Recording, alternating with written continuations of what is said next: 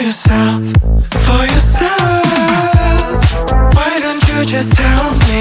Everything can be so simple, but you won't. Well, take your heart, count the time of love until it is over. You should have thought about your problems wouldn't go away by themselves. I will take your heart, count the time of love until it is over. You should have thought about your problems wouldn't go away by themselves. Because we will split our ways. No more of your makeup in my face.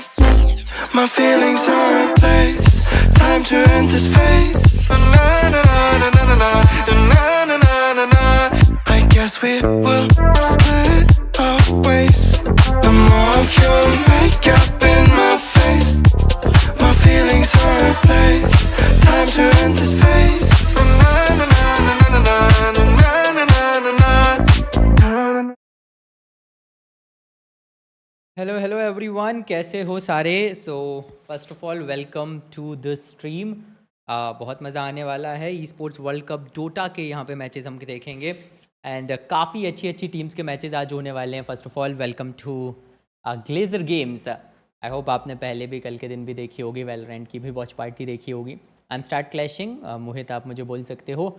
But अभी ना मैं जो देख पा रहा हूँ उसमें match almost शुरू हो चुका है। सो हम टाइम वेस्ट नहीं करेंगे, सीधा मैच की तरफ बढ़ेंगे बिकॉज आई थिंक ड्राफ्ट भी ख़त्म हो चुका है।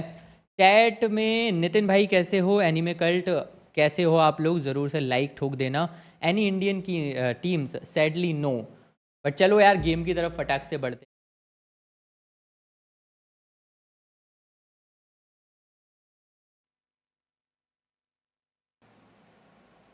Guys the game is already live, तो कहीं ना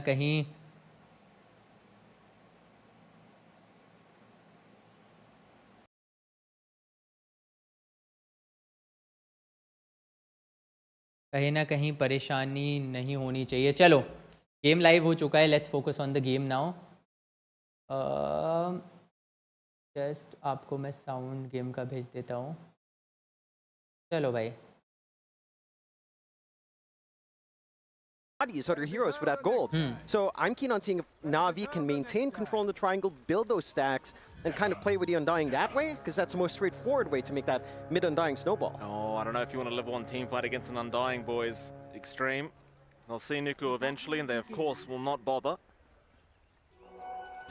You know, I like this young man, John. This Okay, so पहला गेम जो हम देख रहे हैं वही बहुत ही बेहतरीन टीम्स के बीच में हो रहा है। I mean, I think he's already a big He's a deal, big like, deal, you know, but he's going to be a Na'Vi big deal. versus Xtreme Gaming. Everyone's going to be watching him if this one pans out. So यहाँ पे ना सबसे पहले आप ये समझ लो कि you know बहुत इंटरेस्टिंग पॉइंट सिस्टम के साथ आई है ऑलरेडी जो ई स्पोर्ट्स वर्ल्ड कप की टीम है। डोटा में आपने देखा होगा ना, बेसिकली हमें ज़्यादातर BO3s देखने को मिलते हैं, BO5s देखने को मिलते हैं, यू नो। बट यहाँ पे ना एक बहुत अच्छी डिफरेंट सी चीज़ की है, वो ये है कि यहाँ पे बेस्ट ऑफ 2 खेले जा रहे हैं। तो अब आप सोच रहे हो यार बेस्ट ऑफ 2 में कैसे आप पता करोगे कि कौन जीत रहा है कौन हार रहा है, ये एक बहुत बड़ा क्वेश्चन रहता है। ओके नीकू, ये ओवर एक्सटेंड करते हैं भाई, सांसें बढ़ा देते हैं। ऑल्दो हम पता है इतने अर्ली गेम में तो आई डोंट थिंक कहीं से भी किल्स आने वाले हैं। दोनों तरफ से बहुत ज़्यादा एक्सपीरियंस ये खिलाड़ी हैं। नावी है एक तरफ, एंड रिमेंबर 16 टीमें हैं जो कि स्पोर्ट्स वर्ल्ड कप में अभी गई हैं और धीरे धीरे करके सारी एलिमिनेट हो जाएंगी। सो जैसे मैं बोल रहा था ना, एक बार मैं थोड़ी सी आवाज़ कम कर देता हूँ, राइट। सो जो पॉइंट सिस्टम है वो बहुत इंटरेस्टिंग है। पॉइंट सिस्टम कुछ ऐसा है दोस्तों कि बेस्ट ऑफ 2 होगा, कोई भी बेस्ट ऑफ 3 मैचेस नहीं होंगे। उसमें से अगर कोई भी टीम 2-0 कर देती है तो उनको 2 पॉइंट्स मिलेंगे, और कोई भी टीम अगर लेट्स से 1-1 का स्कोर हो जाता है तो दोनों टीम्स को 1-1 का पॉइंट चला जाएगा। और जो भी टीम अगर हारती है, लेट्स से 2-0 हो गया, जो 0 वाली टीम है उसे कोई पॉइंट्स नहीं मिलेंगे। तो ऐसे जो अर्ली डेज की जो पॉइंट्स टेबल है उसको ऐसे मैनेज किया जाएगा। 4 ग्रुप में ऑलरेडी इन टीम्स को डिवाइड कर दिया गया है। ये जो मैच हम देख रहे हैं वो ग्रुप बी का मैच है। तो चलो गेम पे फोकस करते हैं। It kind of goes either way, a bit of a coin flip. Do you like it this game, John? Do you think maybe with the Marcy it's maybe a little bit different? I think with the Marcy it's really strong with that level 2 Iron Shell. The issue is when you're running into the Abaddon, right? You have to deal with the Aphotic Shield, you have to deal with refraction, And Oh, yes, you can chats kind भी of melt देख लेता that हूँ मैं. with the Iron Shell, but it also buys you enough time to look to counterfight in. And it's double melee. It's easy for the TA to try to line up some shots, especially while farming creeps, of course. Maybe a little bit easier when they're further back with ranged, but still something manageable for the TA. I think the big thing is trying to separate that TA from the Abaddon is going to be difficult. As long as Iridius maintains good spacing, is aware of where that Marcy is, it should be fine. Zayats going to be chased down by Polison. Let's get the blood grenade off, but can't keep chasing. Arme does want to sit back a little bit. Devastating these SFs. You've got to be a little bit careful about the amount of damage they can pump up. Disruptor पे खेल रहा है भाई ज़यात. Now things relatively safe. PMA having a pretty good time as well in this offlane Pangolier, not really struggling whatsoever. Heroes तो यार काफी interesting नजर आ रहे हैं game. Relatively safe here with Zayats. एक बार मेरे को okay. Of course he will. Pangolier पे PMA है. John, which is helping their support. That he does. I think you have to also be very cautious of helping too much, right? Like, if you get nightmared, if there's enough mana here on Got the Juice or on Ame, he can just go for those raises. At least it's यार not draft phase मैंने थोड़ा shadow miss wire कर fest, दिया. you're मेरे को not gonna draft get phase में slowed. एक बार You're नजर just डालनी going थी for कि that जो scaling, बैन हुए हैं वो lasting कौन presence से instead. So the lane heroes isn't हैं, as because bans hard to बहुत play इंपॉर्टेंट into होते हैं. when you do get locked in from Nightmare into the combination. Oh, there it is, Niku. Oh. Goes for the level 2 Soul Rip. That's the way to play this mid Undying, right? Most people assume you still go Tombstone. Soul Rip's the right way to go because you've got that level 2 decay. You get a couple stacks off, Soul Rip, see you later. Very smart. XM I don't think थोड़ा भी idea उनको होगा ये होने वाला है because बहुत early game यहाँ पे ये एलिमिनेशन आया है. सीरियसली बहुत अर्ली गेम एलिमिनेशन आया है. Stack up with enough units around. And again, for the Kunkka, it's all about resource management. Ensuring his mana is always healthy. Has the Soul Ring to cover. So there's less pressure onto these water runes. And there's going to be a lot of play there. A chase on the PMA. He's going to be all right. Zayat's also dropping pretty low, but we'll all through it. Sector, that could be really scary for Extreme now. Like Niku finding first blood already, like you said, Soul Rips up, rather Soul Niku Rings को up, so already he can कुंका के साथ first blood मिल गया है. And so crazy या as well, he gets complete water good rune start. control. He got both. I think आप लोगों को नावी के बारे में तो पता होगा राइट. बहुत बड़ा ग्लोबल ऑर्ग है एंड डोटा में भी we all know they have so many achievements. बहुत अचीवमेंट्स हैं यार इनके पास. And that's something the Kunkka can't afford. Right? Like, you don't necessarily want these runes, sure, Teams on XM, कहाँ but की giving the हैं? Undying access to just Russia, having more decay, China. having more Flash Rip, Soul Rip kind of Okay. on hand is SA, not what you kind of want to see. They haven't been able to build up as US. much stacks, so you don't have that flash farm potential here for the mid Undying. But that power यार spike level CIS 6 region into की level बहुत 7 टीम्स 8 हैं because is starting to हमें ramp हमेशा up, से and पता है if you get a CIS good rune region at 6, say a Dota haste में or a बहुत shield, you're powerful going to be रहा able to है. dive quite hard. हमेशा से डोटा में बहुत Absolutely. पावरफुल रहा है CIS region. It's like XXS. Think you're going to try and cut the wave. Think you're going to ensure Riddies is going to be in a bit of Okay. danger now. Has got the juice. Going to intervene, but rebound is going to be gaya. there. And Riddies, no orthotic shield available. Will go down. Has now got the juice. Going to be dived with double iron shells. Juice नहीं This is बचेगा a very भाई. painful experience. नहीं But बचेगा. trying to TP some heroes in to help out. It might be too late though. Zayats is there. Sinq's going to drop. Got the juice. He'll go for the fight now. And XXS doesn't want Whoa. to be here any longer. But can he get away? It doesn't seem like it. Glimpse him back. Oh. A very nice TP from Zayats to save the day as they will try to at least take down PMA, but they won't even find that. Big deal now for the side of Na'Vi. भाई It is. They get some good साहब punishment for the deeper dive. XXS was क्या pretty बढ़िया conservative start on his मिला है surge. Guys It was off नावी को. cooldown. क्या I don't बढ़िया think he start मिला है. recognized the आप सोचो glimpse first was blood useless ले गए, as he was in. उसके बाद ये Risky, यहाँ risky जो play there from दो PMA. हीरोज को पकड़ के Needed to swashbuckle for take a down few किया creeps, है. but it's gonna एंड ये cost लो his एक own और life as Arme happily सो बहुत takes that परेशान for यहाँ पे himself. नावी ने किया है स्टार्ट में. it's that easy setup although we were थोड़ा talking बहुत about, काउंटर right? यहाँ पे Nightmare अटैक in a आया few है may be raises, because of the mistakes very easy क्योंकि to kill. You saw that you know commitment ऐसे for the अकेले TP down heroes bot. थोड़े बहुत So you घूमने have a गए lot थे of room to kind of उसकी play वजह से around कहीं ना कहीं on थोड़ी that. सी A problem little Navi bit को of हुई. movement onto mid. They do get the haste rune up on Sinq at the least, so you won't see that deep dive coming out from Niku. But again, this Undying has kind of achieved what it wants. You're holding back mid. XM's not really free to go wherever he wants. There's no kill threat onto the Undying, so a rotation onto mid is somewhat futile to clump up like a Marcy plus Kunkka together. A double melee into decay is just not a pleasant time. And again, the one thing for you here on Extreme is that the stacks haven't been built up to a huge amount. There are a couple of double stacks now in the triangle. You didn't manage to get those blocks with Paulson, but your mid lane is static. So even though the Undying's kind of stuck there, your Kunkka's stuck there as well, and that leaves some wiggle room out for Na'Vi to kind of try to play other lanes. They get a bit of a deep rotation out here with Riddies up top, gonna get back down bot, and just kind of work on the farm. So far, the build-up for Na'Vi has been pretty clean. Again, got the juice, He has been under some pressure, not enough to cut him off. You are still having a little bit of a better time on Ame, which is what you'd want to see. When you've got that SF safe lane, this year it feels like it's very key to maintain that momentum. Yeah. The Mask of Madness Dragonlance build into maybe a hybrid magic build is sometimes what we see on a pause one. Maybe you just go full damage with a Chrysalis Daedalus as well, or a Hurricane Pike somewhere in that order. And once you get that timing, that tempo up, you start to have more levels in presence of the Dark Lord. You get a kill, a killer. Chat में अगर कोई भी है सो जैसे high once और बहुत exciting games यहाँ पे चल रहे हैं जैसे Esports World Cup day 2 phase 1 group B का यहाँ पे मैच जो है हम देख रहे हैं पहला ही मैच नावी वर्सेस एक्सट्रीम गेमिंग के बीच में हो रहा है Navi, one of the best lineup there is. Oh no, गया भाई एक और अच्छा kill ले लिया and tank the gank for his side. Niku not going to be able to catch up with anyone else.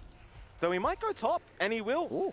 He will run out of flesh golem pretty soon. यार नावी का एक तो ड्राफ्ट कितना अच्छा है देख रहे हो ज़कीरो है डिस्टरप्टर है डिस्ट्रॉयर है टीए है अनडाइंग है ड्राफ्ट बहुत अच्छा हमेशा ना ये चीज़ हमें देखने को मिली है वीकनेस बहुत कम होती है स्ट्रेंथ बहुत सारी होती है ये लोग एक बार फिर से फंसाएंगे इस बार काउंटर रिबाउंड बहुत अच्छा attack Going to end up going down pretty damn easily. It's a very devastating combination that that Xingqiu and Ame SF Marcy. Very easy to land all three raises with the setup of the Marcy, so going to be ultra careful if you are anyone around these two. Yeah, and that's the one concern. Again, that timing for the SF, that's where a lot of this tempo out from Xtreme Gaming kind of lies. Yeah, you know, Vac Wall's going to be nice, the Aura is going to be nice as well, but the connection you want with your Kunkka is actually with the Shadow Fiend because he is a lot of early burst. And you have to kind of ensure that the snowball scaling is there, and it is kind of there for Ame. His lane, again, hasn't been contested too hard. He's finding that form, and he is getting a couple of kills here and there. For Na'Vi, they have been very consistent with his pressure on mid. Again, after that movement down bot, straight back to mid for Niku, 2 supports to back him up. Some very forward TPs, though. They are going to try again. Niku, he's going to drop a quick tombstone out, but it's only level 1, and he's not going to really be able to survive unless he can get the decay off, but he cannot. They'll still fight around the tombstone, though. Xingqiu will get caught. Still a good fight for Xtreme Gaming. They'll also find Polison. XM's hanging around. Polison looks like he's going to be just fine as now. Xtreme, they might think about continuing, but Niku's already back with that innate ability. Just instant respawn here for Niku. And that's kind of another devastating thing is on Pango, by the way. Sorry, guys. If they have that innate available, you just don't need a, like, you basically have a free buyback, and then you have a buyback. Yeah. It's just, it's like the old days when you had to respawn talent back up. Undying would literally just be back up every single time. Kind of the same thing with the innate. A nice clear on the mid. And I think that actually raises a good point for later on. It feels like Undying could be a very good travels carrier in the late game. Not something you normally see, but if the game goes to, say, 40-45 minutes and the map's kind of open, could be something to consider. Whether or not the game goes that long for Niku, though, depends. Their lineup can be quite quick as well. You are hitting those initial timings up on Got the Juice. Dragonlance up. Desolator not too far off for at least one Mithril Hammer up. Instant TPs up at the top lane once they see the Nightmare onto PMA. No messing around. Na'Vi at least bringing Riddies over to ensure he does remain safe on this Pangalit. यार दोस्तों आप लोग बताओ chat में आपका favourite hero कौन सा है डोटा 2 में मुझे बहुत पसंद है कुछ तो पैंगो मुझे बहुत पसंद है अनडाइंग आई थिंक बहुत बढ़िया पेयर कर सकते हो आप टीए के साथ XM currently being chased by Niku. You have the glimpse back here from Zayat. XM not very happy with this position, but he can do nothing as he tries for a quick TP out. ये क्या हो रहा है यार ये extreme gaming के साथ maybe a bit of a misclick, but doesn't work out for it. Not quite. It's going to cost him 50 seconds. By the way, जिसको नहीं पता Extreme Gaming, this is a Chinese team. China से है ये team. And I think maybe they are the only Chinese team. अकेली ही है जो कि अभी खेल रही है Esports World Cup. Uncontested, keeping pace with Ame, who has a couple of kills under his belt. Navi, by the way, CIS reason से ये one of the dominating CIS has to come into, right? Because the TA can also get into action very early as they're starting to set up bot. Oh, they love Ame. Look at the damage output from Niku, and the zombies are chasing him. Ame needs to pop the red whip, but it might be too late. He's running. 30 HP, he'll survive. भाई मुझे नहीं लगा था निकल के बच पाएगा Ame. Oh, just the damage output from Niku. It's just ridiculous. And it is level 3 soul rep up, a couple of decays up, and it's a lot of EHP you're just blasting away on. Xingqiu, get out of there, sir. It's not safe. They're going to jump in. Big rebound from Syncue into the dispose now. They're going to try and force the fight with a big What? back success. They've taken down Reddies. They'll try for Zayat, but they'll lose Syncue in the process. Meanwhile, the Fiend's Rip got the juice. He'll be saved by Niku. The Soul Rip keeps him alive. XM trying to chase, but they can't catch him. Or can they? They've got the X out.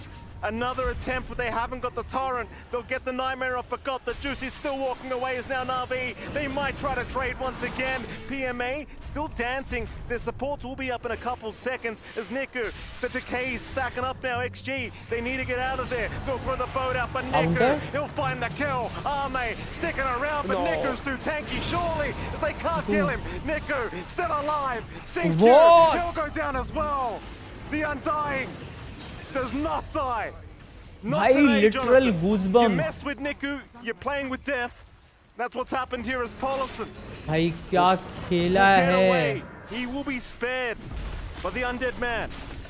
Man, you got to appreciate how well Navi भाई is साहब। playing, especially I think PMA. you pointed undying this के out in साथ the क्या lane, खेला है him भाई taking Neeku Nightmare, मैं बोल ही रहा था him undying taking is one of Nightmare my again favourite भाई forgot the front juice, line पे इतना buying him that space बढ़िया to walk टैंक कर away, देगा giving और him स्पेशली these अगर little तुम्हारे पास है allowances पेंगू to है just आपके scrape पास by आपके and pass just Templar turn around assassin as they're by the tier one. या Templar A little bit of assassin an भी इनके पास overextension है out from भाई Extreme. They डैमेज had देख the रहे थे और perfect बीच में setup से as आके एक well, bar a big vac बचाया wall. अपने टीममेट They को got everything they'd want. Wow. It was a very scattered out static storm, really only locking in one here from Zayats, and it was more than enough. Look at Man. that setup. Just a beautiful vac wall catching everyone. Static storm's completely out of position, but they just have to chase so far with all of this wiggling around. And again, PMA got a really good disruptive role to buy that space for them to just regroup a tad bit and turn it around. यहाँ पे भी देखो निकू आया था थोड़ा सा disrupt किया जो ओपोनेंट टीम है उसको to deal with this core Undying at the moment. He's just offering too much utility. It's the heals, the decays, just everything. That was without Tombstone, by the way, John. That last team fight basically was already gone. And well, if you're Xtreme Gaming, I'm not sure what you intend on doing, but all I know is you're probably going to sit back and relax a little bit. But this is not the time to try and fight Na'Vi. No. You've lost your advantage with Ame in that movement as well. He's down, number 3 net worth, not too bad. But it is setting them back for that early tempo. A bit of a chase up top. Here we go. XXS not going to remain safe at all. They're already onto the T2 towers here, John. Na'Vi, they know how far ahead they are. And this is a game with the net worth. It doesn't really mean anything because the tempo, the momentum you've got on Na'Vi with this style of draft, it is just debilitating. They're smothering.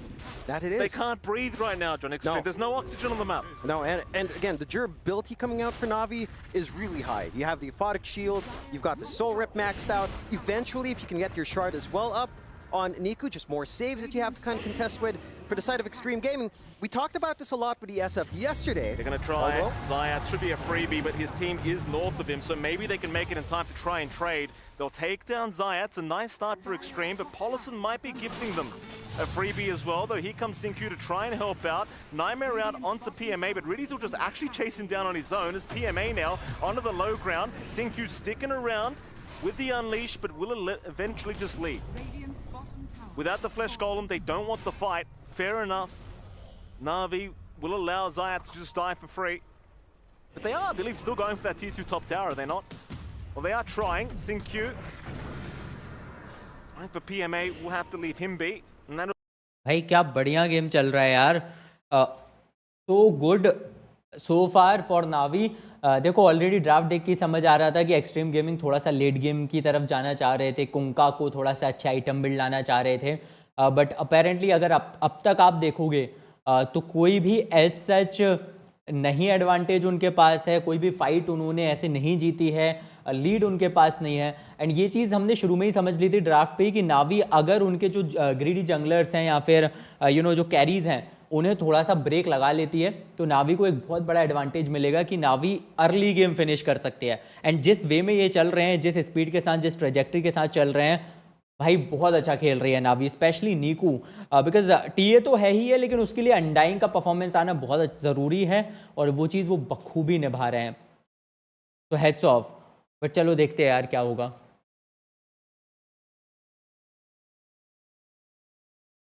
Tombstone dropped, of course. Roshan आ गया है Very possible at the very least with these two. Got the juice and Niku. Get the work done. Of course, Xtreme Gaming, even if they know this is happening, which they don't, but if they did, I don't think it's really well advised they try to fight. There's your scan out. Now they know for sure that Roshan is happening. But I do believe they make the better decision and just let it go. Like, you can't fight them right now. No. You just can't. Not with all the spells up. Certainly not. I think if you had like a mid SF build over a safe lane SF build, that story could be different. Imagine a timing of Yashakai Blink over the Mask of Madness Dragonlance. I think it's a very different playstyle, and it also achieves very different things. It's just that the things the mid SF spellcasting does feels like it would play a little bit more into this early spike.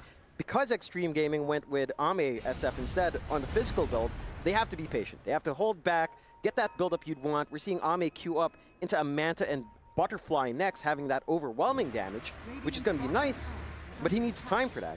And at the moment, again, that connection with the Kunkka plus Darkseer alone doesn't feel like it'll cut it anytime soon. Well, Niku's going to pop the Flesh Golem. Xtreme Gaming, Paulus at the very least running. Niku will be somewhat behind him, looking for the vision for the glimpse back, but won't get that. Xingqiu also being chased down. They just want some vision for Zayat. He's kind of out of range though anyway. He needs to catch up as they are continuing the chase. Ame is the much bigger target if they could find him, but they'll roll the wrong way. Still, they'll continue going as PMA. He's committed. Ame, he needs some help. Xtreme can't let him die like this. That's your carry. I don't think they expected such a deep chase out. I think they expected just PMA, not anyone else to be added on. They had the TP. Guys, this is what you call हम बोलते हैं ना कि पकड़ के chess करके Hunt down करना.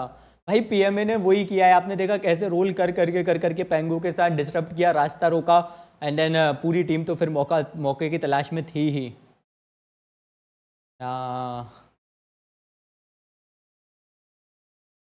Not good for Xtreme Gaming at all.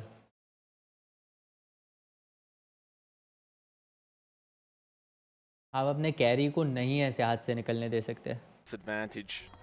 Got the juice. He's getting real big now, this TA. I mean, props to Arme at the very least, still keeping on parity on the SF, but against this TA it can be very, very scary. Just the blink in with the meld strikes, you can get deleted pretty damn fast, even as the SF. Obviously, as you've seen, John, it just has not... It feels like Arme's got so much to concentrate on as well. Like, in the middle of a fight, he's the guy that needs to deal with the Tombstone. He's the guy that needs to get the damage out. He's the guy that needs to Fury everyone with the Requiem. Like, it just... There's too much pressure on one guy right now, is what it feels like for Xtreme. That it is. I think maybe he starts to get a little bit of help once that's Radiant, once that Radiance is done on XM. You know, that missed chance is going to do some good. Blocking some blinks can help out the cause. Help with some of the repositional plays we're seeing from Na'Vi diving into the backline. Paulison. Breaking the smoke, or rather the gank attempt. Arme thankfully did not show yet. Nice Nightmare onto the cliff though.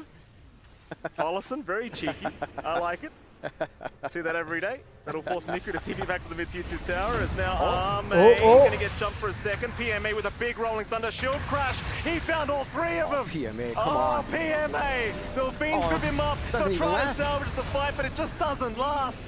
Xingqiu in the middle. XXS is gone. And Xingqiu will join. They can't do anything. There is no gameplay. No. There's no hope. No. No life. भाई no doubt खत्म है game भाई. शाहिद भाई, मैंने gaming setup build किया है, क्या ये गेम मैं फर्स्टली ट्राई करूं, कैसा रहेगा? भाई बिल्कुल करो यार. डोटा 2 तो ओजी गेम है. आई नो आपको भी आइडिया होगा ही अगर आप गेमिंग में इंटरेस्टेड, मतलब ऐसे आपने पीसी गेमिंग को थोड़ा बहुत एक्सप्लोर किया है, देखा है. Dota 2 is on top. ये चीज़ हमें बार बार पता ही है डोटा 2 ने, राइट. और वेल्व इतने सारे अपडेट्स लाती रहती है, बहुत मज़ा आएगा. आप पक्का ट्राई करो. हाँ बस एक चीज़ है यार, फ्रस्ट्रेट मत होना, क्योंकि शुरू में अगर आप ऐसे ट्राई करोगे ना तो बहुत फ्रस्ट्रेशन आपको होगा. बहुत हार्ड गेम है. बट चलो यार फोकस करते हैं. भाई क्या फाइट थी यार ये. मैंने फीट की आवाज़ ही इसीलिए म्यूट की, बिकॉज भाई इतनी बढ़िया फाइट. और जिस हिसाब से अब एक एक करके ख़त्म किया जा रहा है. नावी ये गेम ऑलरेडी जीत चुकी है. देखो मेरा पर्सनल ओपिनियन अगर मांगोगे तो मैं तो यही दूंगा कि ये गेम इट्स डन फॉर. जो मैंने पहले भी कहा था, मैं वही चीज़ अभी भी रिपीट करूंगा कि ड्राफ्ट में ही समझ आ रहा था. नावी का अर्ली गेम ड्राफ्ट था, वो इसी अप्रोच के साथ खेलने वाले थे. तो ये ऑलरेडी बता दिया गया था एक्सट्रीम गेमिंग को. बट एक्सट्रीम गेमिंग जो चाहिए था, जो स्लो ओपनिंग चाहिए थी, जो जैसे रोक के रखना चाहिए था, वो कर नहीं पाए. फिर अपने जंगलर्स को, अपने कैरीज को लेवल अप कराना था, वो भी नहीं कर पाए. तो चलो देखते हैं यार, देखते हैं क्या होता है आगे. मे बी हमें पता है यार कभी भी गेम बदल सकता है. An attempt onto the Daedalus as they lose their last outer tower. I mean, even the Crystallis up can kind of boost your DPS by a huge amount. Whether or not that timing can come in now is the question. Again, whether or not you can actually kill anyone because of that durability. The shield crash with a shield on it, a photic shield. You've got the Soul Rip that's been doing a lot of work. You still have this potential for the Shard. Again, for Nico, if you'd want it, he's just going straight to the Yags. So again, the EHP starts to disappear. Every single point of armor you take out here with your TA feels even more effective with less HP to eat through. It just becomes an easier game at this point for Na'Vi. For Xtreme, I mean, it just needs so much time. They've got that ये game सस्ते में मैंने steam पे देखा और search किया तो आपका लाइव आया. ये गेम का बस नाम सुना था. भाई नाम तो बहुत, देखो गेम बहुत अच्छा है और ये जो लाइव चल रहा है वो मैं आपको बता दूं, Esports World Cup हो रहा है. सबसे बड़ा ई-स्पोर्ट्स इवेंट, गेमिंग इवेंट दुनिया का रियाद में चल रहा है, तो उसकी हम वॉच पार्टी कर रहे हैं हिंदी में. इंग्लिश में आपको कास्टिंग पीछे सुनाई दे रही होगी, थोड़ी देर के लिए मैं म्यूट कर देता हूँ. तो उसी के ये मैचेस चल रहे हैं एंड देखो गेम बहुत अच्छा है लेकिन बहुत हार्ड है, पेशेंस चाहिए पड़ेगा. लेकिन एक बार आपने खेलना शुरू कर दिया तो भाई आई डोंट थिंक कि फिर आप छोड़ पाओगे यार. घंटों घंटों आप खेलते ही रहोगे. Into their side of the river for Na'Vi in a long time now, at least 5-6 minutes at this point straight, just into that side of XM's यार अभी वन साइडेड हो चुका है. 16 किल्स है नावी पे, 7 किल सामने से एक्सट्रीम पे. 12,000 गोल्ड की ये आपको ऊपर दिख रहा होगा, 12,000 गोल्ड की लीड है यू नो. और इकोनॉमी की इतनी बड़ी लीड अगर हो जाती है तो बहुत मुश्किल होता है फिर तो. नेटवर्क की इतनी बड़ी लीड हो जाती है तो. And now got the juice is coming. He's in the mid lane. Nico, he's got the push column. Sorip as well. He's not dying. Tombstone as well. They can't kill him. They can't kill him. He is alive. Here comes got the juice. And that's all she wrote, I think, is the back wall. XXS still trying to salvage his team's life. It's not looking good though. Syncure jumping back in. Got the juice. Still dropping low, but look at that damage. It's nothing. It's nothing. That sustain is just so high. The soul rips coming in, the shields coming out. Oh, Niku's not done.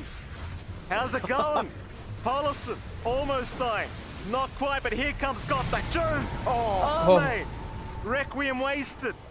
भाई इस game के बाद ना हर बंदा undying खेलता देखने को मिलने वाला है हमें. भाई क्या खेल रहा है निकू. एक साथ इतने लोग डैमेज डील कर रहे थे अल्टीमेट पॉप के. एंड भाई अनडाइंग मतलब जो नाम है हीरो का, अनडाइंग बिल्कुल वैसे ही हो गया है, अमर हो गया है भाई नीकू को. एक्सट्रीम गेमिंग हो गया भाई, हो गया. For them, ये गेम तो हो finding गया. a kill on Zaitz is nice. You kind of need, you know, it's at that point of the game here, Mike, where you have to kind of just take these soft kills on these softer supports. Try to kill the Disruptor, try to kill the Abaddon if they're solo, if they're getting greedy, and kind of feed off of that for like 5 more minutes. Get that recovery you'd want. Get a BKB up on Ame, and try to hope for the best at that point. It's just, again, whether or not Na'Vi gives those openings again, who knows? I mean, they've been playing very clean. They're going to be waiting for next Roshan. Not too far off, based on the clock timer that's showing up. We'll see. But if you give that control to Na'Vi once more, your high ground is just going to be completely exposed here for the side of Xtreme Gaming. XXS. यहाँ एक बहुत अच्छी बात कही है commentator ने, अगर आपने सुनी हो, कि अगर एक बार और नावी को आपने मैच लेके जाने दिया, फाइट लेके जाने दी, फिर यू आर डन फॉर. क्योंकि हायर ग्राउंड सच में ऑलरेडी नावी का जो मिड पॉइंट होता है, जो मिड पे नदी बह रही होती है, उसके इस पार आना भी अब ऑलमोस्ट एक्सट्रीम के लिए इम्पॉसिबल लग रहा है. हर बार परेशान हो रहे हैं वो. वहीं दूसरी तरफ अगर आप नावी को देखो ना, they have almost 70% of map control. आप देखो अभी भी आप अगर मिनी मैप नीचे देखोगे बॉटम लेफ्ट में, तो कहाँ नावी के जो हीरोज़ हैं, जो प्लेयर्स हैं, वो कहाँ घूम रहे हैं आप वो देखो. तो ये बताता है कितना कॉन्फिडेंट वो अभी हैं अपनी एबिलिटीज पे.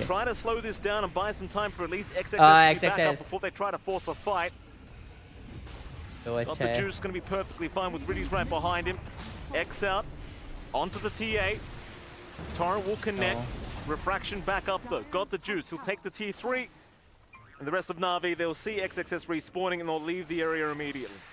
Yeah, but again, it's still the same story here for Na'Vi. They're just not crossing back. They're giving no breathing room out for Xtreme Gaming to try to play a farm game. It's just constant pressure coming in. Only Ame getting that consistent build-up. And he's, very severely behind now in comparison to God. By the way, मेरा monitor यहाँ है इसलिए मैं यहाँ देख रहा हूँ, ठीक है? आप लोग चैट लिख सकते हो, चैट भी मैं पढ़ लूँगा. So not going for the Daedalus. They need to take a fight outside. Again, even a small pickoff would be good, but that position from Zayats. Well, they've got a BKB on Arme. That's why they want to play this fight. BKB, though, comes out.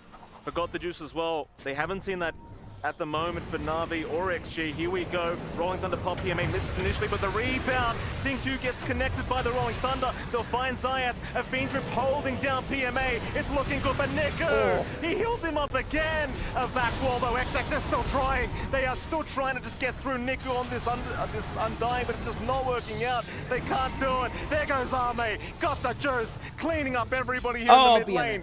They will look to try and retreat now. XM and XXS. They will leave. A 3 for 3. Not really too bad at all for Xtreme, but they did give up Arme. They gave up Arme a bit. They get a lot more. 2.8k going their way versus 1.2 just because they found PMA. We're talking about the impact of that Pango. This fight was a little bit more. Guys, मज़ा आ रहा है, so hit that like button and subscribe to Glazer Games ऐसी और watch parties के लिए. And कोई भी question है आपको, आप चैट सेक्शन में मुझसे पूछ सकते हो. पूछा था हमसे ज़रूर एक दो हमारे जो साथी हैं, हमारे जो व्यूअर्स हैं. नितिन भाई पूछ रहे थे इंडियन टीम्स नहीं है, चाइनीज़ टीम एक ही है, विच इज़ एक्सट्रीम गेमिंग, जो अभी आपको रेड साइड पे खेलती नज़र आ रही है. बट भाई ये फाइट भाई क्या हुआ. और देखो एक चीज़ तो इसमें भी कॉमन थी, इस बार भले थोड़ा सा नावी को बैकफुट पे भेजा है एक्सट्रीम गेमिंग ने, लेकिन आप अनडाइंग पे नज़र रखो, सिर्फ निकू पे नज़र रखो, अनडाइंग को कोई भी एलिमिनेट कर ही नहीं पा रहा है. किसी भी फाइट में आप आइए, बीच में जाएगा अनडाइंग, अपना अल्टीमेट पॉप इन कर देगा या अपनी एबिलिटीज़ को जस्ट डंप कर देगा. एंड क्या करोगे यार, आप क्या करोगे, स्पेशली अब जब उसके पास इतनी अच्छी बिल्ड और इतना अच्छा लेवल आ चुका है. ये रोशन तो आराम से नावी का है. Yeah, I mean, there's nothing you can do. You just have to wait and Xtreme. Your high ground can be strong if they can connect all of these spells. There's a lot of AoE control that can kick in. They just need to find an opening. They need to find a way to drag Na'Vi further out than they're normally comfy at. Take these heroes further away from the Abaddon, further away from the Undying for these heals and these shields and these Dispels on hand, and you can start to have a little bit of a game. Mind you, if you do take a prolonged fight, now that you have the full Ags up on Niku, and the damage that comes in, you're going to be so squishy. -8 strength every single time.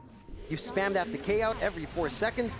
You can't underestimate how much EHP you start to lose. It's a lot. It's even worse than just more minus armor, because HP is your bread and butter. That is your hero's actual stat that matters. So you have a lot going for you, Na'Vi, to just play that aggression now. Good job on cuts here from Xtreme Gaming, forcing in the bot lane quite hard. Navi's going to have to look to repair, give them some time to try to play. They've got some space to just get a little bit of that build up on Ame. Still working onto that butterfly. What did XM want? He was sending the courier out to the secret shop. What was he? Looks like the AC, trying to get some components maybe. Yeah, get that build up. Already has a Hyperstone. Maybe try. Yeah, he had enough gold to buy out the plate mail. Okay. So it's going to be stalled out a bit. That armor would have gone a long way here, but it's going to have to wait. A little bit interesting that he prioritizes the Hyperstone. Some damage. I guess he feels like he needs to try to give out over that durability first. They do correct the bottom lane. Again, there's some space for Xtreme Gaming to play that form. It's not going to be enough time to get that full butterfly out on Ame, nor will it be enough time for the courier to respawn to kind of build into that AC. And you don't have that much more durability coming in. Like, we've had the Guardian Greaves and the Crimson Guard for a while now on XXS. Doesn't have enough yet for the Blink or the BKB just yet. Not too far at the very least. Xtreme still sticking by their base. Another 3-man smoke now from Na'Vi. Keep in mind they have plenty of time on this Aegis. Do want to find a way to approach that high ground while this Aegis is still running. Because Xtreme know this very well. They'll be hanging about, ensuring they give no pickoffs. And Na'Vi, though, they don't mind. They're still approaching that mid-tier 3 tower. They don't really have a creep wave top, so they won't try that. Roshan Banner's going to be dropped as well. Xtreme, how do we defend this one? The glyph will be forced. Blink now up on XXS, so they've got the setup with the Darkseid. Got the juice, not really flinching. XM will start with the X into the torrent.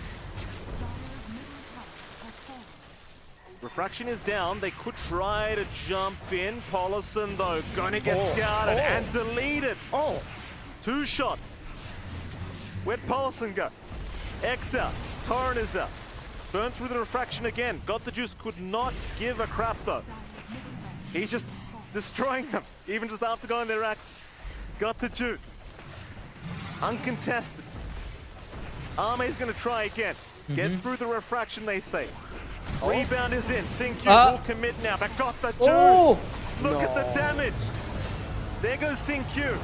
No buyback for him on the Marcy. Hey, अब गया ये game. This game is over now. Na'Vi, they're not backing. They've still got the Aegis. Aegis of Immortal भी है भाई TA के पास. Free reset. Yeah, they haven't expended anything. They still have a roll. They still have a flush golem, static storm. Like there's nothing forced out just yet from the side of Xtreme. They already had to buy back on Paulson. They need to find a backline somehow. It needs to be that opening out from XXS with that blink. It has to be the back wall into more. If they can find an angle out, it's just so difficult to see how that angle kind of pans out here. For the side of Xtreme, you're playing into traps. You're playing into, again, this 21k deficit that Na'Vi has an advantage on. They have so much durability, looking for the backline saves, the frontline tanks. Very difficult task for the side of Xtreme. And your damage is stuck on an SF who did finish the butterfly, is going back for the Daedalus now on Ame, but he has no way of getting into that fight easily because, again, it's a safe lane SF. It's not the blink build-up with Ags. It's not the control build. So starting these fights, again, it's a lot of pressure on the Darkseer here, and the Darkseer alone running up may not be enough, even with some connections in the Marcy. It has been very challenging. Certainly feeling like a pretty impossible game here for Ame. Don't really blame him, it's just you don't really have any good options against this draft of Na'Vi with this carry SF. It's been very challenging. Na'Vi 1 racks away from securing Megas, but they're going to sit back and relax. Aegis going in about 10 seconds. Xtreme Gaming, they're going to smoke up as 4. They'll go with that XXS for now. Keep in mind, Zayats did just get the Ags, so that's going to be a little bit scary. See if he can land a nice static storm here. Even on 1, it'd just be massive. They could find Ame without his BKB popped. It would be very problematic. Niku, that's not the guy you want to run to right now. Shards up as well here for Niku. They're going to run right into him. No. Oh, the static storm to lock him in. It couldn't be worse. It couldn't be worse. Ame, though, he pops the BKB. He's going to have to try and fight back. Niku is dropping low. Ame with the man fight. Can he do it? Niku healing up, but he cannot survive. They've got him down. Ame can't get the Requiem in time, though. He'll go down. PMA still chasing XXS. Gets the purge off. XXS trying to run. Can't do it. He'll drop. XM. Poor old XM. Oh, what can he do? Oh, you couldn't have gotten more unlucky. You couldn't have gotten more unlucky for Xtreme Gaming. They could have gotten more unlucky if Got the Juice was actually in that fight early. Like, that was with him across the map up top. I think this was the single closest battle. जहाँ ऐसा लगा था Xtreme Gaming पास आई है, Undying को take down उन्होंने कर लिया है, बट नो. ये हाथ से निकल गया, मतलब यार अब तो गेम खत्म है. I don't think Xtreme Gaming के पास अब कोई भी उम्मीद है.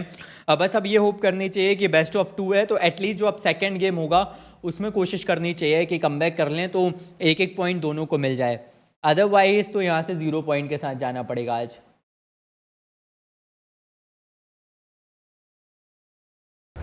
Tier 4 towers. Going to be going down very quickly as Riddies. Just voice line them while they're at it. तो सब Let them खत्म हो know. चुका है यार. Xtreme, they'll have one last team fight available to them. Got the juice. Tier 4 tower, the secondary Ancient going पे है down. भाई अब Now तो वो. refresh orb available on That's PMA. it यार, एक फाइनल Very बस अब scary बैटल शायद indeed. देखने को Xtreme मिल जाए, trying to but set up. It's that's it. very hard with that XM. Paulson already getting stunned up here by Jeez. PMA, and Xingqiu gets Bye. deleted immediately. Ame No, trying, there's no go way. to the fountain, Ame. It's still not No. enough. बहुत कुछ It's still not enough. GG. अब कुछ भी कर लो यार, अब कुछ नहीं हो सकता. V with Jonathan. I mean, I'll tell you what, I hate saying it, but they made it look easy. That they did. And you know, this is a team that, again, we've been talking about showing up in What some a lands when they game. were still Na'Vi Junior back in the day. You know, being a young team, is a lot to learn. Maybe not the strongest performances at the start of the year, but as it went on, like their improvement has just been phenomenal. Seeing them here at the Esports World Guys, Cup, chat में playing बताओ up against आपका teams like this, favourite playing up against Dota Xtreme, 2 running these lineup unique कौन सा graphs. है. कौन से heroes आपको पसंद हैं एंड बताओ यार सारी चीज़ें बताओ क्या इट इज ओपन ये स्पोर्ट्स वर्ल्ड कप की वॉच पार्टी चल रही है हिंदी में get these rotations out, and I really have to hand it to PMA. His individual play on this Pangolier, his angles he's finding with the blink timing, with the rolls, and how he's kind of taking Nightmare off, you know, all the tiny things to buy space for God the Juice. Phenomenal work from him and the entire team in kind of finding this win here. Oh, how are you going to draft against these guys in game 2? Like, it's like this core Undying comes out, it's like there's just no answers for it. I mean, how are you going to draft? Are you going to ban Undying? Is that what we're doing? It would be something if you ban Undying. I think at least करना पड़ेगा यार Undying को तो ban करना पड़ेगा no matters table पे और क्या है क्या आप ले सकते हो Undying बैन करो क्योंकि Undying ने जितना परेशान किया I don't think उतना किसी भी हीरो ने पिछले गेम में परेशान किया है Well, with that, I do believe we do have some highlights to view from this game number 1, and we'll be right back with our panel straight after.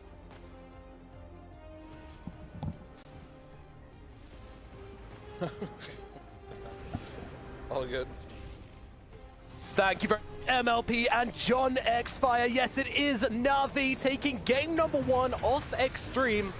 I mean, I'm going to say it. This is a bit of an upset in this game 1. Is it? I wouldn't say that actually. Yeah, maybe. I mean, maybe. Well, I did say it. I mean, I think it's surprising in the sense that they use this Undying mid, right?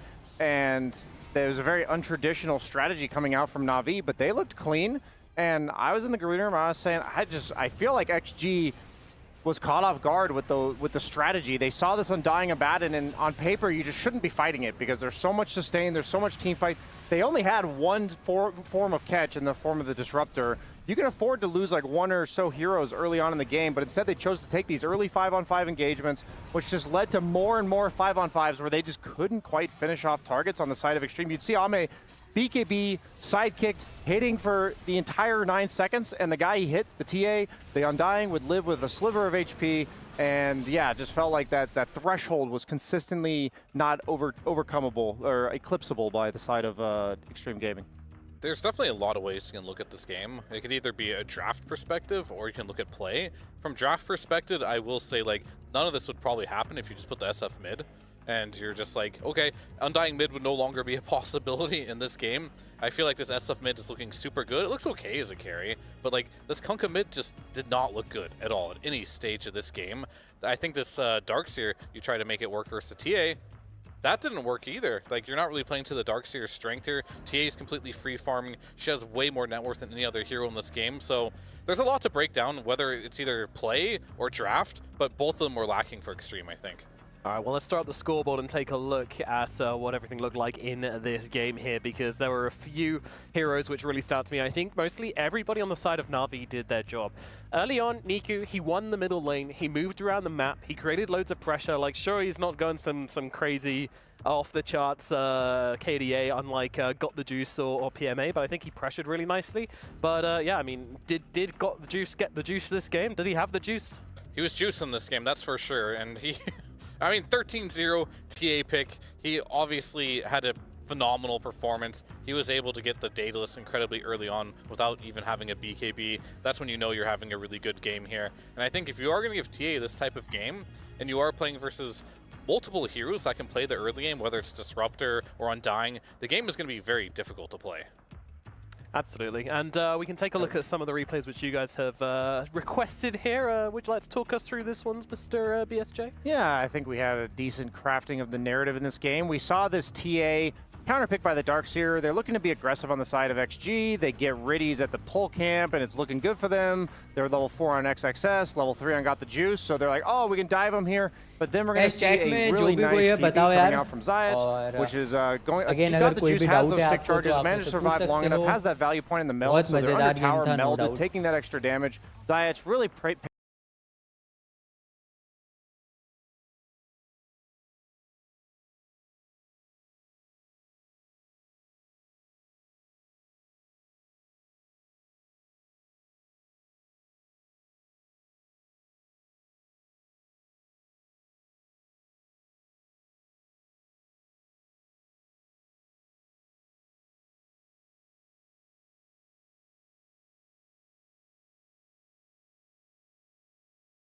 Dying, the Abaddon, very strong 5-man lineup, and you're just going to see this TA barely live because of that soul rip. And then because of that, they end up chasing him just a little bit too long. PMA was wreaking havoc in these fights, just like the casters were saying. And you see this X, and you're kind of consistently wondering, like, what's the follow-up? What do you love about that?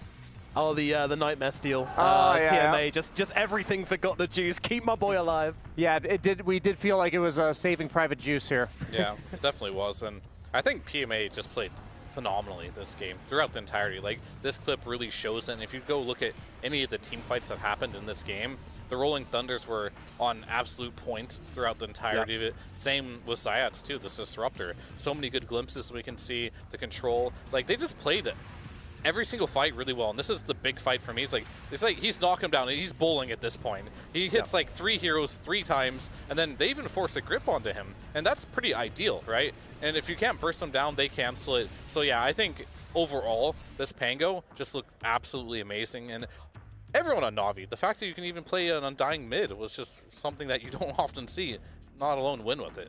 Absolutely, and I think a really good point about this as well is that typically the Bane is a counter to the Pangolier, and well, PMA actually was like, no, I'm good actually. It's not. Oh, thank you. Not today, please. And he played around that really nicely, but just his angles of entering the fight were so unexpected each time. Like the Bane was like having to look around for him. He's coming in from the backsides, you know, he's causing issues, and you've got a TA on the front lines. You can't stand there and grip somebody if the TA is running at you from the other way. And then that's essentially what kept happening. Is that like you either had to choose, well, do I just sit here, grip and die, or do I actually like?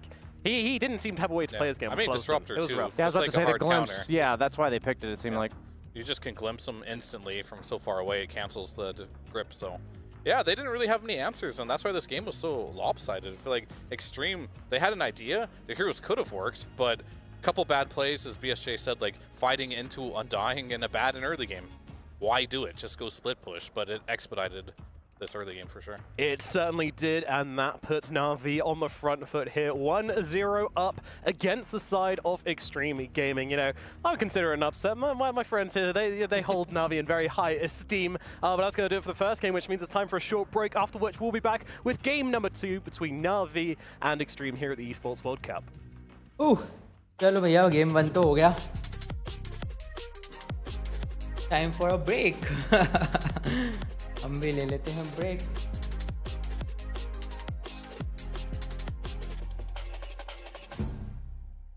Chat पढ़ लेते हैं भाई, chats.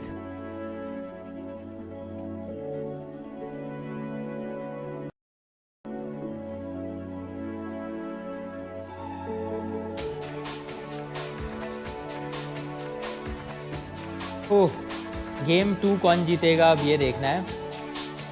अच्छा, by the way game 1 तो हो गया है. Game 2 अब कौन जीतेगा, जैसा मैंने बोला, वो देखना है हमें. अरे एक सेकंड दो मुझे.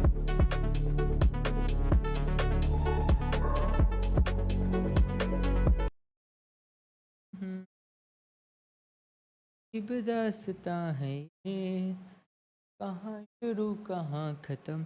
चलो बताओ गाइस फटाफट से. भाई खतरनाक ही गेम हुआ है, नो डाउट. स्पेशली अनडाइंग को मिड पे लेके चले गए. चलो वहाँ तक भी वो भी कम था अगर, तो उसके बाद तो जो चीज़ें हुई हैं, जैसी जैसी फाइट्स निकाली हैं नावी ने, मज़ा आ गया है. मुझे चैट में बताओ आपकी फेवरेट आपका फेवरेट मोमेंट कौन सा था. एंड चैट में जो भी कोई देख रहे हो यार, do drop a message in the chat. देख लेते हैं चैट पे कौन है. Shahid, anime cult, Nitin तुरंकर.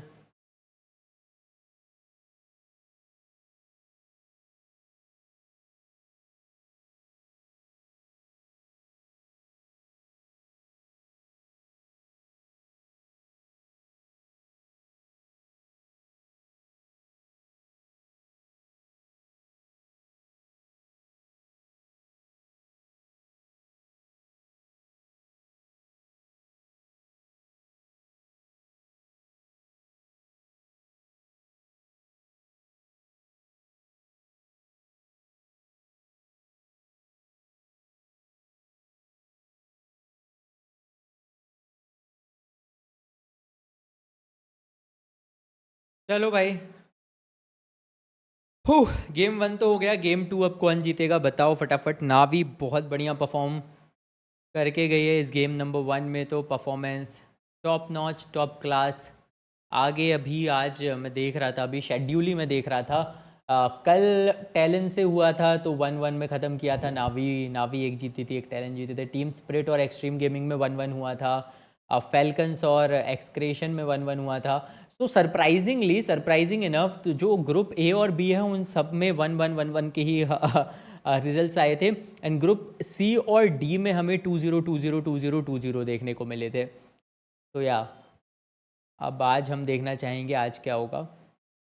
जिस हिसाब से स्टार्ट किया है, आज लग रहा है कि फाइनली नावी आज 2-0 कर देगी, बिकॉज आज एक्सट्रीम गेमिंग से। वहीं आज टैलेंट और स्पिरिट का होगा मैच, वो भी देखेंगे। गेमिंग ग्लैडिएटर्स का मैच भी है आज, गेमिंग ग्लैडिएटर्स का मैच हम देखेंगे। एंड आज दिन के एंड में आपको लास्ट मैच लिक्विड का आई गेस देखने को मिलेगा, सो वो भी आप ज़रूर देखना ई स्पोर्ट्स वर्ल्ड कप पे। But I think break time अभी तक ख़त्म हो गया होगा। आई होप हम कोई एक्शन मिस ना कर दें। World cup guys, the chat is open for you all, तो फटाफट से आओ और चैट में मैसेज लिख दो।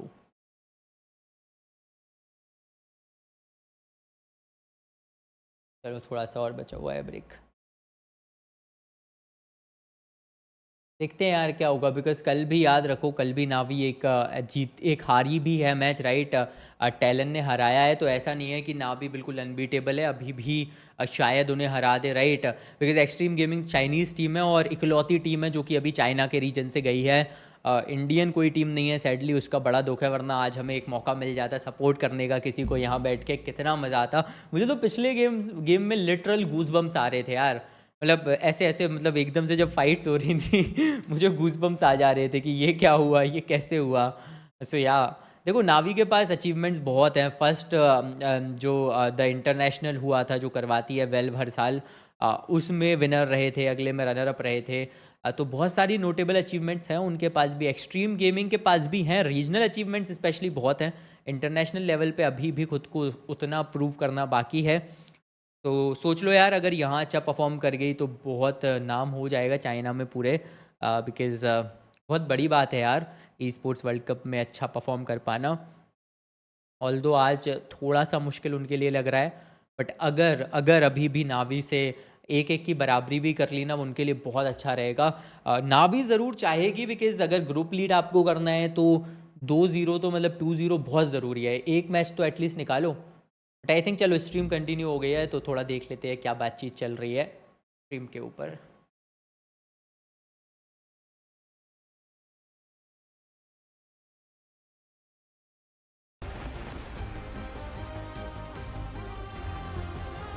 भाई क्या बढ़िया ट्रेलर बनाया है इन लोगों ने।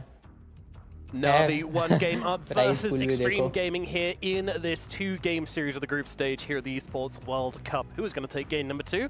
That's what we're here to find out. BSJ, Mr. Brian, do you think that Navi have changed their strategy from yesterday or made improvements from what we saw from them yesterday? Yeah, I mean, I feel like yesterday what happened was their laning stage was a bit sus. They were down by 5 or so K at 15 minutes both games against Talon. So I think today, seeing how that went, that was their biggest weakness. I felt like once they got to play Dota, once they took the team fights on somewhat even footing yesterday, they looked very good. And today we saw like their execution when given the chance to show their stuff is quite impressive. Certainly was. Yeah, they looked really, really strong, and some creative, unique ideas which we didn't really see from them yesterday either. Yeah, I mean, I was just like looking at their Dota buff. I'm like, okay, Pango, Disruptor, Abaddon, TA, Undying. I'd look as, oh, that's definitely a Pango mid with a support Undying type of situation. But they switched it around to get optimal results here. And I think it worked against Extreme. I'm curious on how this will work against teams that make less mistakes. I think Extreme kind of fell into the trap of fighting into an Undying mid. We talked about in the pre-panel. It's like, yeah, Undying mid, sure, it's going to win the lane, but like, what does it do after that? Well, if the enemy team just runs into you, it does a lot, apparently. So it worked out this game, but I'm curious if they can continue to do this style. Will it work out for them? If it does, it might just be you know, Na'Vi just looking like one of the better teams here. We'll have to see. That would be quite the story, wouldn't it? Indeed. And I mean, going back to Xtreme though, do you feel like there is a team which kind of struggles to improvise? That they have like their set ways, and if you force them outside of that box, then they might start to struggle? I don't know if they struggle to improvise, but I feel like sometimes their ideas just don't stick or they don't land, right? Like, and I think this is a good example of it. Chat Like, पढ़ they रहा हूँ tried भाई, to मैं make this chat करूँ. Darkseer work versus TA. That didn't Chat really में message land. भेजो. They tried to also do this Kunkka mid. Didn't really work out either. So I don't know. I just feel like they are typically best when they have one identity and they kind of stick with it. I feel like Jinq's been very quiet this tournament as well. Normally when Xtreme is doing well, like he's popping off. So I feel like they haven't found a way to utilize him. Maybe it's a patch thing. A lot of position 4s aren't really popping off right now anyway, so definitely not good for Xtreme if that's the case.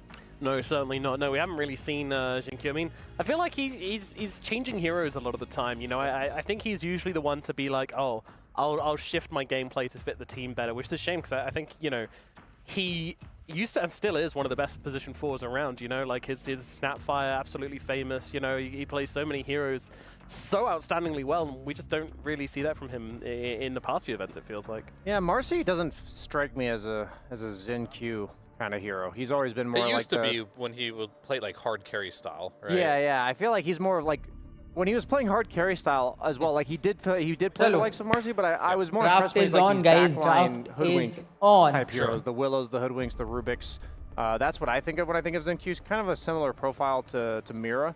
It's like sometimes you'll see him on the tinies and stuff, but more so I think he flashes there, or shines there. But I don't actually see these heroes being too meta right now. There are a lot of melee 4s being picked up, except for like the likes of Disruptor, which is definitely not a carry-esque scaling 4. I mean, one thing I've noticed so far at this tournament is the teams that have the explosive, flashy mid players seem to be doing the best. Oh yeah. And I feel like XM, with the exception of his Shadow Fiend, isn't really that type of player. And that might be another reason why Xtreme might be struggling with it. But luckily for them, they managed to get the Shadow Fiend, right? And this has been a hero that they had last game too. Okay. I do want to see XM play it though, at least one more game, because he looked really good in the game he played earlier. Yeah. Yesterday he was popping off on that hero, so hopefully you can see that one coming out again, and we'll see what Niku's ideas are going to be to answer him in the middle lane. Should it be that Shadow Fiend, or should they force him into another role here? I am interested about what the conversation was on the side of Xtreme though in between these two games. Was it something along the lines of, oh, let's just pick the SF mid, or did they have other things on their mind? Like, I'm very interested. I'd love to know what that conversation was. I think you go two routes very easily. Like, you can either focus on the play, because yeah, there was a lot of play issues in that game. There was. Or you can focus on the draft, because I think there was also draft issues in the game too. So you can go one direction or the other. It just depends on which one can you fix the quickest, right? And typically fixing play issues generally harder to do in short term than just adjusting the draft. Yeah, I mean, there's a million ways to mess up in Dota, and I think as like a viewer, it's always easy to nitpick, like, oh, this team could have not fought there. It could have, like, we all fall victim to it. Like, I do it all the time, where I'm like, they shouldn't have done that. That's so obvious. But like, when you have all of these problems, like Fear was mentioning, gameplay and draft coming from a single game, and you only have 15 minutes to figure out how to adjust and what you want to do moving forward to take this next one, I really do think you just ask yourself, like, what is our playstyle? What are we trying to accomplish? And the Darkseer did seem a bit reactionary, where they forced the Kunkka into mid lane, the SF into carry. We were talking about all the other flex possibilities than that. Like, we were talking about the SF between mid and carry, and we were kind of just assuming the Kunkka was probably offlane. But instead, you leave yourself susceptible to the mid lane undying and this like awkward strategy, and it just didn't look like Xtreme was ultra comfortable given that scenario. And I think it's only good to do these flex picks when you don't really care what the opponent's going to throw at you. You're going to look comfortable regardless. Absolutely. I mean, I understand your guys' criticism about Xtreme, like, kind of running into the Undying. Like, it certainly wasn't the play. I feel like you can't blame them for doing it, though, with the draft they had. Like, it's not like they had a very chill draft themselves. Chat is open. कोई भी अगर आपको सवाल पूछना है तो please chat में message want to करो do a bit मुझे. of running around as well. I feel like the opportunity was too tempting for them, but जो भी कोई देख रहा है obviously say didn't hi. work out. Yeah, it's one of It's those all things about where resisting temptation. it's no matter. all about the resisting temptation. You can't give in. Can't go for the low-hanging fruit. You can't. And I think in general, like, if you're already playing versus snowballing mid that is unorthodox, like Undying, you can't just feed into its gameplay style. So New game, we might not see it again. I think that's going to happen maybe never again in this tournament. The Undying mid or the feeding into it? Oh, just the Undying mid. Okay. Very unlikely to happen again. And if it does happen again, I'm sure teams will use this replay to learn from. I'm going to remember this moment when it happens again, Fear. I mean, it might, but I think there'll be a handful of times it happens. Because how many strength mid heroes are there in the meta right now? Yeah, Tiny's not really getting played. Tiny, mid at least. Conker looked great. DK, like, maybe we'll see a DK We've against seen the we saw but Bristle yesterday against a Beastmaster's no longer strength, but same idea. yeah. Either way. Very, I understand cool. what you're going for here. Are you sure? I think so. Okay, cool. I don't. Oh, Confirm Dazzle after is the a panel. very cool hero. Yep, love the Dazzle. Very good against these minus armor heroes like TA, giving your team the armor shift bonus advantage. You go maximum physical damage coming out from Xtreme Gaming. Tusk, tag team physical, punches physical, Dazzle spells are physical. SF hopefully goes for the magical damage, to be honest, because I think you do need a little bit of balance within your draft. Good Solar Crest game. On both sides, I feel like. Yeah. Yeah.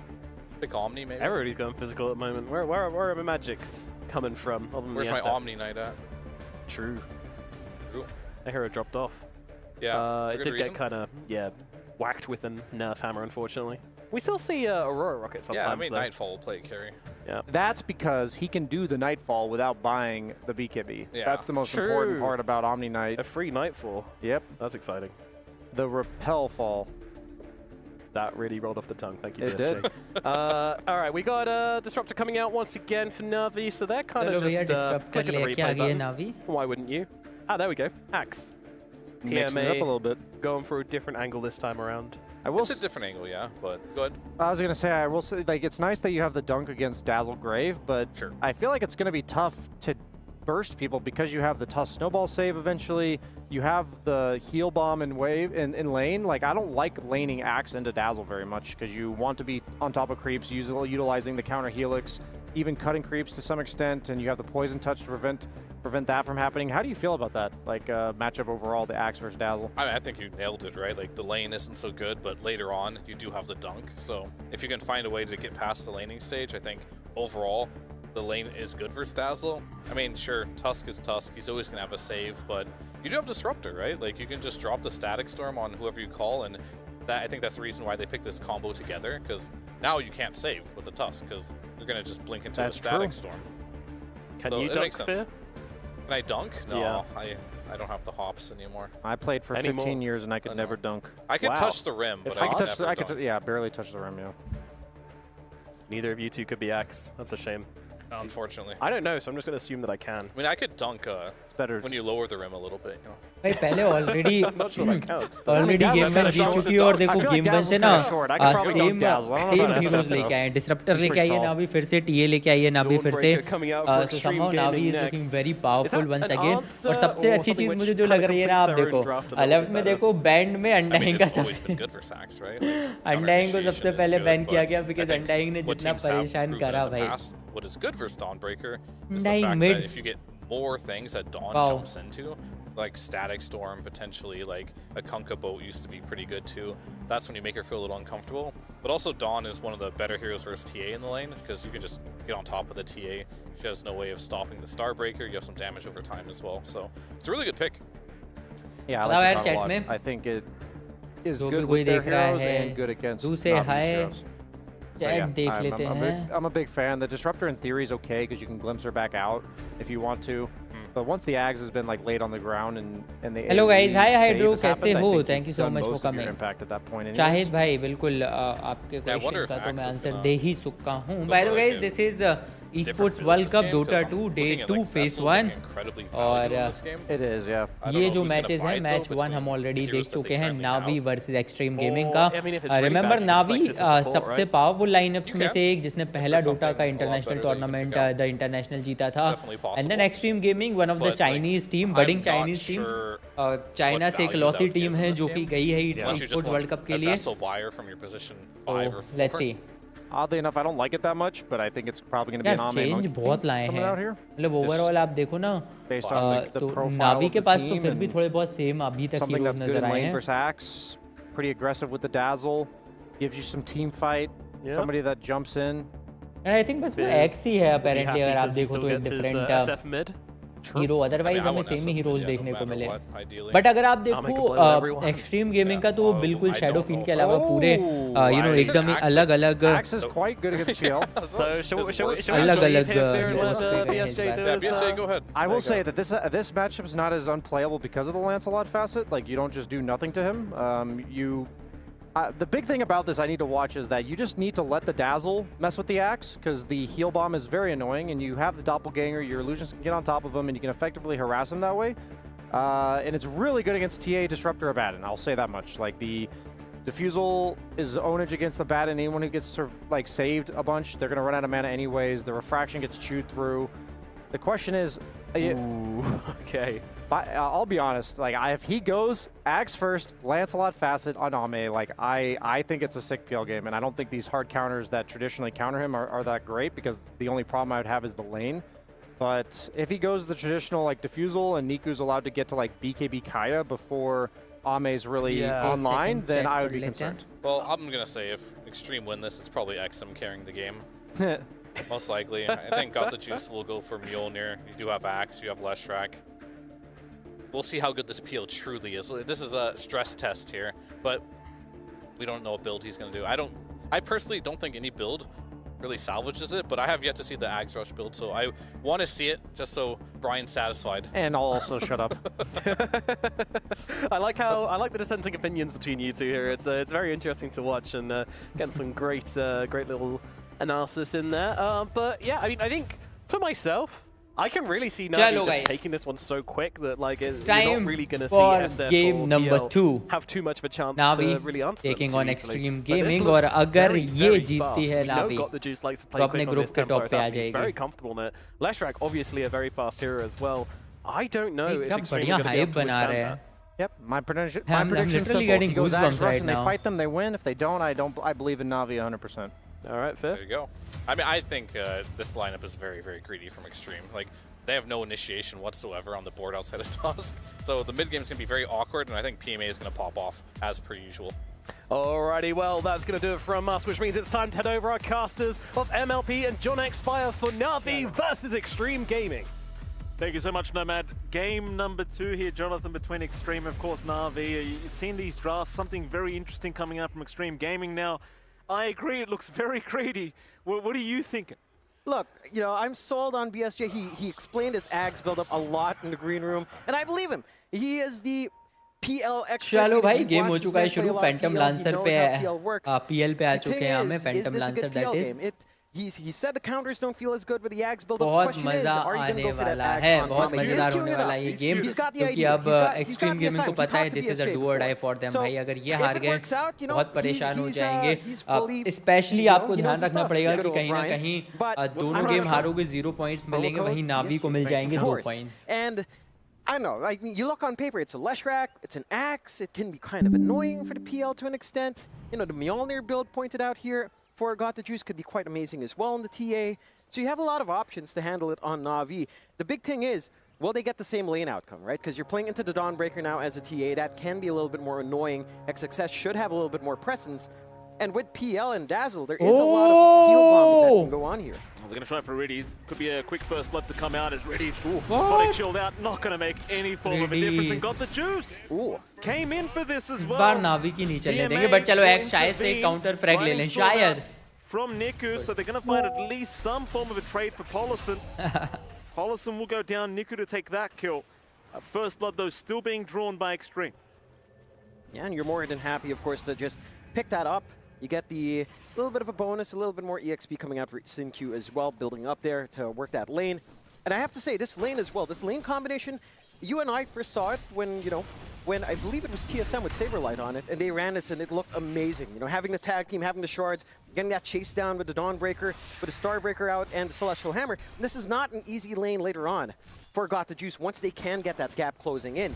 So Reddy's is going to have to do some work to get that spacing on mid. We do finally get XM on that Shadow Fiend up against a Leshrac.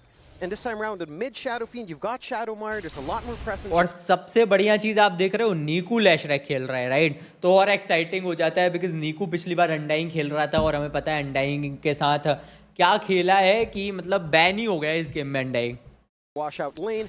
Rune control is going to be a big aspect though, and that's where it gets interesting. There's an argument to go in, especially for the 4-minute water rune. You want that control. We saw in the last game where Niku had complete rune control. You cannot allow that this time around here for XM. You cannot. Absolutely not. We'll see how they do. 1-1 so far. Top lane, you're seeing Ame and Paulson. We'll see how much they can really abuse this bottom lane. Got the juice again being drummed by this duo of XXS and SyncQ, but they will not secure. Thing is, as these levels do come up on XXS, this lane does start to feel very intimidating if you are Na'Vi. Yeah, you've got to be so careful. Again, double melee as well is mildly awkward for TA. Got the juice, handled it quite fine last game, but this time it's much more aggressive. You know, they're not looking to stand back. They are looking for opportunities to run in. Level 2 is already up on SyncQ as well. So again, once you get that entrapment with the shards, plus a Celestial Hammer and Starbreaker, it's a ton of output. With the tag team going, you have to respect that. You have to watch your spacing. Riddies has to always be ready with a little bit of a heal or the aphotic shield to try to buy some time for Got the Juice. And so far, at least in terms of CS, Got the Juice isn't completely bullied out, but certainly a lot better here for XXS. 11-2, taking complete control of the lane. And having that really build up for the Dawnbreaker is going to be massive. You know, just the phase boots timing alone with a right-click bonus you have can just kind of eat all these early heroes. Got the juice in big trouble. Refraction charges are gone, and they've got him this time. SyncQ, beautiful setup here on the Tusk.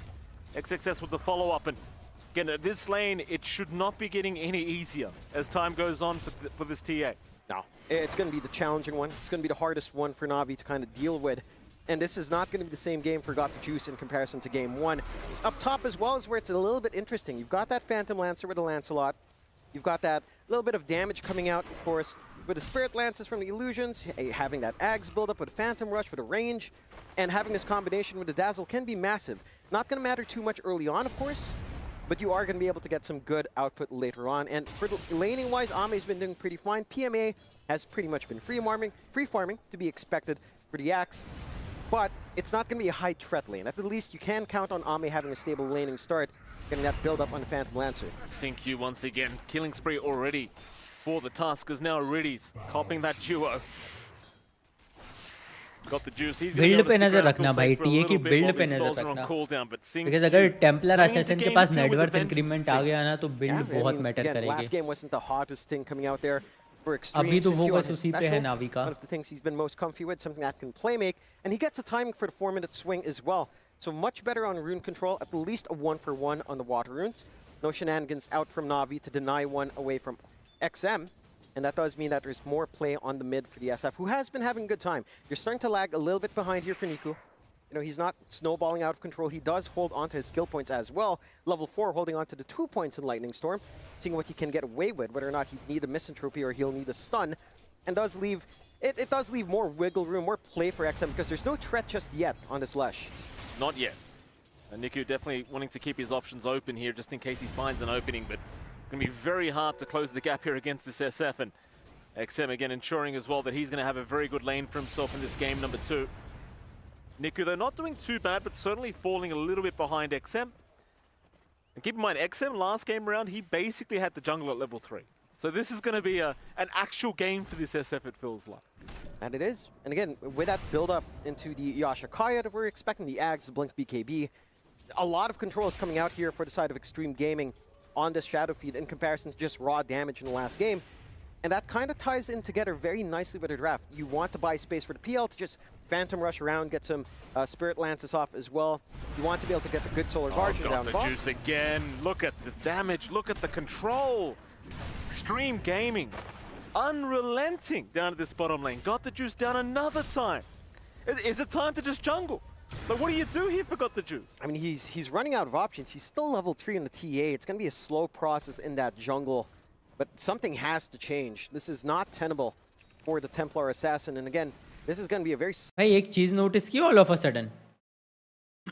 sudden चीज notice की एक game 1 बहुत अलग था और इस बार अलग ही खेल रही है एक्सट्रीम गेमिंग. ये लो एक बार फिर से the juice. There is no way, नहीं बच पाएंगे यहाँ से बड़ी आसानी से. 3 हीरोज, 3 खिलाड़ी जब एक साथ आ जाते हैं तो कुछ ऐसा ही होता है. एक्सट्रीम गेमिंग 6 किल्स वो ऑलरेडी ले चुके हैं। और जैसा मैं कह रहा था, मैं बोल ही रहा था कि ऐसा लग रहा है कि कोई अलग टीम खेल रही हो, बिकॉज पिछले गेम में आपको याद होगा कुछ ऐसा ही तरीके से नावी डोमिनेट कर रहा था, but all of a sudden ऐसा लग रहा है एक्सट्रीम गेमिंग के अंदर एक अलग ही वो गेम स्टाइल के साथ खेल रहे हैं। उन्होंने अपने ड्राफ्ट में पूरी तरह से चेंजेस लाए हैं। एक और ले लिया डिसरप्टर। भाई साहब, अगर नावी ने ब्रेक नहीं लगाया जल्दी से एक्सट्रीम गेमिंग पे, तो फिर भाई ये गेम तो हाथ से निकल जाएगा, बिकॉज जो शुरुआत उन्हें मिली है बहुत बहुत अच्छी है। Build up into the Ags. He's already got enough for one component in uncontested top CS in that Phantom Hello Lancer. Momo, hi भाई कैसे हो? Hello, Brian was talking about. It's lining thank up. you so much This for Ags joining. time is Like gonna be on फटाफट से point. कर दो and And you're कोई gonna भी have सवाल अगर issues आपके into पास this है तो Phantom come Lancer. On Whether or chat not में this जरूर Slash मुझे Rack answer बताओ। is going to be enough. Your timing on Mjolnir here for the TA, it's a little bit of a pipe dream if you even want to go for it at this point. So there is a worrying timing lining up for Xtreme Gaming. 7 minutes in, already finding that bot tier 1, already a 4K lead. Xtreme Gaming kind of woke up after that game 1 here, Mike. Oh, I was going to say, I wonder what Joey told them after that game 1. Yeah, he walked past us. Johnny did not look happy. No. Did not look happy. No. Obviously, Very he had serious. a few words for the boys. That he did, and it looked like it worked. I mean, this is just a overwhelmingly crushed lanes from Na'Vi across the board. The mid lane's the most even one, which you'd expect. The fact that XM has just, again, not been contested in rune control, getting what he wants, just slowly shoving in onto mid. There's no pressure from the Lesh anytime soon, and there's no rotations that can really open up here for Niku to connect with. It's concerning, because now you have to kind of wait for with Navi's draft. You need Blink up, a Vanguard or a Blade Mail up on PMA, plus the Blink to really be effective on the Axe. You'd still at least have your stacks, as long as you hold on to that tier 1 mid, which is already less than half HP. You're going to have to clear this one out fast. It's the wrong team clearing it out fast here, John. Xtreme is here. SingQ spots all this out. Keep in mind, props to SingQ, he's been involved in all 7 kills thus far on this task. 4-0-3 is the scoreline of this support task right now. And he's found himself some very nice farm for XM. Na'Vi, they know it's happening, but there is zero they could possibly do about it.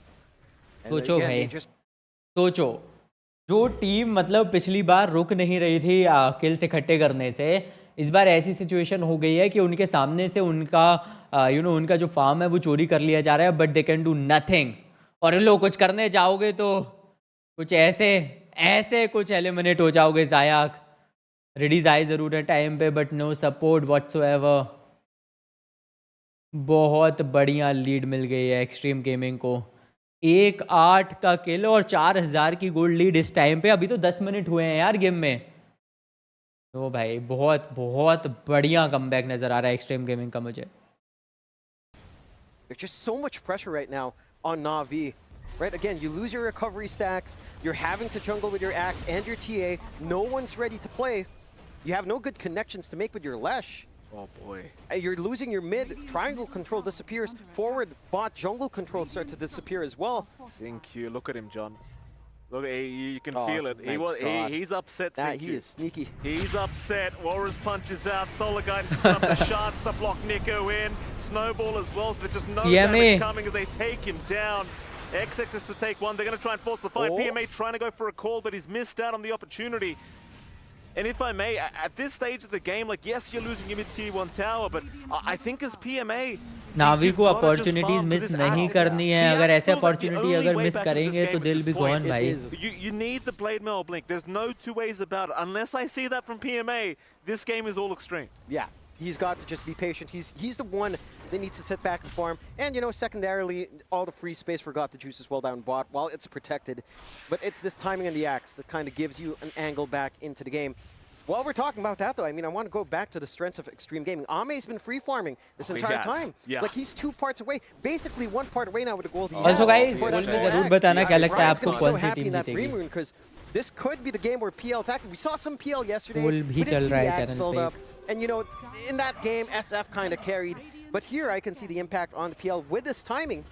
it could be devastating for Na'Vi. It's just, again, they're not fully ready just yet. Yeah, XM's got the perfect rune for this opportunity as well. PMA, does he have an idea? I don't think he does, but he doesn't want to be here anyway. They'll make the jump in. No Requiem necessary yet. A nice static storm from Zayats, but the chase will continue though. PMA with a nice call out, but it's just not going to make the difference because they glimpsed them back. PMA, मुझे लगा था XM को शायद वो down कर देंगे Oh, before he going misses down. the dunk. He might still get XM, and he does do so. But in the meantime, got the juice will die. XXS looked like he just soloed him. Yeah, just finds that angle down bot, knows that the TA hasn't shown Guys, up chat in a is while, open. Come on, and you'll बताओ take मुझे that kind of कौन-कौन देख trade. रहा है. It's still decent for Na'Vi. You don't get the XP out for PMA, but you find something. He needs the gold. That's his full blade mail, He needs right? the gold. Yeah, the gold's so important. Blade mail's up, just needs the blink.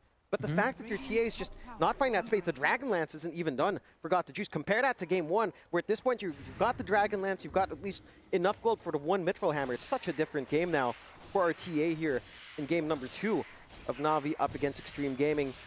And for the side of Xtreme, again, they've got this 5k lead. They've got the Ags flying up for Ame. They've got the Yasha almost done here. You're not even at the breaking point with Yasha Kaya yet on XM. And this aggression, it just doesn't stop. Even the Ags rush as well that you tend to see on the Dawnbreaker being built into here for XSS with a full blade mail up. Just so many things you have to be concerned about. And now again, with that Phantom Rush ready to go, with that longer distance and the collision and the additional illusions you create. Which team are you there's a supporting? huge भाई मुझसे potential पूछ for रहे हो. a Shadow Wave bomb to come in every time you मैं Phantom कर रहा Rushes in, हूँ. someone's just gonna die. Absolutely. I it's gonna be think devastating Na'Vi here for- मेरे ख्याल से for the जीतनी side of चाहिए Na'Vi यार, to try and because deal with. OG lineup है, शुरू से खेल रहा है और ऑलरेडी 1-0 कर दिया है. Disgusting. एक्सट्रीम गेमिंग लेकिन जैसे खेल रही है भाई, Oh, it's an army, कुछ all भी हो right. सकता है, right? Because Rush into a lot of हम things देखते ही हैं and time it's like it's time just पे gonna जो lag you teams out. Yeah. कहीं से Breeze. आती हैं निकल के एकदम से Looks like और he's going nowhere. क्या CQ करके right चली जाती हैं. behind नहीं him. वो they are Snowball already ready, doing just in that, case right? TP comes out. इस सेकंड गेम It में तो will मतलब not एकदम ऐसा stop लग the रहा है juice. One Don't even sided सा think हो गया about है. it. So get out of it. Don't even think about it. No, just farm. Just get that build up. They've got a little बस bit of अपना slow ऐसे down. Buildup थोड़ा सा और Niku बनाना है, and जैसे Zayats together, मतलब but they should just map stick and control farm, चाहिए just उनको. using it to clear out जो पिछली some बार camps. बहुत अच्छे से Bot लिया था jungle नावी ने, already इस being बार वही invaded चीज़ out चाहिए. by this Phantom कहीं ना Lancer. कहीं I'm just so curious वही to चीज़ see how उनके much काउंटर Ame में does with करने that की ज़रूरत है Lancelot plus extreme the gaming Ags. को. It can be devastating. We'll go for a nice cheeky play across the map with a gate. And PMA is not the hero you'd want to lose right now on Na'Vi, with him being so close to the blink. Does have a game sense to back off, but there's just nowhere to play. Right? What do you do now on Na'Vi? Blink already up in SinQ. Zayat's going to get caught. Looks like another freebie here for What is Extreme going Gaming as on? XM. Going to be able to take that one. SinQ. Oh, hey, this man's literally set up everything. He's भाई आखिर चल क्या रहा है? ऐसा लग रहा है कोई अलग ही नावी आ गई यार. एक एक जाके प्लेयर्स जो है एक एक जाके फंस रहे हैं भाई. अगर ऐसे खेलेंगे तब तो निकल गया गेम. आप सोचो ऑलरेडी कई सारे टावर्स डिस्ट्रॉय कर दिए हैं एक्सट्रीम गेमिंग ने. कहीं ना कहीं वो जो चेंजेस आए हैं दोनों तरफ के ड्राफ्ट्स में, टीम कॉम्पोजिशन में, उसने बहुत बड़ा इम्पैक्ट डाला है. ये साफ समझ आ रहा है. And it's just not something you can sustain. You're taking some space across the map right now. Niku is clearing out some of those stacks on the opposite triangle. Wow. Getting some of that gold, has the Kaya up, so there's some output now on our Lesh into the Kaya Sanj at the very least, but it doesn't feel like it's going to be enough yet. if they can line it up, right, like even just the Kaya, if they line it up with PMA's Blink Blade Mail, which it is going to come up pretty soon, I think you can hope for a big smoke, but you're going to be playing without a TA. It's going to have to be only 4 going in for that smoke, and I think it's possible with a nice call setup. You can certainly blow people up pretty quick, which is something Extreme are going to have to be extremely careful of once those items are up, but for now, Extreme, I mean, they're just looking happy as Larry. Yeah, you really can't complain if you're Extreme Gaming at the moment. Again, the one threat is going to be this Axe, who now has the Blink, but I think you might want to wait for the Kaya Sanj of the Lesh. That you would. Who's Larry, Mike? Why is he happy? Well, John, you know, we had a guy. Yeah. I don't know if this is where it's from. It's an Australian saying, Okay. happy as Larry, right? Okay. We had a guy that used to host the show Price is Right. His name was Okay. Larry. Yeah. And he he's was always happy. happy. Well, Okay. Not any, I mean, look, I don't want to go into it, John. He had a bit of a rough end to the... Anyway, All right. don't worry about All it, John. right. We won't go But into he that. was but happy, sure. He was happy for a while. Interesting.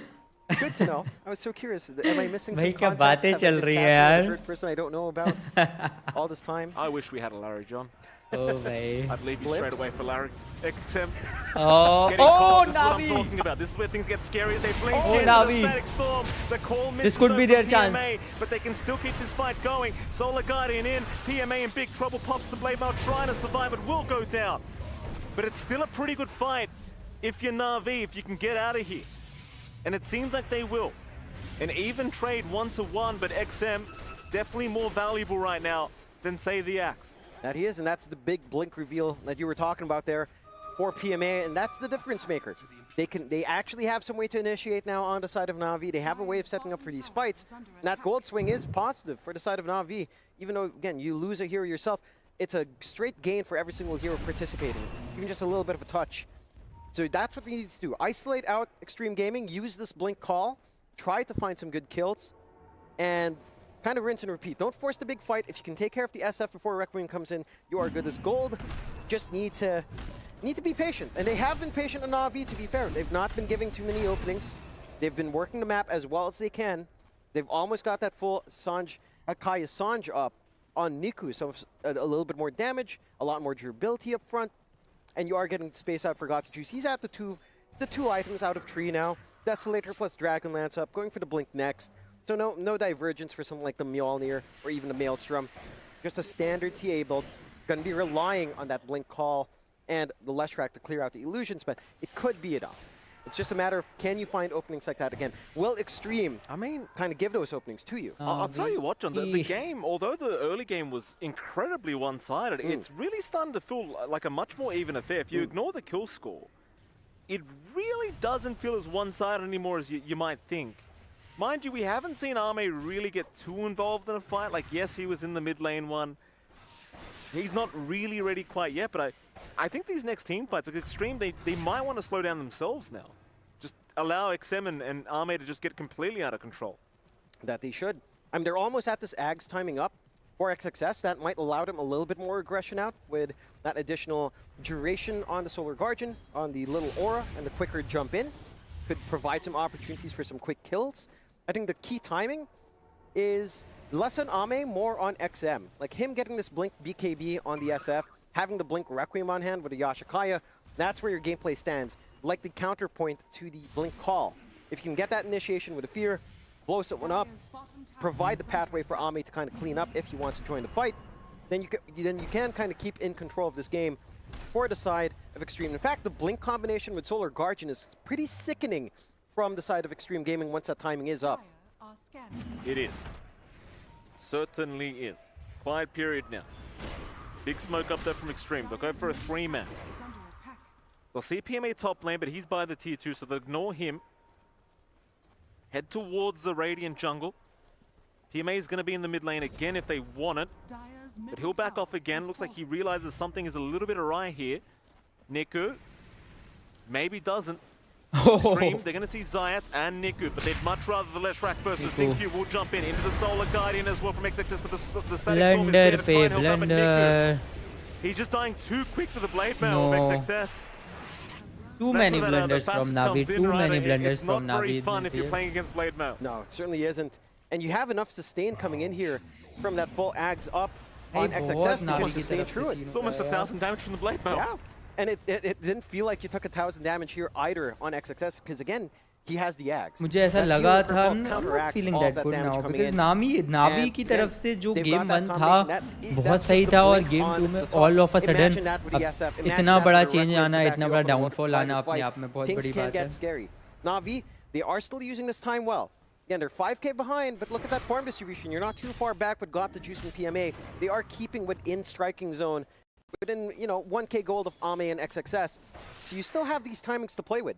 It's a BKB coming out next for PMA. It is a BKB as well coming out here for Got the Juice.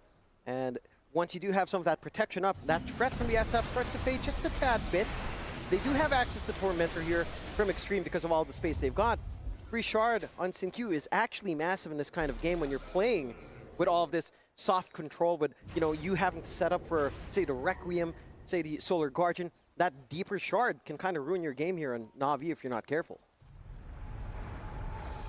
Smoke is here for Xtreme, but there's going to be a counter smoke now from Navi. 3-on-3 smoke, but they're running the opposite ways. It's like Navi, they're going to head towards the top lane, whereas Xtreme, they have kind of revealed themselves smoked up down bottom with those raises from XM. Neither side going to be able to find each other as Navi, they're just hugging the west side of the map. Hey, Saab.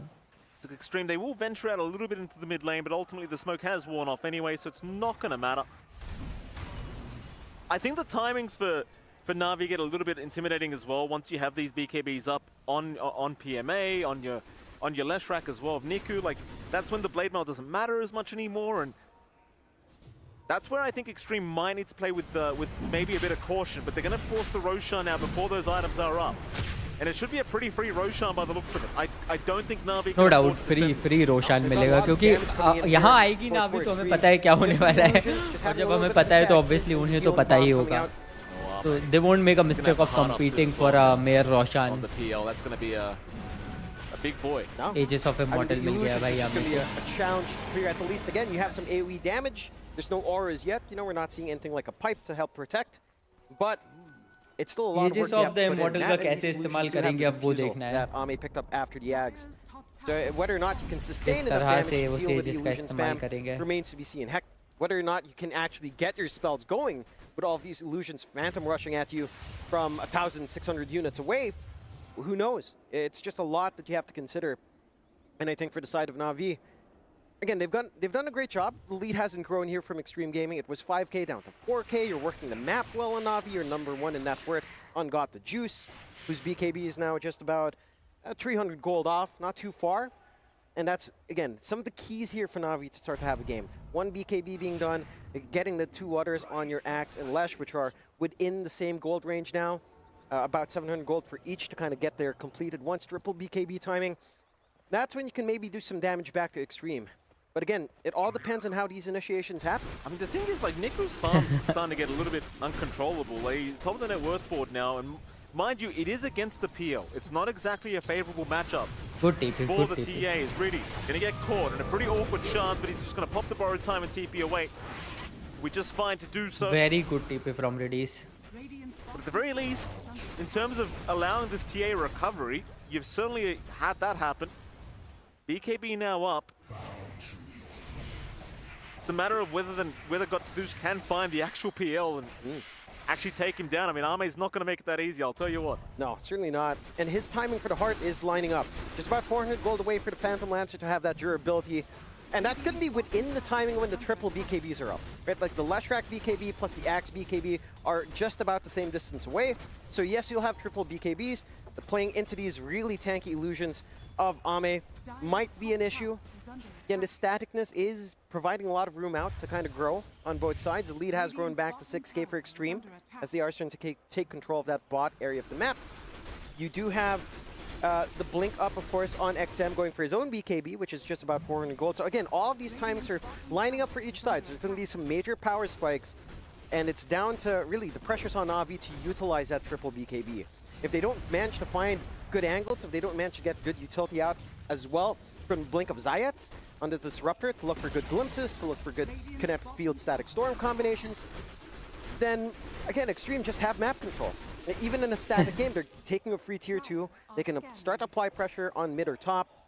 They have Guys, by the way, vote कर सकते हो आप जाओ vote कर दो voting is on chat में आपको मिल जाएगा ऑप्शन तो बताओ क्या लगता है आपको पोल में कि कौन सी टीम जीत सकती है क्या नावी या फिर extreme gaming maybe start to look for next Roshan if you can, and that's going to be the launching point. Niku, see Armain, of course. देखो अब अगर निकू एक और बार फंसे ना Unless his फिर team तो wants हो to गया connect, भाई they want okay to mid instead, but they're gonna find Execration. Okay It's farming okay pretty deep. PMA Ball is out. Double barrel PMA hunter, a big static storm, but a nice Requiem. It is there, but PMA and Got the Juice, they have the BKBs going. Still, they are trying for PMA, but he's been built up throughout all of this. They'll continue Xtreme. They'll lose Q though. PMA, somehow still alive, will turn again onto XM, but finally goes down. Azame now join the fight. Chases down Niku. Arme feeling pretty invincible, and I don't quite blame him for that. But he will look to They are too retreat as they powerful. don't have the control. They are Will be too a support powerful for a now core भाई trade here अब in the नहीं favor of Xtreme, बहुत but बहुत मुश्किल है Sinq अब gave तो a pretty big streak away. That he does, अच्छी but he ओपनिंग also तक managed to दिलाई गई थी force वहाँ out the पे लेकिन BKB उसके बाद भी usage नहीं कर from all पाओगे three आप क्योंकि cores. Like, yes, you have levels और your कहीं own ना कहीं BKB बिल्ड as बहुत well पावरफुल बन चुका on है XM, उनका but these BKBs in Na'Vi are much more important. Again, to block off the Requiem, to block off this damage and control that is coming in. You have a little bit more of a window. You have less of BKB duration to worry about on the side of Xtreme, and kind of pans out. You still hold on to the Aegis. The gold swing you know, it's fairly equal considering you traded a core for a support. Very, very equal for Na'Vi, so you're still somewhat happy, but you're not very satisfied with the BKB usage. You don't manage well, to work the advantage almost in the आप fight. देखो तो build पे भी And again, simultaneously still need to काम भी find कर रहे हैं ways सारे to खिलाड़ी take these angles, क्योंकि 'cause आपको even if पता you है एंड commit, में अगर अच्छी there's बिल्ड होगी still- तभी आप जो there's still ओपोनेंट का Dawnbreaker एंशिएंट that है can वो come in. डिस्ट्रॉय कर सकते हो Zayats. Nice TP away. Gonna avoid Ame altogether. The question is, how do you deal with this PL? Like, you got this less rack of Niku. I get it. Like, it should do some work, but Niku's not really able to just jump in and survive. No. What do you do about it? I would say, maybe you could consider like an Ags build-up, Yeah, like I the think nihilism, so. right? I think so. Like just that ghost form, just to block some of that physical coming in. Buy yourself some time, stand in the middle of these fights. There भाई is साहब magical किसने damage सोचा to था कि punish Navi that, ऐसे though. Dominate हो Like, if you सकते do हैं go into that, there मतलब is वो still टीम जो some गेम 1 में Ame oh with the D. PMA, he'll get the Dun, call dun, out. They're going to get the Navi. the side storm. Ame's in trouble. But Shallow healing. Grave is out there healing him up so much, but he's still in huge danger. Ame, though, One still able goal to get down. the double gang off as he jumps back in now onto Riddies. Sinq in the middle will go down. Ame still just passively healing up, though. He's basically fully reset now as Niku out of mana. Can't do anything for his squad. XM pops the Requiem. The Fury is out. Niku can do nothing but a big call. PMA jumps in, gets the dunk off on XM. But how do you deal with Ame? That's the big problem. Got the juice. He found the right one, but he can't keep up the man fight. Ame glimpses back, but he gets the double away. Will be perfectly fine. There was no other option for Ame. Two trade in the favor of तो Na'Vi. Best option possible था that is to back off वही वहां पे वो But they करते can't नजर deal with आए Ame. But what if they just ignore Ame? Yeah, there's only so much the PL can do, trying to focus on each one by one. You get 16 लोगों ने 1.7K vote किया goals जिसमें से swing your way 75% कह in रहे Navi's हैं favor. It is And as long as Navi they find that backline, Okay. it does end up being a lot better. I think your issues right now on Xtreme is you're not able to connect now in the big way with that Solar Guardian. They had to bail out Ame. So you didn't have that connection to kind of play with that. And the Requiem wasn't the best coming out from XM. Doesn't have his Ags up yet. And if Navi can kind of split that fight apart, force the Solar Guardian to be used defensively, while the rest of the team isn't ready to follow through from it, it feels like that's actually the cleanest way right now for Navi to get those conditions. That's exactly what happened in the last fight. They are getting more time to get that build up. And, you're starting to reach the point where there are things to consider. You're 2,000 gold in for Zayats. He's almost gotten Ags. Like halfway into an Ags timing on this Disruptor. That mute is going to be devastating for the Dawnbreaker when she lands in. Especially if she doesn't preemptively BKB before Solar Guardian. You still get some timing value there. Well, we're going to have a look at the last team fight. And I think the big problem right now that you're seeing as well as this Dazzle, right? Like, you've got to find a way. If you get a perfect setup like this, you've got to find a way Ek second, to okay. find Polison. Don't allow those Shallow Graves to come out, because Ame's still just too damn tanky. You don't really have the dunk opportunities very often against this PL. And, well, maybe initially they weren't worrying about it as Zayats does go down to XXS. I can appreciate that you do have an answer for the Shallow Grave, but getting him to that HP threshold is feeling pretty impossible. It's not easy. When there's the Solar Guardian, when you've got the Nodal Boon, a lot of the healing spam coming out now with a Holy XM. Lock It Up. Oh, he's been spotted. Sentry Ward's going to see XM, but they'll get in with the Solar Guardian. PMA, though, gets the BKB off in There was time. someone in the Looking to door. perhaps chase them back. What But he doesn't have teammates. It's just Riddies with him. He'll be happy to survive. भाई मैं गया इतने Extreme से में Gaming. Fight हो गई They will look to retreat, but there is somewhat of a chase now from Na'Vi. They're under vision. XXS, he's been spotted. 6-18 हो चुका है भाई क्या क्या सोच रही है अभी But Navi it won't matter. The chase is not on any longer. This Looks is like they've given huge. up. I think that's a fine call to make. Maybe start to think about Roshan But here the on juice. Na'Vi. Respawn might not be too long. Doesn't look too long in the clock. So have a good opportunity to kind of set up, take this objective for themselves, get that secondary life up and running on Got the Juice, who has the full butterfly up. This is where it gets slightly annoying for the Phantom Lancer trying to get some damage onto these cores. Evasion is not something that you deal with all too well with illusion spam. Of course, you're getting your own butterfly out on Ame, which is also a nuisance, but not as much as it will be for him in trying to get his DPS out. This EHP increase for Got the Juice is substantial. So again, there's some spikes here for Na'Vi. Tormentor, free shard out for Paulson is good. Having that Nodal projection at any time can be quite game-changing. XXS. But you're setting up. Oh. Don't jump in. Just scouting out. Roshan now does respawn up. A little bit unfortunate. I don't think he saw that. They'll still know it's coming up sometime. Arme will stick around, and now they'll definitely know. Got the juice. Looking to retreat. Xtreme.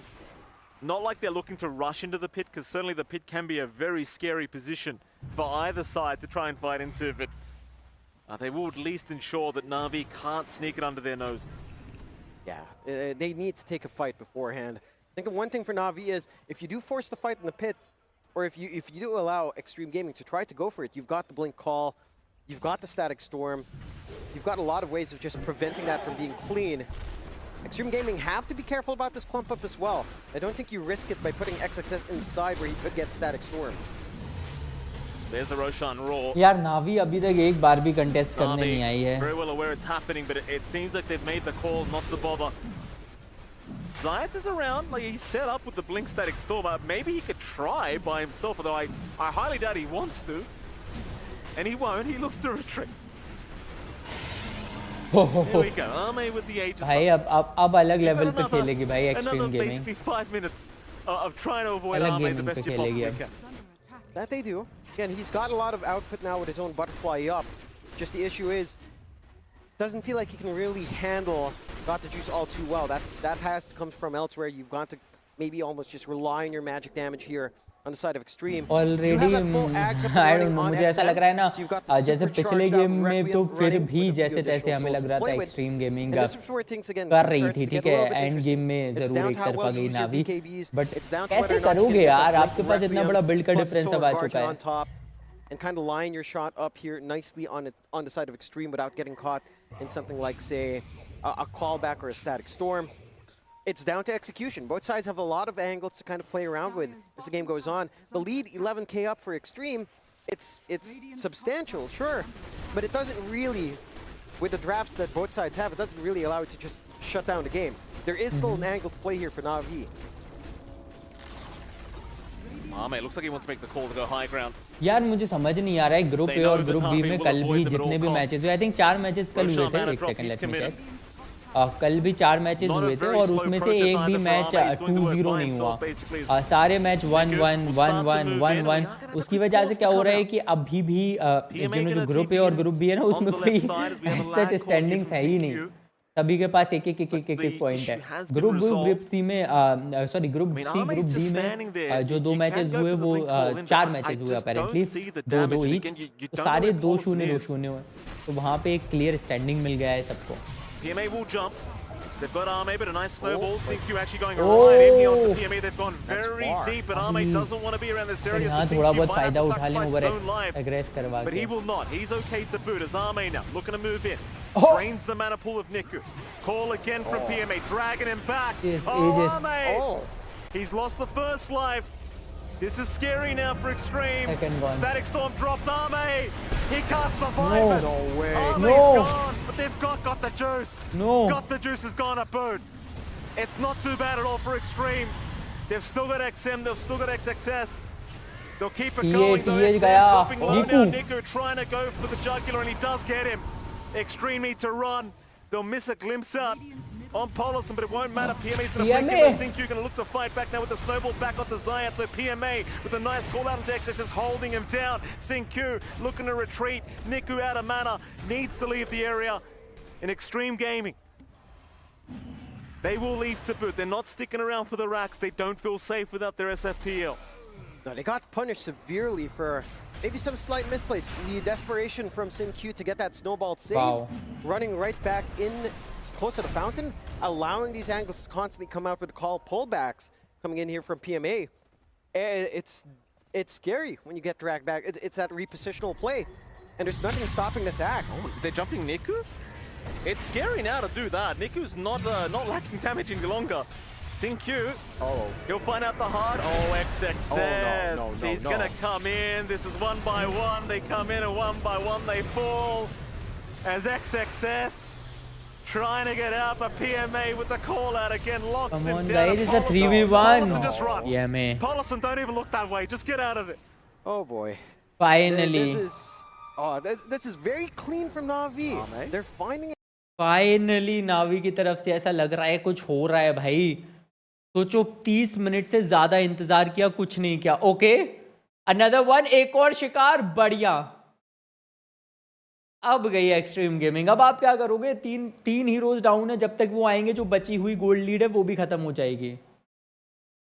बहुत बड़ी opening For Extreme, likely Na'Vi is just going to play it safe, take a tier 2 or 2, and start to set up, get some forward vision on the map. They've already established that in the triangle. But you've thrown away the lead here in Extreme. Oh, you've thrown away the lead, That was a huge lead. They had control of the game for such a long time. Maybe the lead was a little bit marginal for a while, but at most it looked like they had about 8K, 6K up above, maybe around, closer to 10K at peak. Now it's equalized. You only have that 2K advantage. High ground siege begins. You've got the full MKB up on Got the Juicy. Even he has ways of coming into the PL. Oh, this team. They're Na'Vi. I mean, you and I, we've been talking about it since Na'Vi. They were Na'Vi Junior. These guys, they are very good. Very, very good, this squad. भाई वो होता है ना, एक पल में वक्त बदल गया, जज्बात बदल गए, जिंदगी बदल गई। पिछले 5 मिनट में कुछ वैसा हुआ है नावी के साथ, क्योंकि आपको लग रहा होगा कि कैसे नावी मतलब हर पल बार नावी के ऊपर अटैक हो रहा था, but now all of a sudden Navi almost ancient के पास पहुंच चुकी है। बैरक्स डिस्ट्रॉय करने में लगे हुए हैं भाई ये लोग। मजाक चल रहा है क्या? टेम्पलर टॉप पे पहुंच चुका है नेटवर्थ के मामले में, आसपास भी कोई नहीं है। दिस इज इनसेन भाई, this is insane. I think the big spike for Xtreme Gaming coming out next is this refresh on XM. If you can get the double Requiem, the double BKB, if you can initiate using that, kind of follow up with that Solar Guardian, things can start to be good. Even a refresh as well coming out for XXS. It's going to be massive. Right now, the impact we're getting from Ame isn't too high yet. He's got the full Orchid up, going for the Bloodthorn you tend to see. Well, they've got to find Zayat. They've got to find Zion. They have to find, but he's just so far back. For the very first time आप देखो अब lead जो net worth की है वो पहली बार इस game में हुआ है नावी के पास आई है। एक टीम फाइट चाहिए बस अब नावी को, एक टीम फाइट चाहिए, सीधा ये बैरक्स भी पार कर जाएगा। One of those two has to get that job done. I'm thinking Sin-Q really has to get the job done. Thing is for Sin-Q, like he's doing all the snowball saves, he's doing all the setups. He's basically carried the first 35 minutes of the game for Xtreme Gaming. So how much more can we ask from the poor man? You're gonna have to ask for more, considering that your initiations mainly follow through, right? Like if you start with Blink Requiem, you have to be sure that you get it off instantly, and you have to preempt, like pre-BKB when you jump in, which just makes it so easy to dodge. At least that refreshes up. This is it. This is when Xtreme can try to play. We haven't seen that clean connection with Requiem Solar Guardian yet. They haven't been able to take the team fight the way they'd want. You've even got the level 25 now on the TA, John. 1 second bash on the middle strike. It's not fun. Trust me, it's not fun. No. That's all the time she needs half the time. I mean, Ame is probably the only one that survives it. Everybody else not going to be looking too happy about that. Oh, even PMA, refresher orb up, double call. If you catch Ame once, he might just be dead. You've got plenty of time with the double call to drop the Static Storm on top of him. Oh, for sure. Even the amp damage rune now up. Maybe not the most impactful out from Niku, considering that he can't siege with Edict, with a Misanthropy up. But it is what it is. Yeah, it's the threat. And again, the map space has shrunk for Extreme. Now it's looking very similar to that game. This is going to be a long game. Where they're not able to cross a river. They're not able to really take control. The vision from Extreme, the vision from Na'Vi, just choking them out at the triangle and the mid. They do manage to get smoke that's not spotted out by the wards. They could try to work a sneaky angle here, but it has to be smart. Ideally, Zayat's first. I mean, PMA is not a bad time. Oh, they're going to show. Oh, yeah, no. They now know where they are, smoked up. Look at PMA. He's setting up for it. He knows exactly where they're roaming right now. Riddies, I don't know if you can even start with Riddies. XG, do they have the sense to just back out of here? This could be a very scary fight for them. They'll plant some wards down, but Na'Vi, they're going to smoke. Again, they know the location. Where are they headed, though? They'll go to the triangle. They want that high ground instead. Just hold that area. Let them come back to you. XXS currently farming, though. Maybe they just saw him under the trap and they want the quick kill. XXS looking to retreat. Does make it out. Does he go for the creep wave? Will not. Very good. Will run directly south. Chase does continue for XXS, but they've lost the scent, unfortunately, so XXS going to be fine. Extreme. Still huddled down bottom. I mean, they could try to just continue to creep cut and not let the racks be taken. That might just be the idea here. Just don't let them get to the high ground again. Yeah. I mean, for now, Na'Vi, they're holding the dire triangle. They're waiting for Extreme to come up to them. And here they come. Xtreme. Smoked up. Looking to move through the bottom lane. Do they find Zayat? I don't. Zayat, he's a master hide and seek player. Yeah, no. Even I can't see. It's just, he has so much leeway with the blink. Even the Outworld staff is on hand, so he has a little bit of a save, a window to kind of get out of dodge and drop who the do they static see? storm. Oh, Paulison, do they see him? No, he blinks away. He blinks away. They have vision. Zayat's going to jump into the high ground, but they'll see him on the high ground. The static storm was there, though. The call! PMA! Oh, no. Oh, PMA! Extreme Oh, it's done. Gaming. It's over! Or is it? Khatam. Buybacks are coming in. Arme gonna try and salvage. How do you do so, Arme? Buyback. How do Oh, you he do can't it? run? Snowball is there. Sing-Q gonna try and allow an escape round. They'll jump in onto Niku, but it's still looking really scary. PMA's just waiting for the chance to jump in. Arme running, trying to just get back to the damn fountain, but it's not looking like it's gonna happen. They'll block him off with the shot, but PMA! PMA! Oh. Not today, he says. But he needs to get out now. Arme moving back in. PMA, he's a tanky boy, but how tanky could he possibly be? Apparently tanky enough. Sing-Q trying to get out of there. Wow. He'll be all right. They just want the racks. Arme cannot afford to die. भाई क्या चल रहा है? क्या comeback किया है नावी ने? See you next time, Sing-Q. I don't think so अब कुछ होने वाला है यार. Barracks gone, towers gone, Under siege. ancient. I don't know कितनी देर और XG looking like they're out of survive options कर now. I पाएगा. mean, they've got no XM. They've got a buyback on XXS, but that's pretty much all you've got. Got the juice ready. पांच के पांच buyback हैं They'll या hand Navi their के पास compliments वो to भी PMA. देखो. And so do I, दूसरी John. तरफ बस एक ही बायबैक PMA है. saved this game single-handedly. And he did again. They had slow laning start, buybacks being committed. They have to wait for XM, it feels like. I take it back. It was also Zayat's, John. Call is there. XXS. XXS Oh, in danger. no. Looking pretty unhealthy. Goes for the Solar Guardian. It's the last team fight right now for Xtreme Gaming. If they can't make this one work, it's all over. Dunk is there. PMA not allowing it. Arme trying to run. Dunk him as well. The game's over. Na'Vi. चलो. 2-0 victory against Xtreme Gaming. And my goodness, John X Fire. This young Wow. squad. I like these five boys, I'll tell you what. Yeah. I like this squad. I mean, they are such a disciplined team. You know, it's so... भाई क्या खेले हैं. Hats off. क्या खेले हैं भाई नावी. क्या खेला है नावी ने. इस गेम में तो आई थिंक उम्मीदें सबने छोड़ दी थी. मैंने पर्सनली तो छोड़ दी थी नावी जीत पाएगी somewhere down the line. But क्या खेला है भाई. No doubt. बहुत बढ़िया खेला है. बहुत बढ़िया खेला है.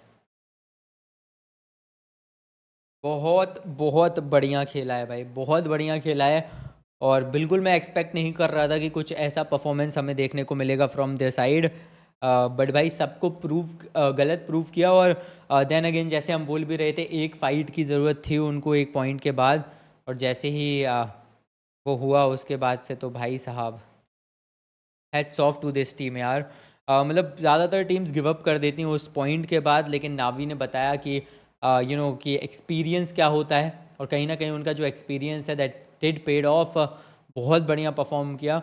एक बार को लग रहा था एक फिर से हो जाएगा, बिकॉज कल के दिन भी याद रखिए इस ग्रुप के सारे मैचेस जो मैंने कहा 1-on-1 पे ही ख़त्म हुए हैं. तो किसी भी टीम को एज सच लीड नहीं मिली है ग्रुप ए या ग्रुप बी में. बट फाइनली नावी इस ग्रुप बी के में जो है अब ऊपर जाएगी. बहुत बढ़िया भाई, बहुत बढ़िया. देखो यार, दिखाता हूँ ना आप लोग भी देखो. Just see the reactions.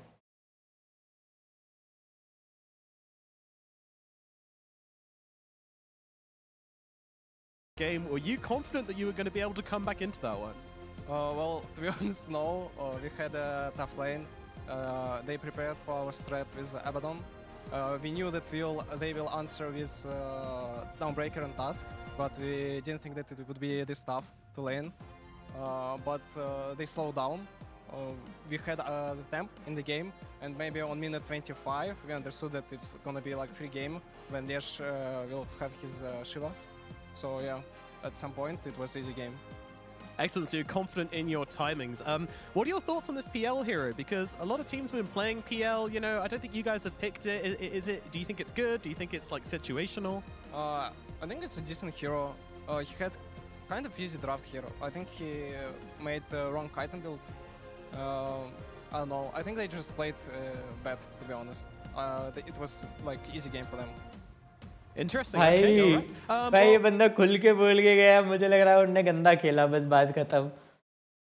Oh भाई. is this something you've been practicing, or is this like a little Top niche class, pick top which you class. thought of just in the moment?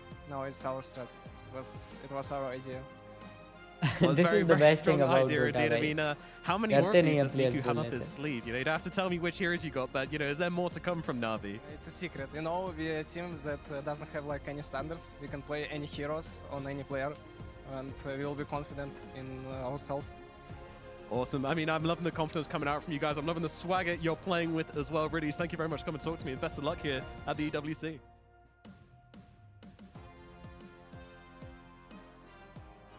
Yeah, this game got off to quite a fast start with the pre-game rune fight you see here, but then it felt like the pace of the game slowed down significantly, other than what happened in the bottom lane, because we saw Got the Juice in that interview. He seemed calm, cool, and collected, but not during the first 5 minutes of this game, as all the clips you're going to see are in this bottom lane, because that's where all 7 of Xtreme kills happened, Fear. Definitely. I think this game, you're going to look back on it if you're Xtreme Gaming, and there's going to be a lot of footage here to really take away from, because this is, for all intents and purposes, they should have won this game, right? Absolutely. And they just kind of dropped the ball in the mid-late game. Like, they won all 3 lanes. It was snowballing completely out of control.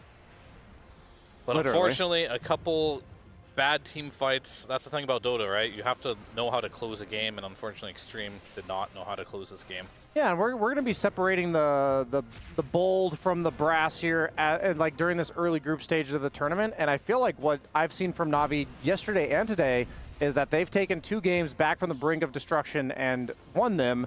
And you could argue, like he even said, that he thinks Xtreme Gaming played badly. But when Na'Vi was winning, they made the game clean. Like the game 1, it just ended. They didn't make these questionable plays. They didn't basically give the breathing room to the opponent to come back. Like, Got the Juice was 0-4-0, #1 net worth at like minute 22 or something. That is so weird. I have to believe something XG was doing on the map just didn't quite, like they weren't controlling areas as best they could. Their lineup wasn't the best at taking objectives. They could take Roche decently because of the SF minus armor and the dazzle. Guys, कोई भी देख रहा है, so just say hi in the chat. Chat में I will पढ़ रहा also हूँ. say on top of that, that Let's was have the some quietest chit-chat. Shadow Fiend game we have seen this entire tournament from Yeah. the mid lane. Like, there was almost no presence from XM in this game. No, the Dark Lord had no presence at He did all. not. Well, I mean, it's interesting that Riddies highlighted the item build coming out from Ame. In fact, we can take a look at that right now as we have the scoreboard available, so we'll throw that up and have a look at some of these lovely, lovely numbers. But yeah, what do you think he was talking about there? What do you think went wrong with Player 1? Player 1, I mean, he was 50 kills and 10 deaths, which was a little bit too active in the game. You don't want to go for the triple-double, but I mean, at the end of the day, I feel like anything I say about PL, my bias is just going to carry through. I think PL's job in the game is to be a frontliner. I think old PL used to split push and connect to fights. I do think the new PL with the Ags, you can go items that just allow you to survive when you go in, and you're going to set up for your Dawnbreaker, your Tusk, your Dazzle to heal in the back lines. I think XM would have had an easier job on SF if somebody else was the one tanking the initiation. Because Ame was kind of playing his own split pushing game, we constantly saw the Blink Axe call with the Blade Mail come out on XM instead. So maybe he's getting healed up by the Dawn and the Dazzle in the mid game, but he's still not blinking into an already chaotic fight and using that Requiem that we've been seeing people just get obliterated by. Yeah, I think teams are still figuring out this PL hero. It's not completely figured out yet. It is 100% confirmed that the hero is playable, right? And I think in the right game, all these players will make it work. But in the games where it's a little bit questionable, you're playing versus counters, I'm not sure what the build is yet. These players don't seem to know what the build is quite yet either. So we'll have to see as PL kind of like evolves, because he hasn't been in the meta for a very long time. I know for a fact, though, if you last pick it and there's 0 AoE, every one of these guys will win. But when he's playing versus 1 or 2 counters, you got to get the perfect build if this hero is going to work. Or maybe it's not playable. We'll have to see. Yeah, a lot of confidence coming out from Na'Vi as well, saying that like we knew that if we hit that timing on the left track, then he was still going to be able to deliver. Let's take a look back at some of the replays you guys have requested here and take a look at the key moments in this game which led to Na'Vi making that comeback. But I'm guessing earlier on, this is going to be the Xtreme show. Yeah, no, I mean, all these fights, it felt like this was the one where Ame did get initiated onto, but that Static Storm follow-up was, I they had a lot of control for him in an AoE with the Lesh, with the Static Storm, and it felt like the Leshrac, or the PL, yeah, he has these illusions going, and they're able to turn this fight. This is exactly like what I want from Xtreme, right? Is XM was patiently waiting, he gets to get that perfect Requiem off, but then PMA, like consistently getting these calls onto XM all game, really had his number, and yeah, it felt like this was the play where you snowball him in, then you get called on from PMA in a second here. I'm waiting for it. Ame is going to get called. I think. I know he's going to get pulled into the... Oh, he's going to go into base himself. I know it's coming. He's got to wait. There it is. There we go. Phantom rush yourself into the base. Yep, and he was showing the real like PL for so long. He had Doppel available. He could have retreated a bit. The whole idea of this hero is to be deceptive, so that was a bit interesting that he kind of just put himself on a silver platter, maybe thinking that there's no way they kill him twice, but the fact is they didn't even have to use any of their big ultimates during the first one. It was just the axe call into hitting him with Leshrac. You're still 11k gold up at this point. Like, it's very salvageable. Yeah. But you make a couple mistakes, but this Xtreme Gaming team, like, this one mistake goes to show you two things, right? Seriously, one, how Na'Vi is so good at, like, when they get momentum, they don't let go of it. And unfortunately for Xtreme, when one thing goes bad for them, it kind of snowballs, and we'll see here, like directly after 35 minutes, Ame just died from not dying at all in this game to, yet again, just one more death. Snowball, this was the most beautiful play so far of the tournament. Yeah. Axe call, into refresh, into the additional quadruple call there. I just want to say, we had Seb in the green room here. That was a certified Seb-approved call, by the way. That was a double He said Seb. that was better than a Seb. He did. So if Seb is telling you that you out-Sebbed Seb, then that is, PMA can put that on his resume for whatever team or championship he ends up winning in the future. This was his moment. It absolutely was, yeah. Play of the tournament so far, absolutely phenomenal moment coming out from PMA, and in a game where like they were coming back, but you know they weren't crushing this game. That play there extinguishes Xtreme Gaming. It puts out their fire completely, and that is exactly what you want from your offlaner playing on an axe. It was, yeah, beautiful moment, one of the best of the tournament so I far. did say PMA was going to destroy this game. It took him 40 minutes to do so, but he did get there and eventually did destroy the game. So it was nice to see. But yeah, if you're an Xtreme fan, unfortunately, like this team, when things start to fall apart, they fall apart quickly. But Na'Vi, they've got the resilience. They certainly do. They showed that against Talon, and they've showed that here against Xtreme Gaming as well. And that's going to get them the 2-0 victory, which means they are now 3-1 in this group stage, which is a very big deal in a group where everybody else is really tied up for now. We're going to have to see if anybody else can do that and look to threaten that top spot off Na'Vi, but they are currently there at the moment, which is a crazy thing to say. But let's have a look at the next series we've got coming up, which is, of course, going to be Team Gaimin Gladiators versus Execration. I was very prepared for that one. That was your highlight match for the day. Yeah. True. Yes, it was. It was indeed. Yeah, I'm excited to see this one because I think Execration showed us some real promise. I think the SEA teams have been coming here. They're looking for a scrap. They're looking for a fight. And I think this one's going to be a great match. So we're going to jump over to a break, after which we shall be back with that series. So don't go anywhere for more Esports World Cup action. We'll see you in a bit.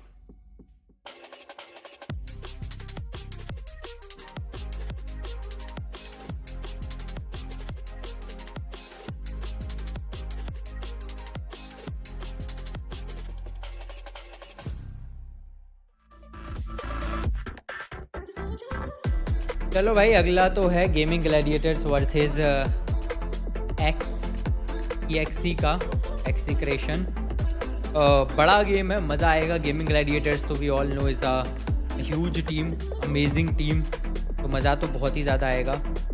तो we'll have a chit chat session, I will be back in a minute.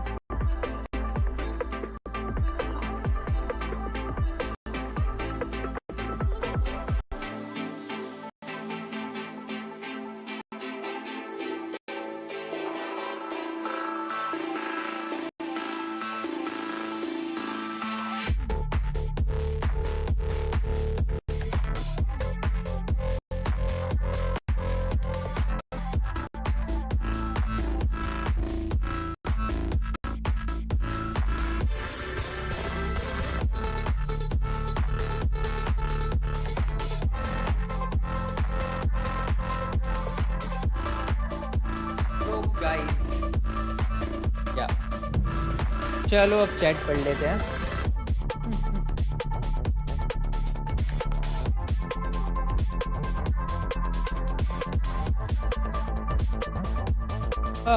It's funny how they lost यार, ऐसा लग नहीं रहा था कि हारेगी बिल्कुल भी। आई डोंट थिंक कि अगर मिड गेम कोई भी देखता तो कह सकता था कि हारने के थोड़े बहुत चांसेस भी हैं एक्सट्रीम गेमिंग के। चैट में गाइस आप बता सकते हो मुझे अगर क्या लगा था आपको, कौन सी टीम जीतेगी और क्या आपकी टीम जीती। 21 वोटों में से 67% जो वोट्स थे वो सपोर्ट कर रहे थे नावी का, एंड नावी ही जीती है। ऑल्दो 33% एक्सट्रीम गेमिंग का भी सपोर्ट करने लगे थे, बिकॉज ऐसा लगा था कि हाँ शायद जीत सकती है सेकेंड गेम स्पेशली, बट ना दैट डिड नॉट हैपन।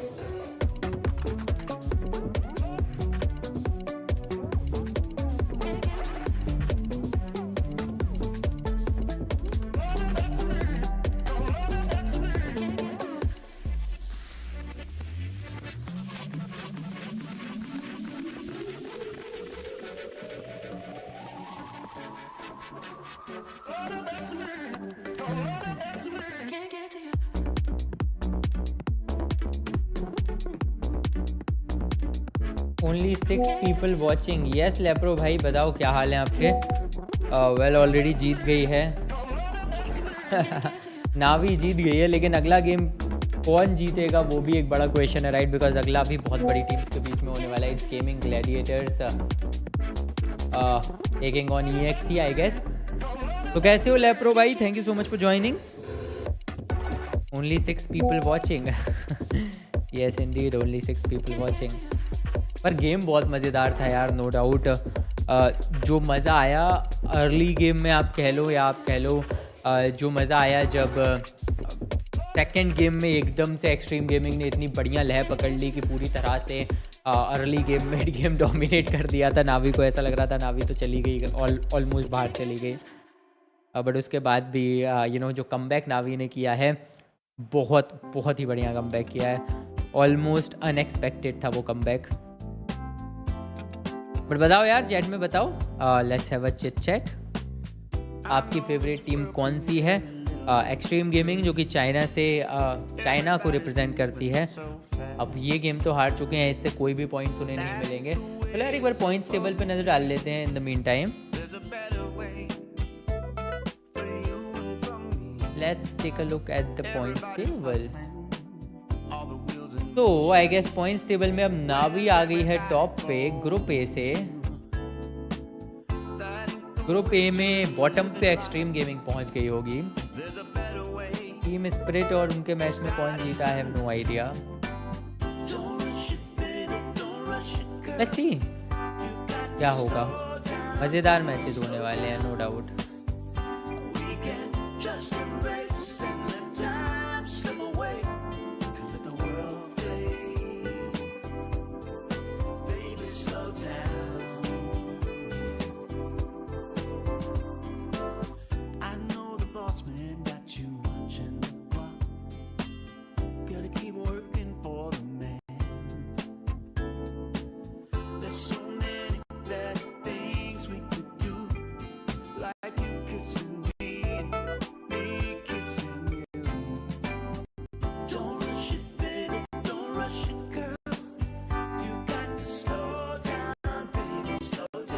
हाँ भाई बिल्कुल देखा यार, आप बताओ आपने देखा इस बार काफ़ी इंटरेस्टिंग रहा भी MPSP।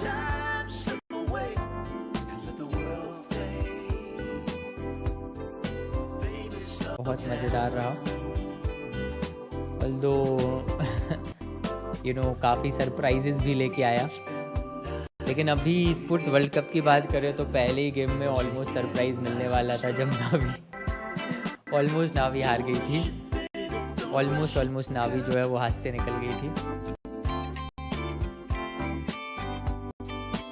नावी के हाथ से गेम निकल गया था, लेकिन कमबैक किया उन्होंने भी जैसे तैसे। लेट्स सी अब आगे अगले मैचेस में क्या होने वाला है। बहुत हार्ड हो गए, स्पेशली अब गेमिंग ग्लैडिएटर्स हमें एक्शन में नज़र आने वाली है, तो मैं तो बहुत एक्साइटेड हूँ। गाइस चैट पे मेरी नज़र है कॉन्स्टेंटली, आप लोग चैट में बता सकते हो अगर कोई भी क्वेश्चन आपका है, और आगे के मैच में किसको सपोर्ट कर रहे हो ये भी आप बता सकते हो। अगला गेमिंग ग्लैडिएटर और EXC के बीच में है मुकाबला।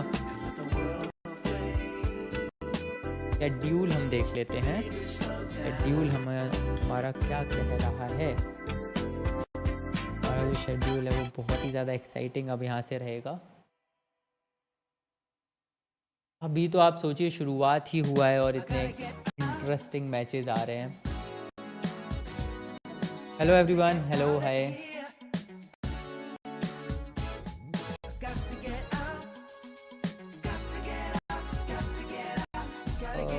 एक से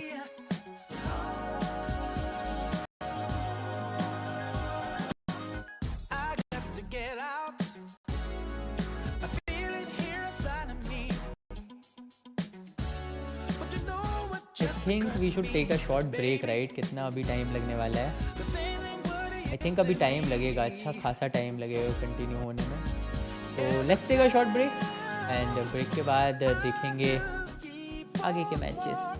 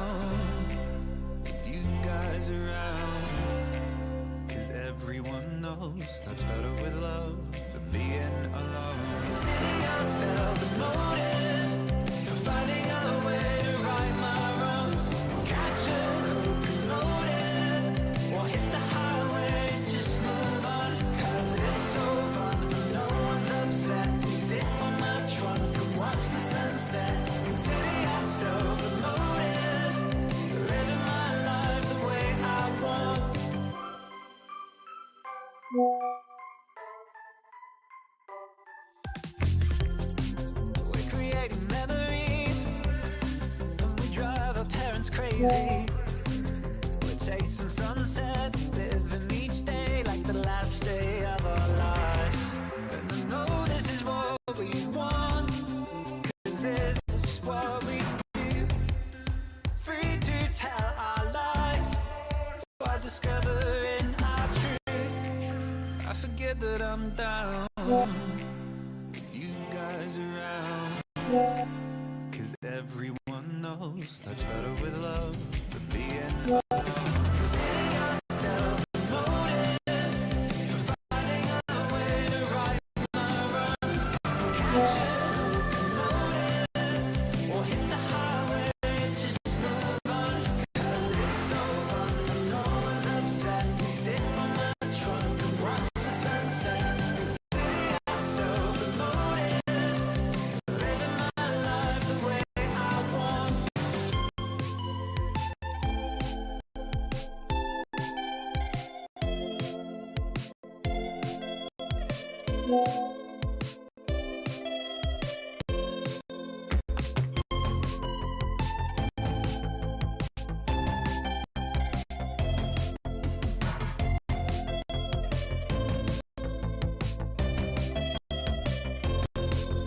Consider yourself the motive for finding a way to right my wrongs. Catch a locomotive or hit the highway, just move on.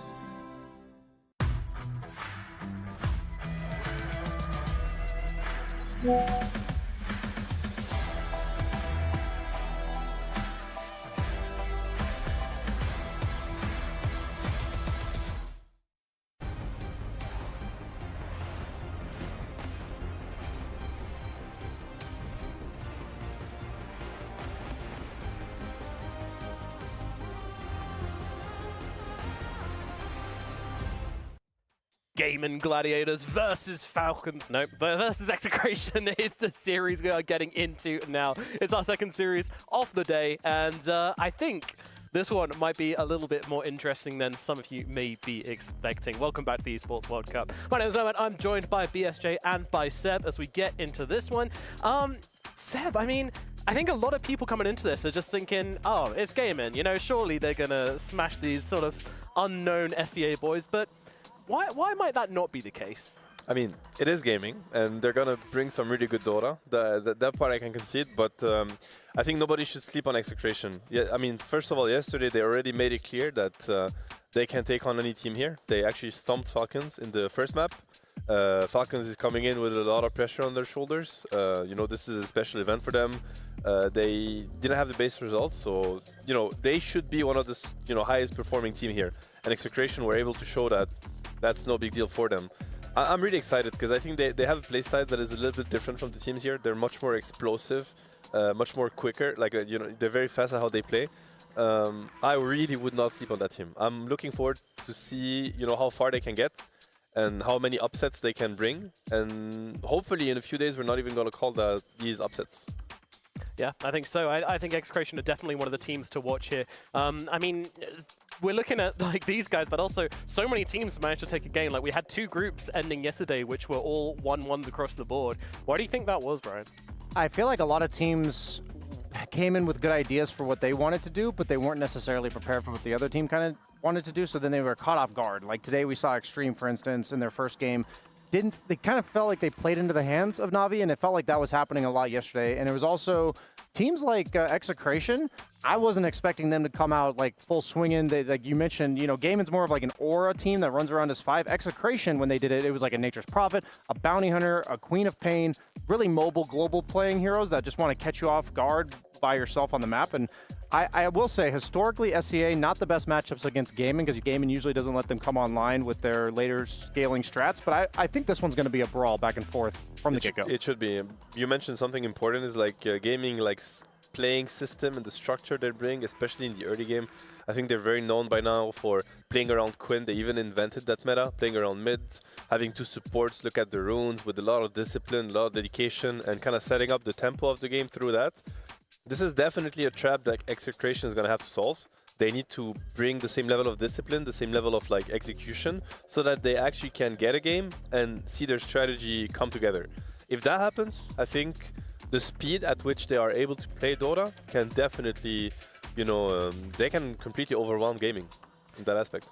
Absolutely. Well, let's focus in on Gaimin Gladiators then, of course. You know, this lineup has been going from sort of a quiet season, really. Like last year, they were at the top, but this year they really haven't seen too much of them. But yet, they did have a pretty good finish at the Valahia event. They came second there.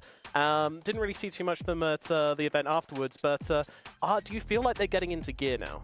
Yeah, I feel like this year has been a lot about, so it's something similar that happened on Talon, I felt like, was that 23 Savage had to take like a big step back and let Makoto and WS shine a little bit more, and I feel like that same issue was happening on Gaimin Gladiators, where Quinn was the central focus of their strategy, and then they brought in a carry player like Watson, who's very much like the pub 1v9 Terrorblade type carry player, as opposed to the Duraccio that they had previously, who was more of the enabling one. So I think figuring out what the balance of that is and the identity of each core player and how they slot into this has been why it's taking them this season to accomplish this, but they're definitely getting there, and this is the time of year that they've always been peaking historically.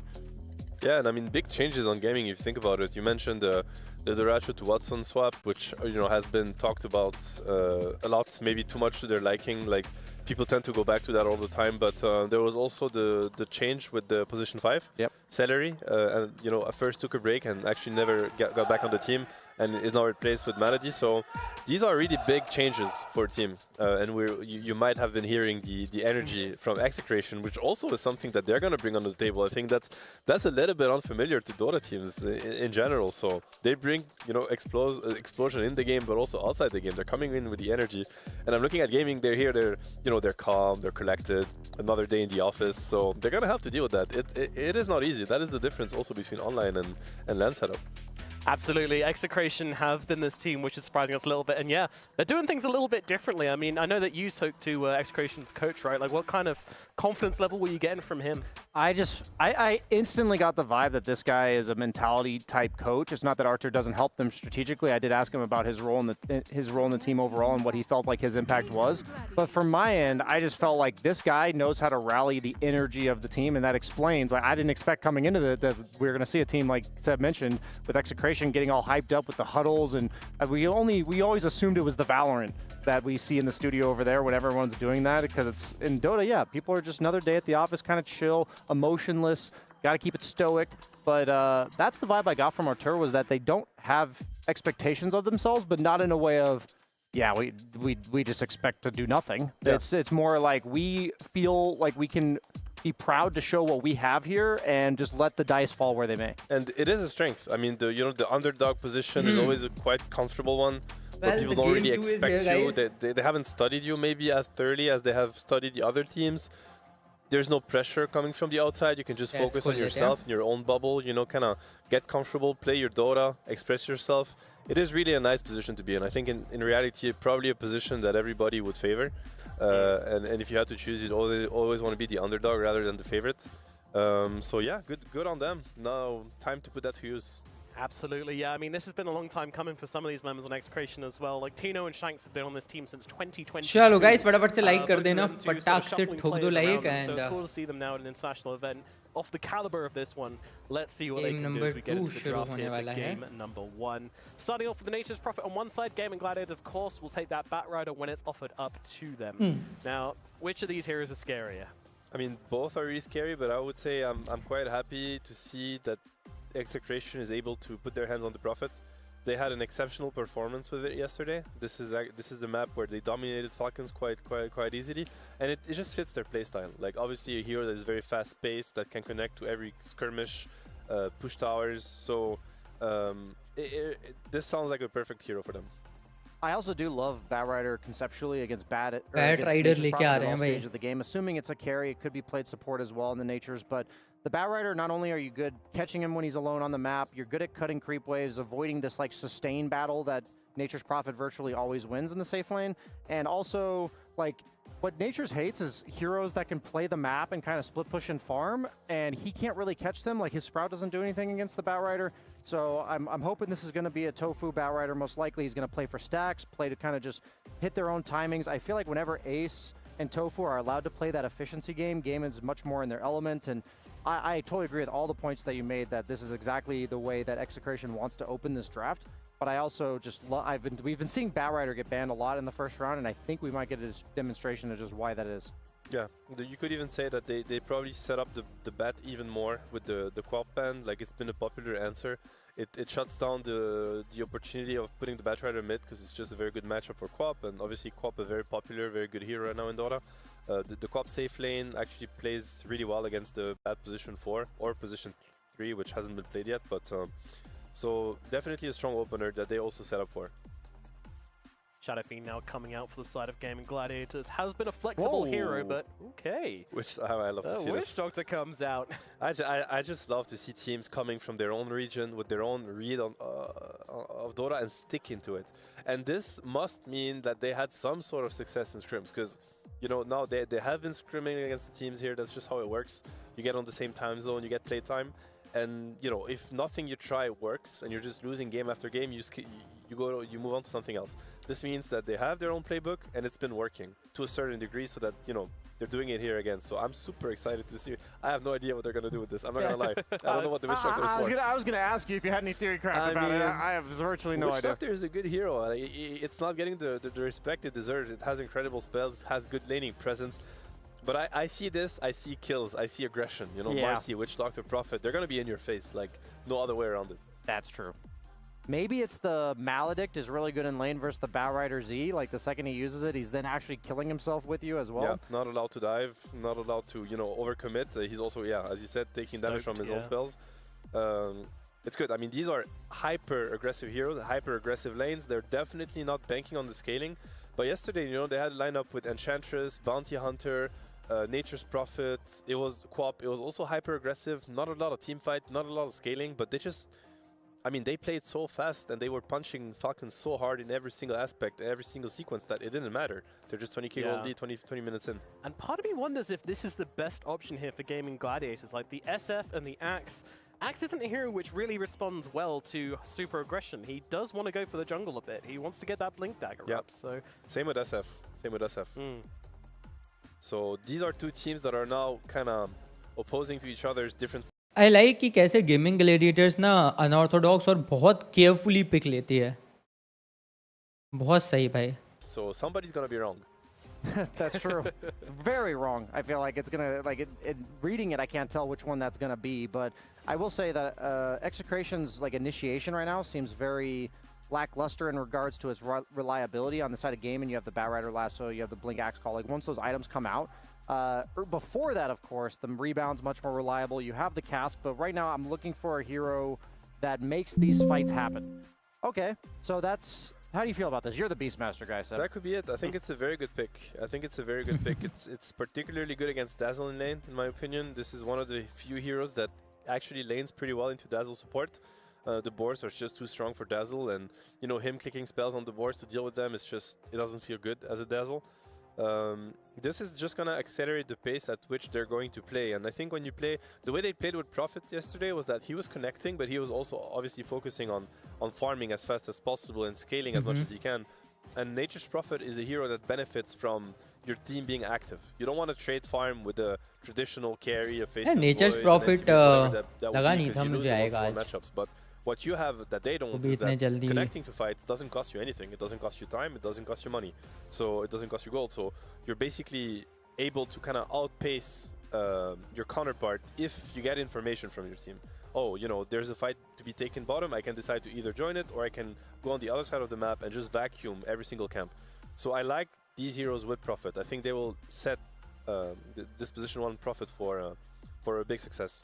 I do want to highlight, I know we haven't been seeing it have that much success, but it is a really good PL game. God damn it, you just keep bringing it up. You just can't help it. Watson also plays it, so I'm just saying that, like, I think Execration needs to at least factor this in, that they are lacking AoE right now. They would double down on the grid, though, which could play in Execration hand. Of course, if they were to pick PL, they would put them on a timer. That is 100% the case. But at the same time, maybe that, like, opens up the window for Execration to do just too much damage. Yeah. You know, before the PL comes online, because as we mentioned, the Axe is going to require some time. Same for the SF. Same for the Bat to a certain extent. If they're able to contest the stacks, for instance. Yeah, that's true. They have a lot of farming items. The Bat is going to need to get to the Blink. You want a quiet game on Batrider. You want to be able to stack the camps. You know, click Firefly, be low HP, go back to base. And Execration is not going to be happy with that. I can already feel the the anger, the contest on their side of the map. Yeah, they want to go. They want to hit their timings, and they want to go.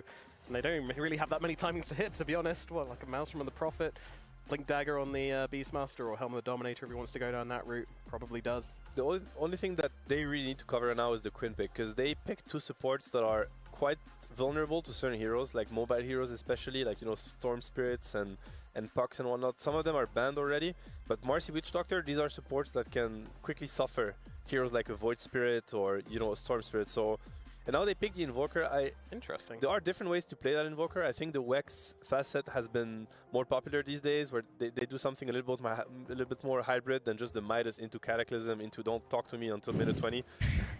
This one might be a little bit more active, and that's definitely what they need. I hope he doesn't go too green on this Invoker, else Quinn is definitely going to punish. I think they're on the same page on Execration, that is for sure. I think these guys have the same idea. It's a simple one, and it is to run at them.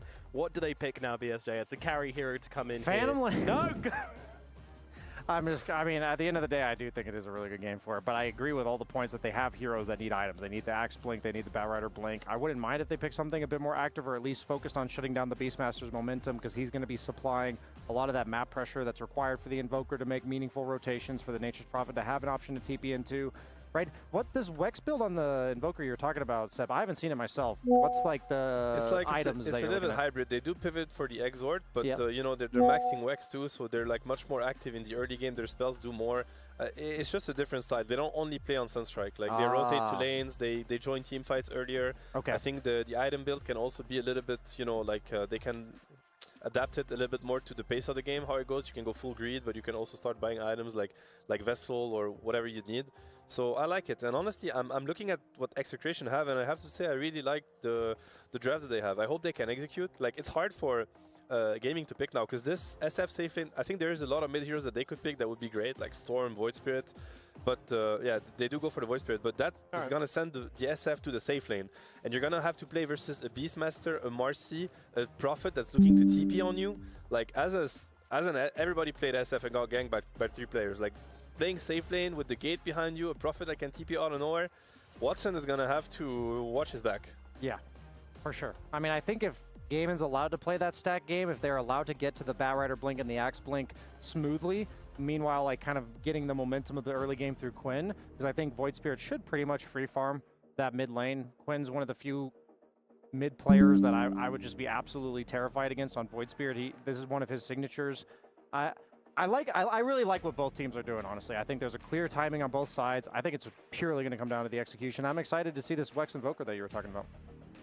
All right, well, we'll see. Guys, the chat is open. I mean, Chat में भी जरूर आइए बातचीत करने के लिए. Running potential. I almost feel like this game is actually all about Execration. Can they keep up that pace? Can they not trip? Because one little stumble, one fall, and Gaimin Gladiators are going to be able to come back into this one in a really, really big way. If you had to call it, BSJ, which way would you be going? I'm going to go Gaimin, but I am not counting Execration out at all. You know, I mean, I have an OG track record. I have to root for the dark horse here, so all in Execration, of course. Let's go. I like that. Chalo, let the game begin. I think game अब शुरू होने For में है. myself, I think it's really hard to kind of go against Gaimin, but join us, come on. Join us on the Cinderella story, man. Everybody likes their Cinderella story once in a while. All right, I'm gonna do it. You've won me over. Execration, definitely. I mean, it's fast, it's fun, it's quick. They've shown us yesterday that they can play this kind of style of Dota. Exactly. So all they need to do is do it again. Let's find out. Game number 1 of Execration versus Gaimin Gladiators with MLP and John X Fire.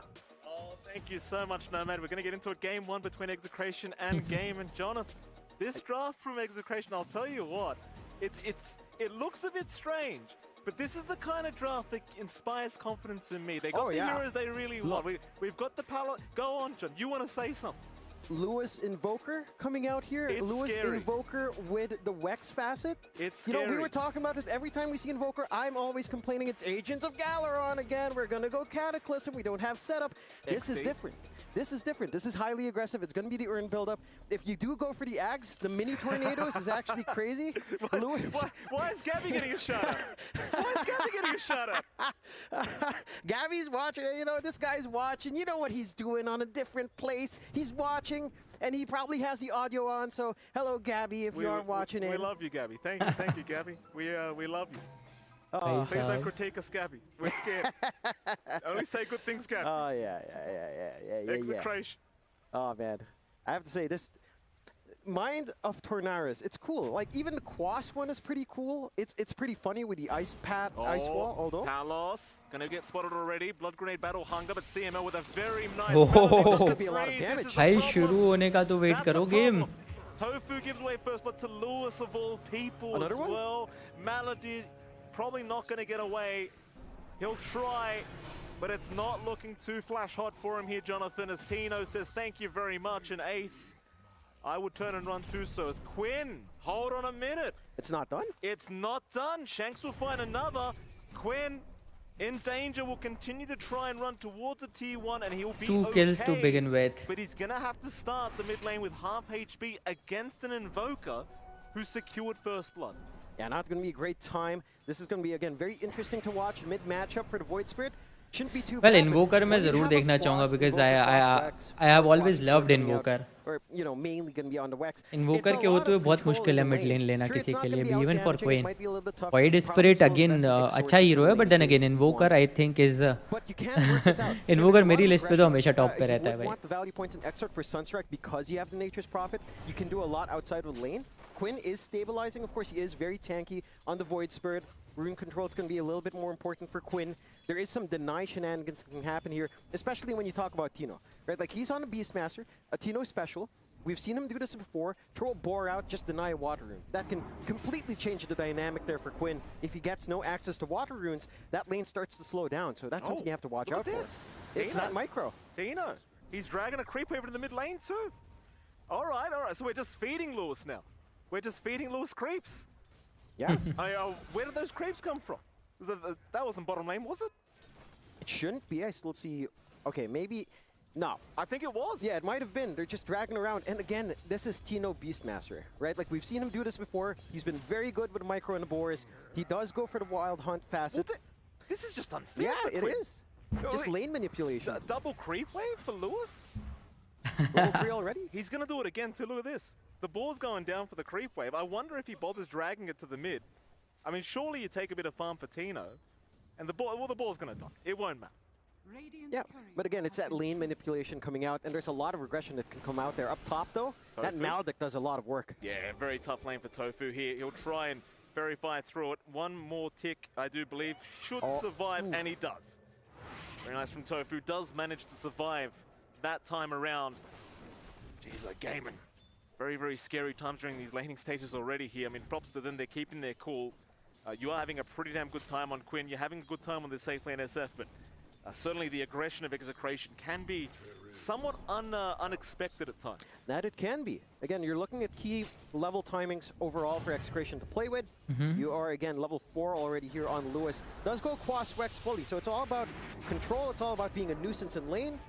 And he's just making sure Quinn does not have the resources to completely outspam him in lane. The bottle is up. Water Rune's going to be coming out in a minute more. You did manage to get the at least one. Void Water Spirit Rune भी up. अच्छा काम करता है भाई mid lane पे, no So you doubt. still managed to get some for the resources, but you can manage quite अगर well तुम्हें here. पता है how Some to good utilize blockages it, coming अच्छा out काम as well. करता है. Very early from Execration. Bat Rider into का that तो top, फिर हमें into पता ही the है, Bat triangle Rider. of the side of Top Gaimin notch. Gladiators. No stacks to come in, which is detrimental to the Bat Rider. Like, that's what Tofu needs to build into. He needs to get in there. He needs to be able to stack the Ancients, clear it out later on, get that farm.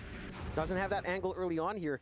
Every single minute you're missing out and potentially stacking is a slower timing to the blink, a slower timing to, say, a 4-staff in the Bat Rider, and, you know, less early impact for that Bat Rider to set those plays up.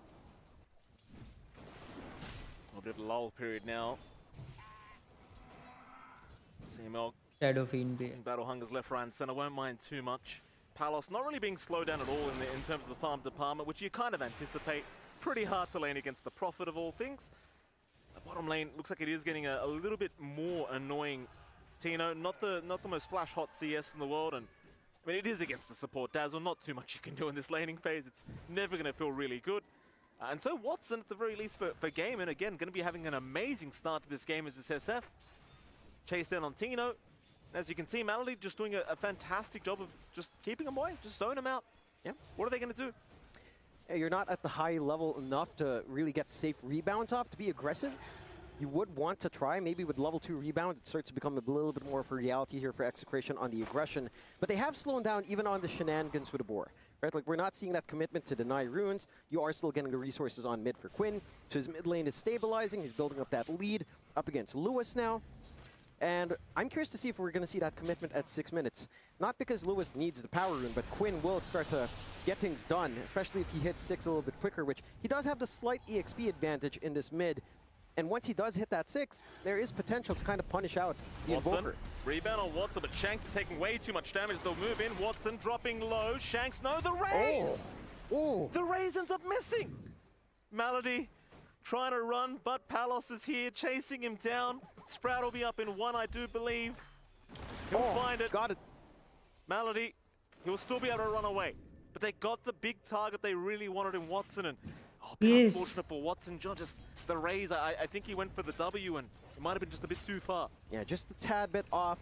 Miss out on the opportunity, but this is the strength of the Nature's Prophet that we've seen from Execration. When Palos runs this, he's all over the map. He's looking for those plays. He's looking for connections. He doesn't mind leaving that top lane. There's no kill threat to chase down CML too early on here. Lewis, hold on. A lot of damage from Quinn. Quinn gonna have to back off here, Lewis. I think that T1 tower. Meanwhile, CML top lane gonna be dived by Tofu and Ace. Find a nice kills. They're gonna try for Palos as well. Tofu trying to return the favor. A lot of damage on Palos, but he won't dive the T1s, of course. At least the Prophet is going to be fine, but Gaimin finding a bit of a nice kill here up at that top lane. Mid, Malady gonna die, but he does at least help Quinn secure that arcane, which I think is probably more important in his life at this point. That it is. You've already got the early earn up on Quinn as well, so you want some aggression up top. Can they chase? Tofu's right behind them. Palos could be in a spot of danger here. They might be forced to just fight back, as Palos is going to stand his ground and try. But Gaimin Gladiators को क्या हो गया भैया आज? Very nice from Tofu. And in the end, Ace, he makes it out.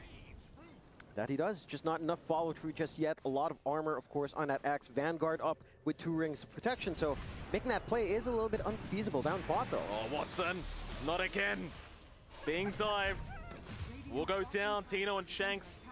Again with the combination, this time without Palos. But they don't need it. In fact, here he comes. Speak of him and he will appear. Malady. He's still going to be okay for now, but Palos just surrounding. Shanks doesn't want to dive in, and it seems like they might just have to leave this Dazzle alone. Just leave him. Not worth it. Nah. Meanwhile, CML and Tofu going at it for the Shrine of Wisdom on the west side of the map, but Tofu, the bounces from the coconut not being too good for him as he is going to go down, but CML, he's still burning. Oh, he doesn't get it. He can't get out of the Shrine. No. Oh.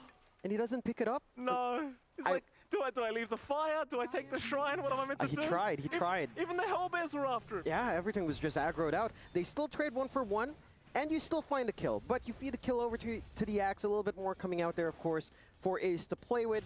1 tiny stack of Code of Blood. Not the most armor, but it will stack up later on. Oh, look at this, John. Oh, They're not leaving the bot lane alone at all. Execration. They saw Malady, but they don't want him. They want Watson. They'll just won't reveal that Lewis is TP'd into this mid lane. CML, though, might do so as now he's just soaking XP, but it doesn't seem like Quinn really sees him anyway. 8-minute power rune is going to end up spawning top. Lewis going to go for an EMP tornado, but it won't really connect, but they'll get the coconut and the bounce back into the Maledict, and Quinn, he's going to try and find a way out, but I think they might just have enough. No, they won't. Malady's here with the heals.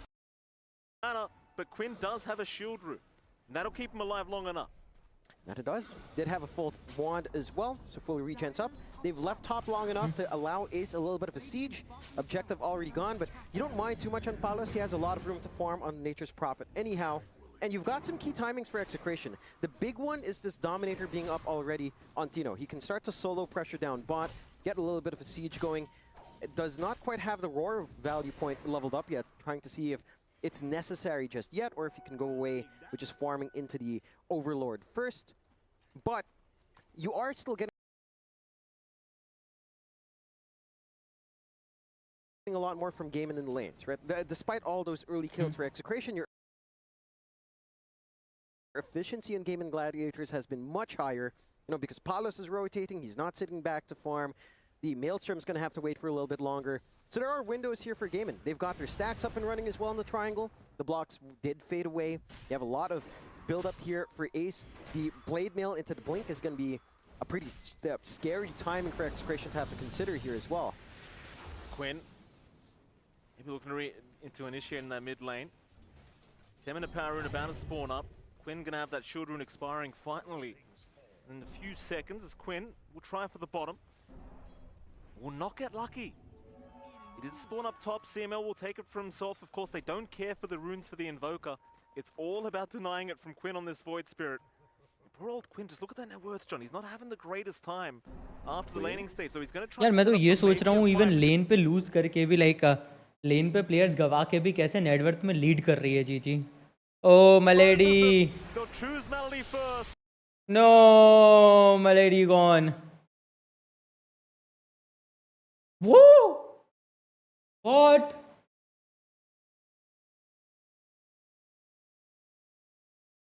In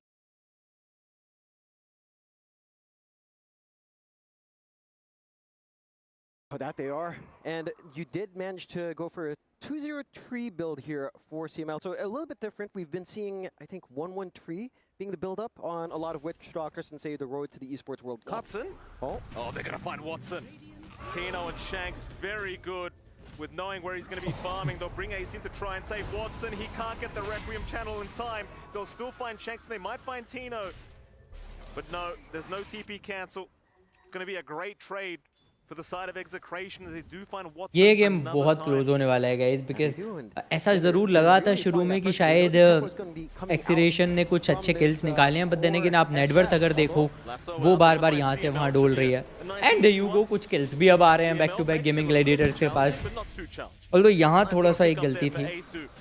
He is the kind of saving grace right now for Gaimin. If you really just kind of look at the activity and the net worth of Ace, he's the guy you got to worry about. Yeah, he's number one in net worth. Blade Mail up with a Vanguard and double rings of protection. A lot of damage coming out from the Battle Hunger. He did opt for a 2-3-4 build, which is a little bit interesting, trying to get the utility and damage out to chase down these supports and softer targets. Going to be gunning for that Blink next. And once you do have that angle to play in for Gaimin Gladiators, it does kind of simplify. You've got follow-through for Quinn. You've got a way of connecting with a Void Spirit when he does commit. You don't have the biggest saves here on the side of Execration as well from the call. So there is a window of opportunity here for Gaimin once the timing's up. And for Execration, it's a little bit more patience that has to come in. Again, Maelstrom's not even done yet on Palos. You don't have that full Overlord just yet on Tino. So you kind of just need to wait until these items are up and running. You do have that full Spirit Vessel up and running on Lewis, though, and they'd want the kill to get that ball rolling here. Oh, they'll move in. Malady going to be there to tank the gank, so nice position from him to ensure none of his cores does get caught. Oh, even he's not really getting caught right now. Shank's trying to chase, but they're going a bit too deep for this one.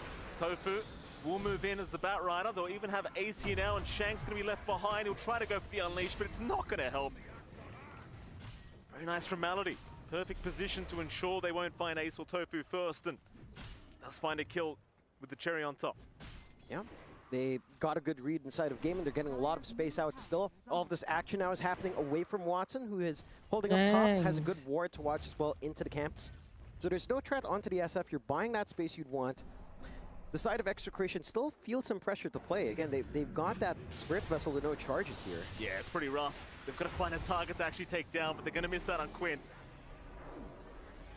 Now, Tofu and Malady have proven to be a little bit challenging to kill off as well, so you're not really finding those charges at all here for Lewis, and that's just such a bummer for this kind of Invoker. Like, you really should be playing off these Spirit Vessel charges as we speak, but he just can't do anything at the moment. It's Palos. Gonna be spotted. Watson will make him well aware of it. Razors do land, but not quite enough, sadly. Nice try from Watson. Yeah, that's a lot of poke out. Palos, again, is just not equipped yet on the NP to kind of join back in. He was taking some early activity, does need more time. Dragonlance is going to be next. Already has that Maelstrom at least to speed up that farming pace. And the full Overlord is now up for Tino. So this is when things should start to connect. CML, bit of danger. Nice rebound out from Shanks. Quinn, pretty much out of mana, but going to find himself the amp damage rune. He'll be very happy with that. Meanwhile, Tofu has got the full blink up now. You've got the Helm of the Overlord on Tino, mind you, so this could be an intimidating fight for Gaimin to try and take. But with that blink up on that Batrider, this might be the defense that you want to try for. Ace will show up as well. The setup is there, and they do it, just successfully force them back. No fight even necessary. No, just have to be conservative for a bit on Execration. Again, their output is somewhat there. It's just the issue of finding angles. Oh, they found someone. Shanks getting caught just in the river. No rebound target, and Ace happy with the dunk on the axe. 5-0-2 now is the scoreline for him. And again, Ace, he really has been the backbone of the team this game one. That he has been. I like this movement into the boots of travel first before the blink. Just because, again, he's kind of maxing out battle hunger. He's trying to play with that slow. Smart. He's trying to chase down instead. There's no pressure for him to initiate because there's no initiation anyhow for Execration. So he can just kind of wait for them to run up to him, rely on that blink on your Batrider instead. And again, Gaimin's just been so efficient on the map. 3K advantage already. They've had all the space in the world to farm on Tofu. मतलब आप देखो यार, notice भी नहीं करने दिया. ऐसा लग रहा था ना कि शुरू बहुत अच्छा किया है एक्सीरेशन ने, but just look at that. अब 3000 की जो एडवांटेज है नेटवर्थ में, वो सीधा सीधा गेमिंग ग्लेडिएटर के पास पहुंच चुकी है. एंड ऑलमोस्ट किल्स का जो काउंट है वो भी ऑलमोस्ट उन्होंने कवर अप कर लिया है. So this is what happens जब आप एक बहुत एक्सपीरियंस टीम का सामना कर रहे हैं. और ये EXE को भी समझने की ज़रूरत है, बिकॉज गेमिंग ग्लेडिएटर उन्हें पता है यार, अगर थोड़ा सा ब्लो लग जाए तो कमबैक कैसे करना है. Wow.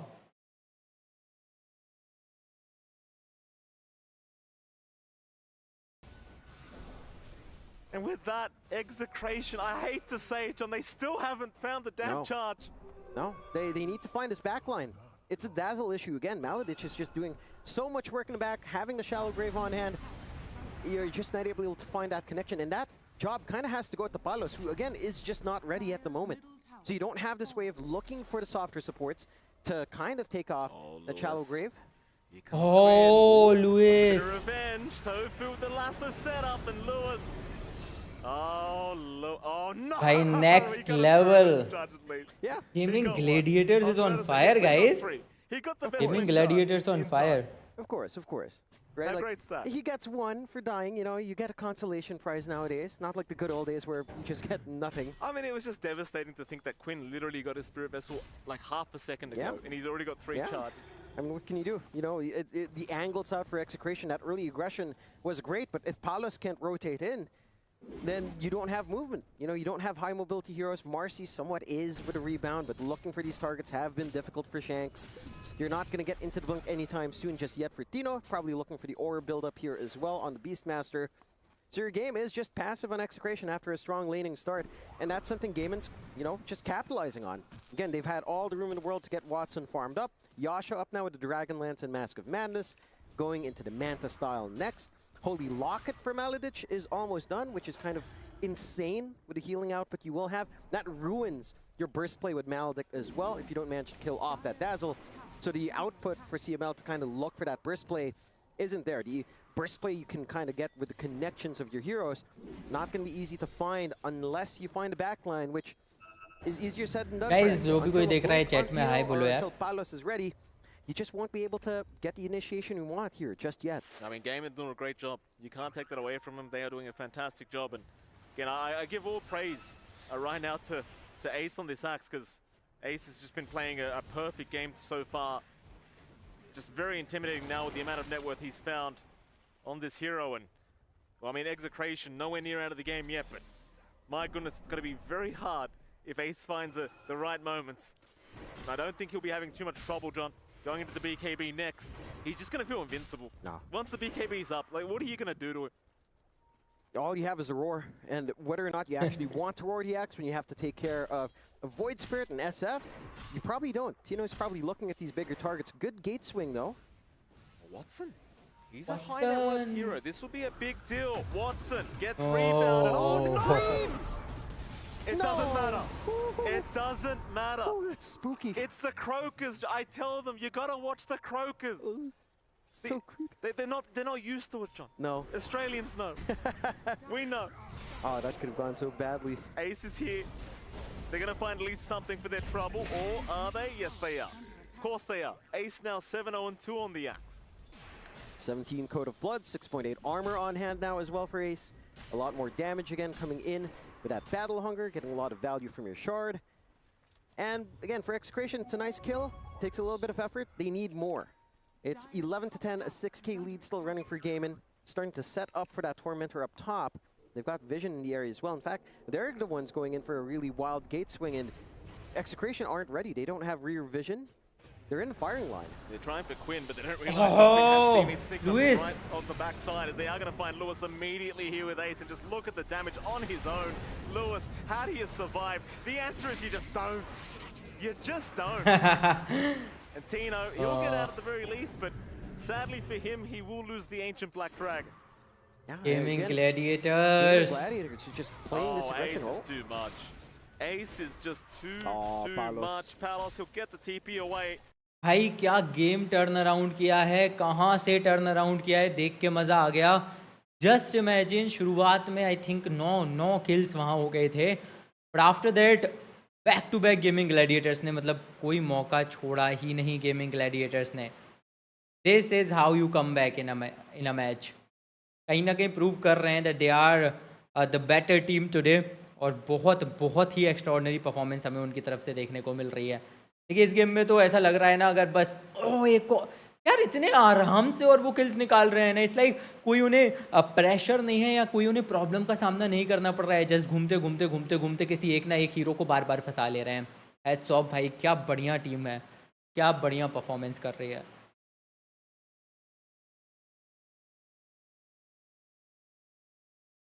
Wow.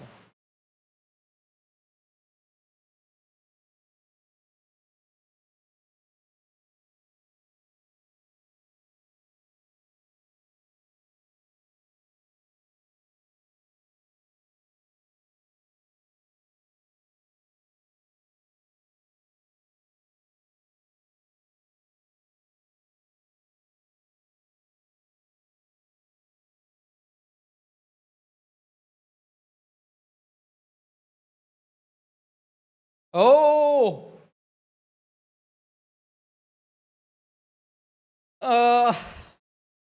Not a good sign for EXC. 10,000 की नेटवर्थ, 10,000 की गोल्ड लीड है अभी. Just imagine, Just a few more gold away from that full 10,000 की gold lead gaming Time. Gladiators. Tino will get caught. Lasso is there. Tino looks like he's going to have no help in coming. They'll leave him be. They'll Yes. even look for the creep, and they'll find it. Tino, they have to give another plus 250 away. And I still think you're very happy trading that for the ace kill at the very least, but certainly you would have liked to escape if you could have as Execration. Yeah, no, you have to look at silver linings for Execration. For Gaimin, they're still in the lead even after losing Ace, even losing that streak. You're fine. You're getting your timings out. You've got the Ags up on Quinn. So now you have to deal with even more Tino, control. why? Yeah, Quinn feeling confident now. The move into Shanks. Call is there from Axe. And with that, Ace right back to work. No messing around. 23 stacks of Code of Blood, Beautiful. 9.2 armor. BKB's not too far off, just a recipe left, 1,200 gold. Tofu, no lasso. CML, not going to survive anyway. 4-star him forward. Yeah, no need to waste a big cooldown. Get a freebie kill. 16 to 11, and Gaimin, again, they've broken this early. No, Shanks अगर यहाँ down हुए that the side of Execration was going for.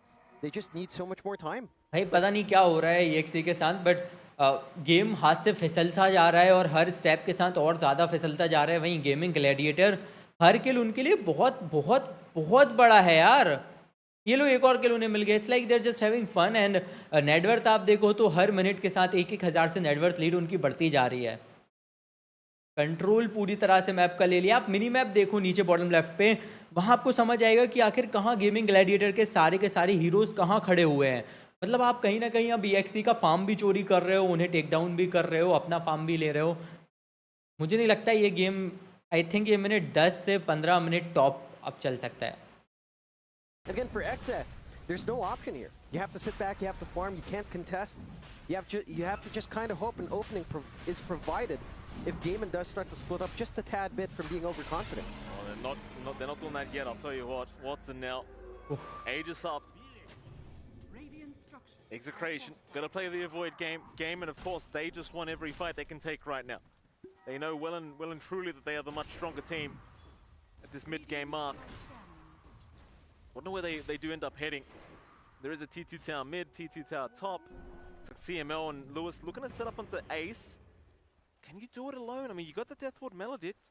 Ace not moving up yet, though. Now we'll do so. Spirit Vessel out. Do they have the setup, however? The stun doesn't really last, and Ace, he might Not just a make good it out sign anyway. for EXE. The CML will get caught out, and it looks like he is just set to fall to Quinn. EML is gone too. He'll try to make it hard. No. Oh, he's healing. Run, CML. Run. No. Natus got him. भाई क्या हो रहा है? मैं इन्वोकर की तारीफ कर करके नहीं थक रहा था. Shanks gone within seconds. हर बार जब कोशिश कर रही है EXE की चलो let's make a difference, let's do something, let's try to bounce back, हर बार उन्हें और 4 कदम पीछे भेज दिया जा रहा है. 13,000 की गोल्ड लीड गाइस, 13,000 की gold lead.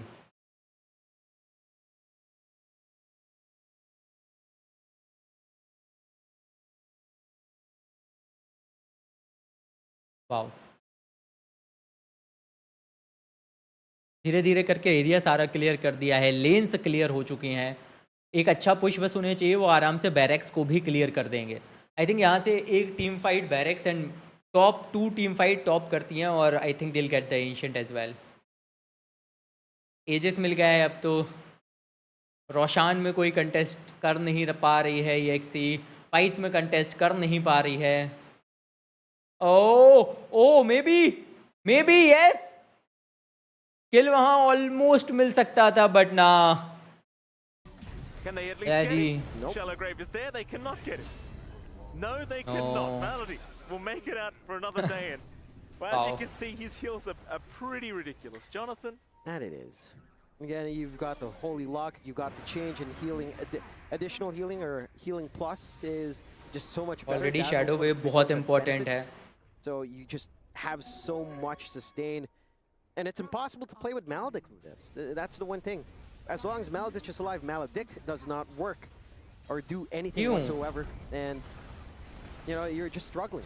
Oh, Lasso Tofu, he's going to find another target. They had a ward on the high ground, nice and easy. There goes CML and Gaimin. They're not stopping. No. There's no need to stop. 2 minutes on the Aegis, they'll continue. In this game, it is really starting to look well and truly over. I'm struggling to see a high ground defense to come here from Execration against what Gaimin are offering. Lewis is going to show up. They'll try to make it a little bit annoying for them by draining the mana of Ace, but he just gets completely reset by Malady anyway. Back to work. Tino hanging around in the smoke, looking for an initiation, but it's just an impossible fight to try and start. He's going to look for Water by running right in, but it's not working out in his favor. They'll drop the Chaos Meteor, but the damage is negligible. It does nothing. Here comes Palos. He's in the back trying for Malady with the Requiem. He can't juke it out. They're just jumping him and surrounding him. Invoker again. Palos, can you keep the fight going? Ace. I don't think you can. Ace, what? And here comes Ace with a 2-man call, takes down Lewis, looking for Tino. They'll try to save. Meanwhile, Quinn dealing with CML. It's just an impossible fight, isn't it? They'll fight back. Maybe Ace will go down. Did I say impossible, did I, John? A Sunstrike. Perfect from Lewis onto Tofu. I mean, they managed to hold on. They only lose a tier 3, but the buybacks coming out, Lewis having to buy back. Still not the cleanest in the world for Execration, but they do stay alive. 17k deficit for them, a 17k lead for Gaimin Gladiators. And you are seeing some signs of life. If you do get that overcommitment, if you can kind of isolate... इस fight ने ना खत्म होने से बचा लिया. इस fight ने खत्म होने से बचा लिया जैसे तैसे, लेकिन वॉट शैंक्स नहीं. ये क्या वॉटसन ने अकेले ही यहाँ तो खात्मा कर दिया. Queen and Watson. मैं बस बोल ही रहा था कि इस फाइट ने जैसे तैसे बचा लिया EXE को खत्म होने से, बट क्वीन वॉटसन गलत साबित करेंगे मुझे और भर भर के kills. And I don't think अब तो वहाँ पे वो टॉप लेन के जो टावर्स थे वो बचने वाले हैं. It won't matter though. They've got a dieback on the Invoker. No buyback on Shanks. Time to go higher ground again perhaps once Ace is up. Yeah, I mean, without Lewis, you're hard-pressed to get that teamfight control. Again, the disruptiveness of the Mind of Tornara's Invoker is there. We're seeing some of the effects of that additional Wex level, but without him, again, how do you go in? You've got Roar, you've got Rebound, taking a mighty risk on your Marcy without BKB. It's been a slow game for Shanks. Not simple to find these solutions here. Palos just has to expose himself on a lot of these fights as well. Oh, Tofu, he does start a Palos. So you are going to lose your Batrider, which might force them to decide to not go for any more. They'll take a Rax, though. It's still a win for Gaimin. Palos, he's getting there. Slowly but surely, the damage is starting to ramp up, but still plenty of work to go here for the Prophet. Yeah, just wants that full Mjolnir. Maybe you can start to think about either something defensive or a little bit more damage here. Watson, does he see Palos? Not yet. Oh, they do now. Palos, do you want a man fight? The answer is no. He'll go for the TP play out. Requiem, Aether Remnant, no. Nice attempt from Quinn. Palos with the quick thinking, knew he had to just TP out of there immediately. Yeah, and he's buying space. That's a quick response out from Gaimin. That's no pressure on the lanes. You're getting some room to farm up as well in this Nature's Prophet. Some room to try to recover. On Lewis, I'm wondering what he's going to go for next. Again, you've got the Midas, you've got the Spirit Vessel and Travels. He's not queuing anything up. It could be a decent game for, again, more utility with your Ags. Maybe it's a little bit too greedy. You could go utility with, say, a Sight, perhaps. Just get some lockdown in, relieve some of that pressure. That's solely on Tino to just keep people locked down. I wouldn't mind the Ags coming out if he was going to go down any ramp, but yeah. we'll see. Like, I'm curious to see how much the Mind of Tornara's Tornado does, right? Like, again, he's been highly disruptive. It feels like with Invoker, with his shards, it's kind of focused on just changing Ags. We'll see Tofu. Lewis gets the Tornado set up. There's no help for Tofu. He should just be dead. They are trying to TP him, but no. They'll take the Tormentor instead, so Tofu will drop, and that'll allow the opening to try for a T2 tower. The thing for Palos is the only people he's really afraid about is Axe or Tofu. If he doesn't get caught and he's allowed to stand there and right Queen. he's happy as Larry's. Here we go. There's that catch. There's that call. They'll try to save with the rebound, though. Now that's what I was talking about. Tina will drop as Quinn jumps right in. They've got the Prophet. Palos is gone. Death Ward channeled. But what's it going to do? Absolutely nada is the answer. And that's what I'm saying. I think if you're Palos, you can't really afford to frontline like that. You can't. He's just not set up for it. Doesn't have anything defensive. One good call, and he's just kind of blown apart. At the least, again, you kind of save out Lewis. You were forced to BKB down to 7 seconds now for Shanks. But you do stay alive. You control that top lane, you push back. It's just all of this control from Gaimin. Right? The blink call, the threat of Requiem, the threat of the Ags up on Quinn, that silence just giving you a huge opening to play. And it's so hard to see Execration go for the counter fight once that initiation's committed in. I'm not sure what they have to do. They've got the blink up on Tino. Maybe you could go for a roar in the back, but easier said than done. 3 heroes with no buyback. Plenty of time. They'll get a glyph. Forced out. Ace trying for a quick call blind. Won't find anything. Ace is currently fishing. Wow. Tier 3 tower will go down before Tina does come up. Even then, you're not going to have Palos. You're not going to have CML for this defense. They're going to have to just try and defend the mid-racks, if anything. We'll see if Gaimin want to stick around to try for it. They might just go for the next Roshan instead. Be the much safer play. No need to risk this game at all here for Gaimin. I mean, they're 27k ahead. 27,000 की They've gold got lead. the whole map controlled by themselves. Yes, Roshan's going to be a little bit of time. It's one of the later timers, but you may as well just wait it out. Yeah. Just kind of get that build up. You're in a very secure spot right now as well for Gaimin Gladiators. 27k up. Oh, Lewis. Oh. They see him. Watson? Should know he's there. Tofu gonna pop the firefly, drop the sentry. They're gonna find him. Lewis is gone. Watson, he'll get roared up. Rebound in. They're gonna try and blow Watson up, but Watson, he should have the help from the Palos. the Shallow Grave was already committed, but Watson. Imbibe Tino. Gone. Watson on a rampage. Finally deals with Malady, but he forgot about the carry. Palos will get the kill by GGs. Tino. It's a rampage Give up. for Watson. GG. आज का पहला I mean, it's GG. fair. I think भाई give up करने पे मजबूर कर दिया gaming gladiator. Now that's how you play Dota. भाई क्या खेला है यार, स्पेशली शुरुआत में 9 किल्स हो गए थे EXC के। आप सोचो 9:1 9:2 ऐसा चल रहा था, और उसके बाद से धीरे धीरे करके जो मोमेंटम बनाया, पूरे मैप को कंट्रोल किया एंड माइंड ब्लोइंग गेम खेल के दिखाया। वॉटसन और क्वीन, ये दो खिलाड़ी तो स्पेशली, भाई Watson was on a rampage, just wow, hats off to this team. 1-0 अब हो गया है guys, remember this is a BO2। अगर अब एक गेम अभी भी EXC जीत लेती है तो दोनों टीम्स को एक एक पॉइंट मिल जाएगा। अगर हार जाती है तो उन्हें कुछ भी नहीं मिलेगा। On the other hand gaming gladiator को 2 पॉइंट्स मिल जाएंगे। लेट्स सी, ऑलरेडी एक टीम तो लेके जा ही चुकी है, दैट इज नावी, आज के दिन में 2 पॉइंट्स। Just wow.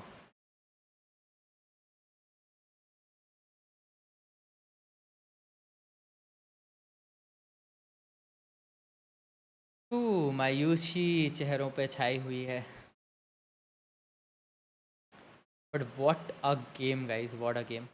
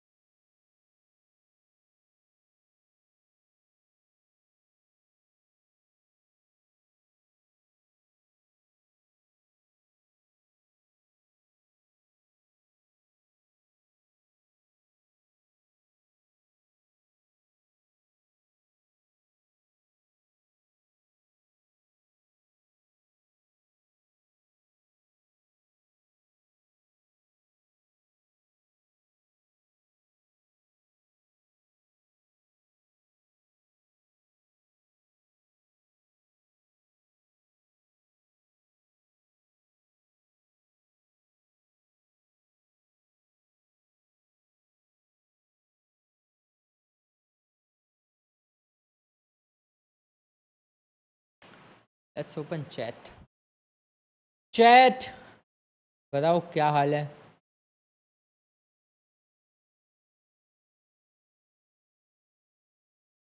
आपने BMPS देखा? जी भाई, only 6 people watching, yes boy.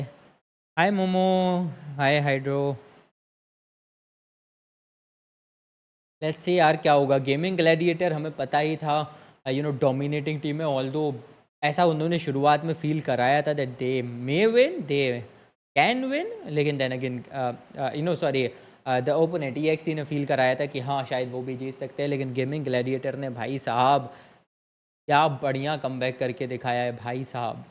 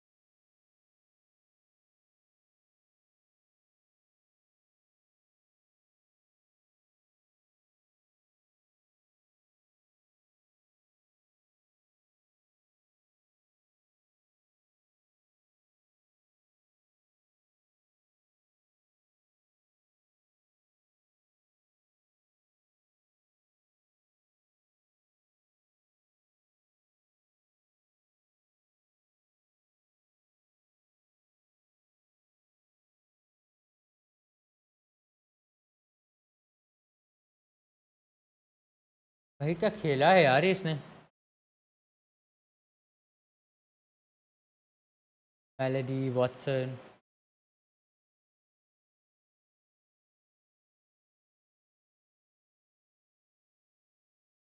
what a game indeed, what a game.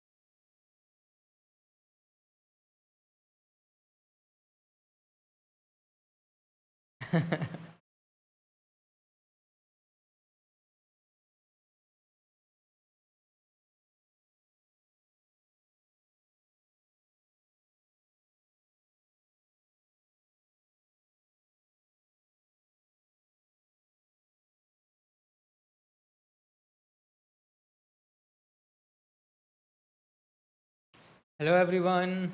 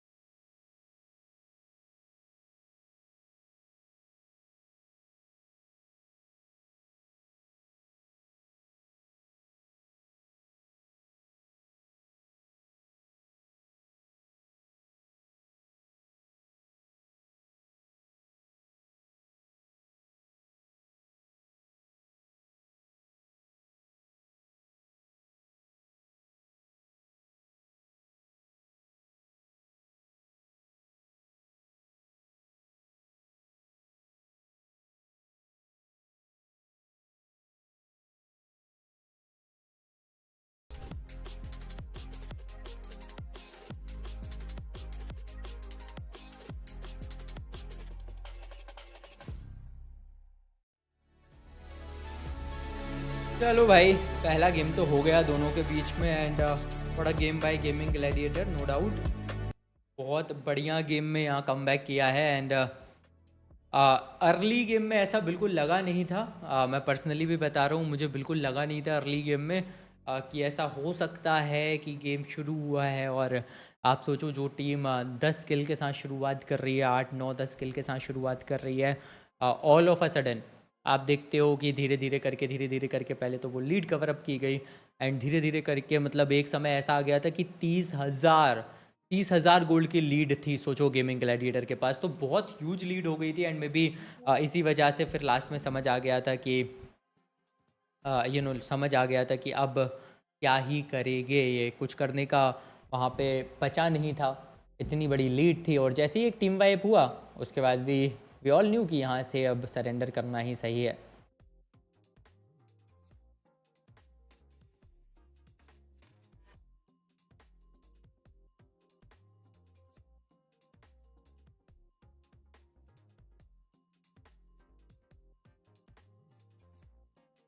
तो या कोशिश तो बहुत अच्छी की ऑल्दो EXE ने, but then again gaming gladiator being gaming gladiator ऐसे ही अगर हम करंट सिनेरियो की बात करें तो they are no doubt sitting on that number 1 spot, on that top spot. जिस हिसाब से खेलती है, जिस हिसाब से अपने आप को कैरी करती है टीम, जो हमें इनकी तरफ से ओवरऑल एक पिछले कुछ सालों में जो एक कंसिस्टेंसी, एक अच्छा गेम प्ले देखने को मिला है, बहुत ही बढ़िया।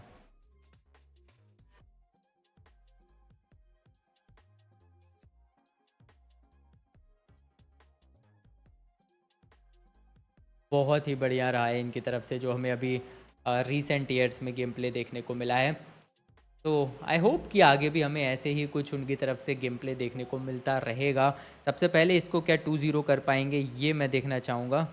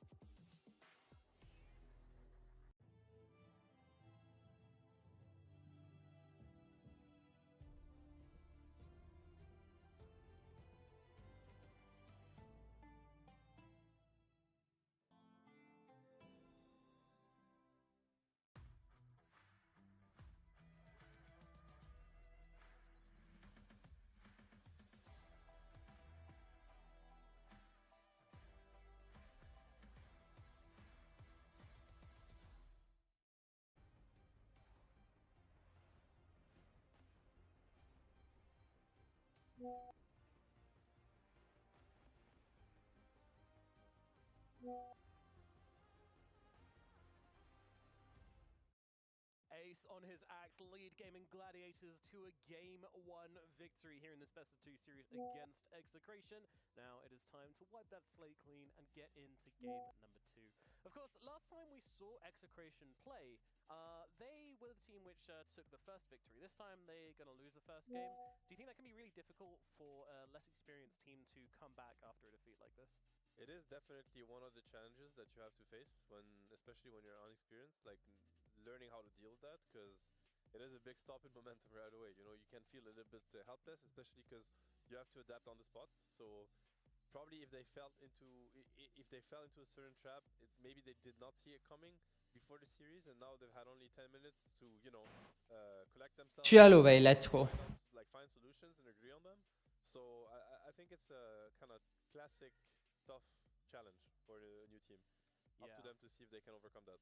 And also, I think we looked at the draft and we're pretty happy with them, right? We thought like, hey, this is actually looking like a pretty good draft for Execration. It's a little slow from Gaimin, so I would imagine they're probably saying the same thing. So now, what is the play? 'Cause that self-doubt starts to creep in, right? I think it's about the lack of intuitiveness to their kills happening. Like if you saw that in the clip where Dazzle saved Quinn, there was some sick spellcasting on the side of Execration. They tornadoed him into a perfectly timed rebound, cold snap, dispose, roar.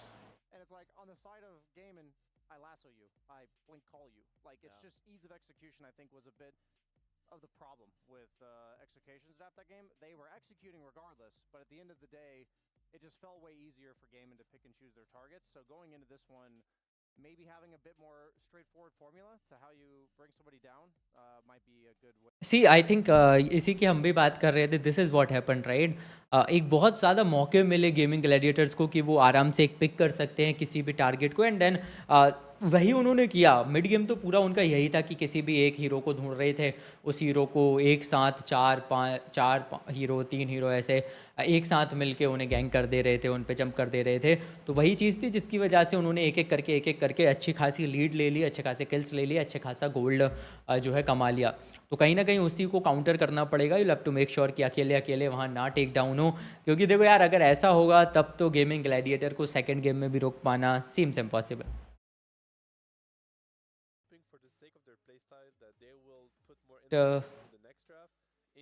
इस chat में जो भी कोई है, come on से something.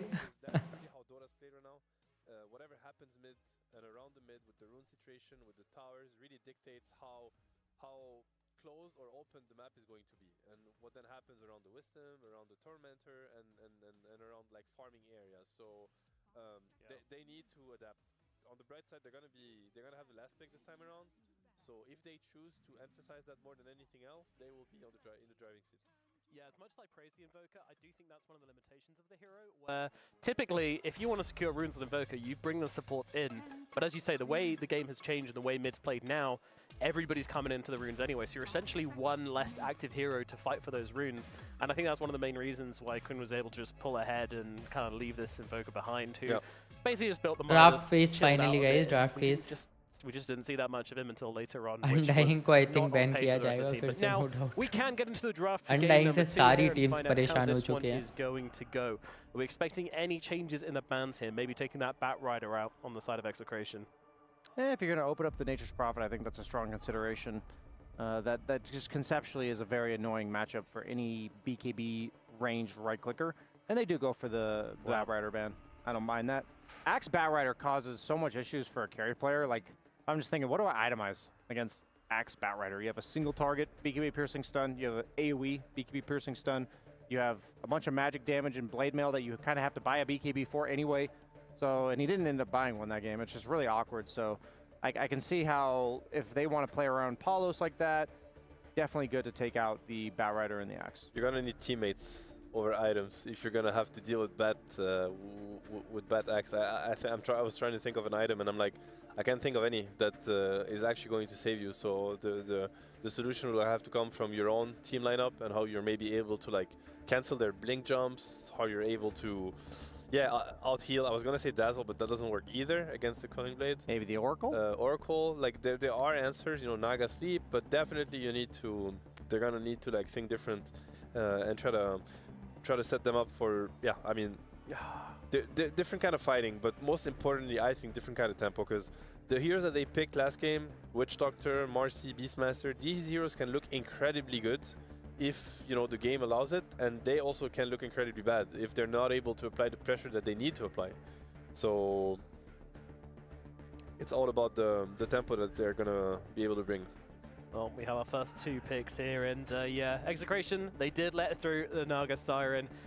Oh, I hate this hero so much. It's so much. यार मैं सोच रहा हूँ नागा सायरन को बैन कैसे नहीं दिया भाई. Naga siren. Hey, like it's just -1 guy in the fights, but the support is like, oh, someone's about to do something cool. Oh, never mind, she's singing. I guess we'll just sit around and do nothing for a bit instead. That's funny, because I actually enjoy watching Naga a lot. I think Naga in competent hands is like an incredible hero to watch. Like you have all the, you know, the micro, the scouting, Pango एक the तरफ blocking and एक camps तरफ aspect Naga with the first pick. illusions. You know, you also obviously the sleep concentration. I think can be pretty impressive at times. Like you have some crazy team fights that are Not happening. to a pleb like me, Seb. To me, it's just boring. It's maybe not as flashy as an RP or a Black Hole happening, and maybe even runes those. Though this is where I could agree with you. Exactly, but, it's the combo breaker. But if you pair it up with something cool like a Shadow Fiend or maybe an Enigma or something like that, then maybe I'm back on board. all right. Fun, but Disruptor, Naga Disruptor. Any takers? I mean, Disruptor is getting picked a lot as well. Disruptor, like individually of Naga, it's the 6th most picked hero of the tournament. So. Yeah. Wouldn't be too surprised. Classic combo. You have the Darkseer, which got banned out. You have the Enigma. You have the Disruptor, the SF you mentioned. Yeah. Nomad. I like any of those. They're all in the pool except for the Darkseer. The Pangolier answer to the Naga is a little bit weird to me, because I think it goes both hands. Like I see how obviously the Pango roll is one of the few, you know, spells in the game that doesn't really get stopped by sleep. So if you're trying to lock down a hero, you know that sleep is not going to stop that. But at the same time, I think Naganet is a really cool tool against Pango. And the laning phase and what happens around the mid, if it's a Pango mid, is also not great.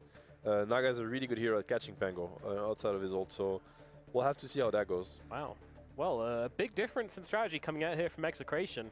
I don't feel like this is fitting into the style of Dota they played previously. Like, no. I don't feel like Mag is that fast hero. Well, what I like about Mag is that usually Naga gets paired with these ranged turrets. These ranged turrets love to just stand still. They're easy skewer targets. I'm sure you are aware of this in your mini Mag games, Seb. And you also pull people away from that likely save. Yeah. I've always liked Mag against the saves. Yeah, how do you feel about it? It's good. Typically SF. The SF comes out now. Obviously Naga SF, very famous combo, but Mag is a really good hero against SF. Mag really enjoys, as you mentioned, like playing versus these third heroes, like repositioning them in a very unfavorable way. It is a really good pick. I like it. I'm just worried about the tools that they have again, because these are like kind of greedy heroes in a sense, or heroes that don't cover certain angles. So we'll have to see. I'm thinking of Quinn heroes that might come on 18, like Puck or Dawnbreaker को Storm कैसे Spirit, लेके आ रहे हैं यार? classics that he plays and that he's really good at. That neither उतना Peg or Mag successful address भी whatsoever. हमें although नहीं It's देखने को essential मिला to फिर भी. leave the Shadow Fiend mid as well, let Quinn play it, and then you've got the magic style of SF with the Nagasaran setup. Yeah, definitely. That's the strength of this SF pick right now, because he's been so good from both the mid lane and the carry position, and also he like it's two completely different styles. Like from the mid lane, it's a very like heavy burst, magic damage kind of style, whereas from the safe lane, it's the classic right-click SF with Mask of Madness and Dragonlance, which cover completely different angles in Dota. So it is hard to draft versus this SF, because it's also a very dominant laner, so you can't just ignore him. Whether it's from mid or carry, you have to cover certain angles, even though you don't know what's coming. Yeah. Yep, speaking about this Dawn, we saw earlier on the other stream, Team Spirit picked Wyvern support against it. I've loved that matchup. I love Wyvern against any lineup that also has a hero like SF that's just going to shred his teammates. Also has like, whether it's the right-click SF, whether it's the BKB Requiem SF, it's good against both of those. So I would love to see if Execration could whip that out. Not exactly a hero you just kind of casually pick though. Like Wyvern's definitely a specialist hero through and through. But all I'm thinking is right now, Dawn has a pretty straightforward time that she's supposed to ulti, and I want Execration to pick something that punishes it, maybe makes you second guess it at least a little bit in terms of what you're landing on top of. Back to the Witch Doctor. Land on top of a Maledict. Uncounted. There were some good moments for Witch Doctor in map 1, and obviously this is a hero that, if you're gonna start bleeding as a team, he's not gonna stop it. Like, if anything, he's just gonna be feeding even more. Like, that's a hero that really enjoys playing from ahead. We're not talking, big team fight presence, big comeback mechanics. That's just not Witch Doctor for you. But, I was looking at this Axe last game, and, top on net were super fat, very hard to deal with, and all of a sudden Witch Doctor almost solo kills him, and that is what Witch Doctor can do. Yeah, there were some pretty cool, casks also that we got to see. So some very skillful casts. No, really. I mean, obviously Witch Doctor. Everybody hates Witch Doctor when the cask happens. Everybody calls it luck, but I'll tell you what, it's always the same that get lucky. I'm just saying. The dark side of me really wanted. There was a specific play mid where Quinn got caught out by a cask and it bounced to entire creep wave and back to Quinn rather than to any other creep. That is skill. That is skill. I really wanted Quinn to die there just to see the cam reaction. I'm not going to lie to you. Quinn, I love you, but it would have been really, really funny. But luck is no excuse. That's a famous Dota saying. Dota has nothing to do with luck, everything to do with skill. And that includes all Witch Doctor players. All of them. I got to ask you, Seb, what do you think about this Shadow Demon pick? For me, it's kind of out of left field, but I'd love to hear what your thoughts are on it. It's an interesting one. I mean, I think I like it versus what I see. Like, it is good versus SF. It is good versus Dawnbreaker also. I'm thinking, you start the fight, you hold disruption, Dawn turns, and the Dawn stun is going to happen. You have the disruption to deal with it. I'm also thinking of the something we might not think about, but the SD shard versus the SF fear, I think, is a very cool mechanic. SF fear is a big problem, especially from the mid lane. So when you commit on this SF and the fear is going to happen, like the blink ulti, SD shard stops, like it removes fear mechanics like Void Spirit Q or SF ulti.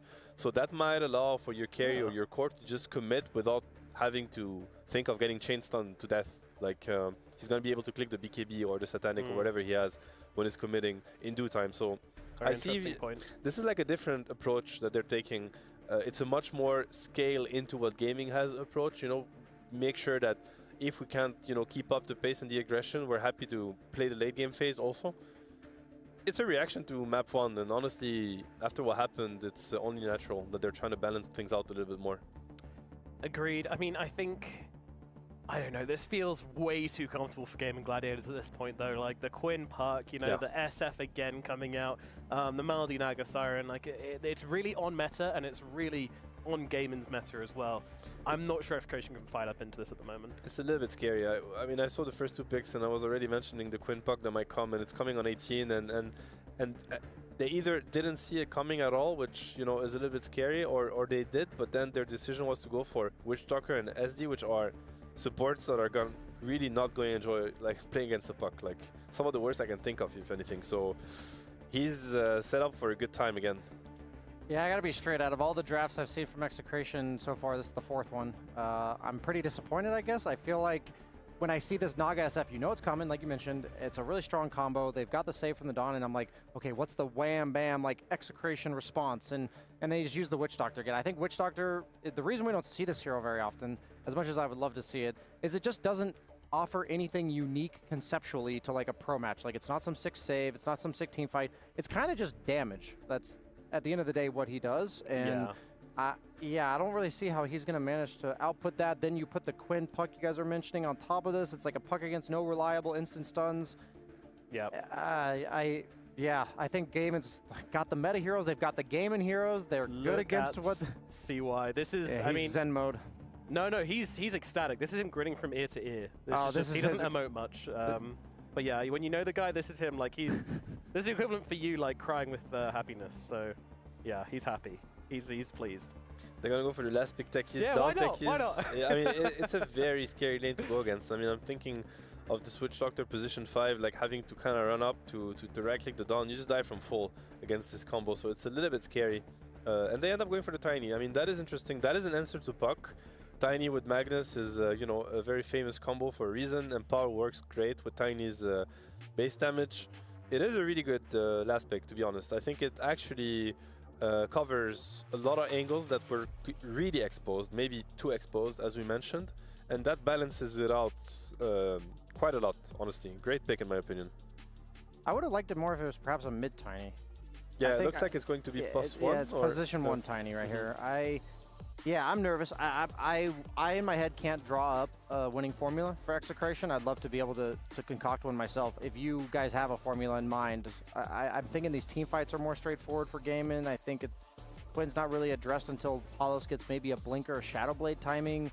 I don't think Tiny's all that great anymore against like minus armor heroes like SF now that the Grow has been nerfed several times. Yeah, I think there's going to be a need. There'll be a lot of chaos for Execration to make this happen, like some sick mag skewers, and I really like the SD shard interaction that you talked about. It's going to be good against these silences and slows. Yeah. But here's the problem: if things get chaotic, then Maldy's just going to hit that reset button, let the song sing, and still hating on the Naga after all of this. Oh yeah, absolutely. You have to get that one last jab in there. All right. Absolutely. All right. I mean, what are the faults in Gaimin Gladiators draft? Is there anything which might catch them off guard here, Seb? I mean, there's great scaling on Execration this time around. You know, Tiny with Empower, Pango with Empower, you know, Shadow Demon, Magnus. These are heroes that are no shy. They have no problems going into the late game part of the game. So if it gets there, I would really value Execration's chances. But again, I'm afraid about the mid situation. This is a great puck game. Yeah, Quinn is in his comfort zone. Can they deal with him? That is the question. That is the question indeed. Alrighty, it's a scary bit of an outdraft situation here in game number 2. Can Execration find themselves to the late game, force any mistakes out of Gaimin Gladiators, or is it going to be a clean 2-0 coming out from the Gaimin Gladiators? Let's find out with our casters of the Magical Mike and the Jolly Old John.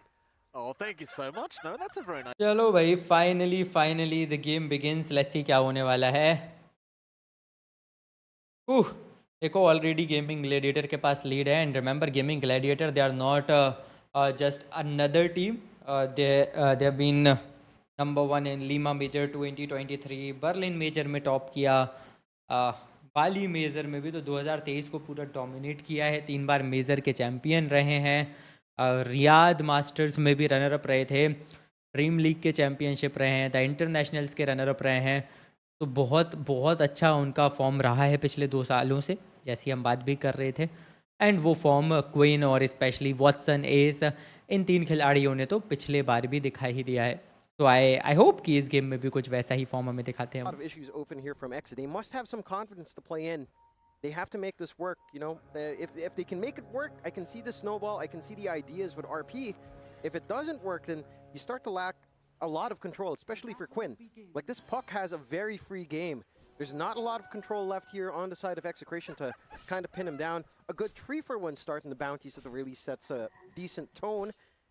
Maybe a faster little bottle coming out for Lewis on mid, a little bit more to play with in that sustain. But I don't know, this puck is really the one thing that kind of raises questions. Puck, SF, Naga, plus Dawnbreaker on top. It's just overwhelming team fight here from the side of Gaimin Gladiators. Yeah, it's one of those games where Execration going to have to find a way to just outplay them, which is pretty standard for Southeast Asian teams in all fairness. Sometimes you just try for the outplays, but certainly Quinn Looks like he's going to be having a really good time this game on the puck, or at least we expect him to. See how it all does go. Of course, Lewis will be up against him in mid the lane पे mid पक बहुत Imagine परेशान the करेगा. farm game for Lewis won't be too challenging. Should be a bit of even trading between these two, but it is going to be very important for Lewis, I think, to have a fantastic laning stage going into that mid game, because arguably this is your control in the mid game for this puck, and even then it's not that easy. No, it's not that easy. It's not that reliable as well. We'll see how well Lewis can line his shots later on. Taking a gander down bot. The lane for Palos. And this can be an aggressive lane, to be fair. Like, once you've got some points in Toss and Avalanche with Maledict up, there is some burst potential that comes in. You can punish the Techies if it does go for the blast off in the wrong spot here for good old Tofu, depending on his positioning, of course. Mind you, this is also a very dangerous lane down bot with the Dawnbreaker. There's a lot of follow through to play with. There's a lot of instant burst like we're seeing now. Just a little bit poke. Yeah, they are trying. Of course, you did hear the panel talking about how aggressive this laning stage can be from Tofu and Ace. And of course, you and I, over the years, we've watched plenty of Tofu Techies games, and the man knows exactly what he's doing. Yeah, certainly, you can see just the explosiveness once they get those levels up. And here we go, that level 2 is so scary. But Palos, he does allow them to secure first blood before he goes down himself. And now Ace might actually just be dead. In fact, the last tick shouldn't be enough. He'll make it. But they do at least deny the first blood away from them, and CML, he'll get a bit of bonus scored for his trouble. Yeah, and this is what you have to do in Execration. You have to be smart with when you use that cast, when you use the Maledict. If you can catch, if you can punish, that turnaround is there. You have to, you know, kind of weigh the options for Gaimin. It is a high-risk move. You are losing a lot of HP. Tiny is still relatively tanky, even with all of that magic damage and physical damage in the lane. The mid lane has been going pretty smoothly for Lewis. He is managing to out-CS the puck, which you should expect. You don't really get to maximize puckish here up against the Pangolier. So Lewis is going to be able to control. We'll see if he can take control over these runes later on. Palos almost actually dealing with Ace here. The Melodic proving to be a pretty big nuisance from this Joe, and in fairness, you can do a lot of damage pretty damn quickly with this. Agnes! There's a skewer back now from Tino. Watson gaya. Watson gonna spam the razors out. Might just be going down though, but maybe they can at least find Tino as well, but no. Malady can't do it on his own. So Watson does take a kill before he does go down, but ultimately will give a nice kill back the ways. Now they're gonna find Tofu. Tofu goes for a run, Fairy Fire up. Tino actually dies. He went back in for the Lotus at low HP. He didn't expect Maledich to actually hang around, had no HP to play with. Okay. One little deluge and a right click and he's gone. All right. Well, a lot of kills happening already, John. 3-3. Tofu also going Just down like the bottom previous game, remember? I mean, उसमें भी हमें early game में say बहुत kills you're in a देखने को मिले happier थे. place overall for Gaimin. I think these kills are starting to line up. Maybe Watson dying does offset that a little bit. So you are feeling a little bit better there for Execration. It does feel like you aren't worried too much on the side of Gaimin, right? You still have some to play. Oh no, not that's this a nice combo. cast. That's a nice cast out from CML. Ace at least going to take him down, but it's not looking too good for his own life. Ace should just be dead, trying for a deny. Oh, he can't get there, and now the double! The double for CML. The malpractice. You can't forget about the malpractice. It's a lot of damage. And I was a little bit surprised Tofu re-engaged after getting maledicted with a blast off. There's such a huge risk to lose HP into that. And again, that turn potential for the Witch Doctor is always there. Palos is just fine. He gets to soak up some EXP. He gets to farm, play his game. No pressure for him. You don't mind losing CML for that. Again, this mid lane is still going relatively well for Lewis on top of things. Level 5, slightly ahead of Quinn, has 6 denies under his belt, is getting some good control on mid. Water runes have been relatively even, so both sides do have resources, but the lane management coming out here from the Pangolier has been smooth. The top lane maybe has been the lane that's been a little harder to contest. It is much harder to look for skewer back opportunities, of course, when you're playing up against that skewer. But there are some opportunities, of course, you can line up the disruption. Some good stacks being built up now as well here by Shanks, which you would expect from the Shadow Demon. Their triangle is warded up, so they don't have the large camp to stack, but they are stacking the safer, further option for that catch-up farm here. And that's going to be a huge boon for Tino if it stays protected this entire time. The Shrine of Wisdom fight is where that can go awkward, especially since you're, again, playing into a puck. Quinn will likely look to play aggressive into that 7-minute mark to contest. Yeah, I mean, absolutely. Props to Lewis, though. Lewis still having a brilliant time here on this Pangolier, and this is something that, again, another hero that Lewis is very comfortable with. We've seen it many, many times. Not struggling in the farm department here in this mid-Pango. Power Runes, of course, going to be spawning up in about 23 seconds, so both teams getting prepared for that. Though a nice dream call now onto Lewis, holding him down as Melody's going to move in, but Lewis still pretty healthy. They'll throw a blood grenade out. Quinn, he's waiting. Cask out, not going to land. Meanwhile, Tofu now jumping in for an extra. CML also going to go down. CML. They will find a double for Quinn. You couldn't have asked for much more right before the 6-minute Power Rune. Yeah, it's perfection out from Gaimin, getting a good read, knowing that they've got the control, getting the dream call off. It's a difficult game for the Pango to try to be the aggressor.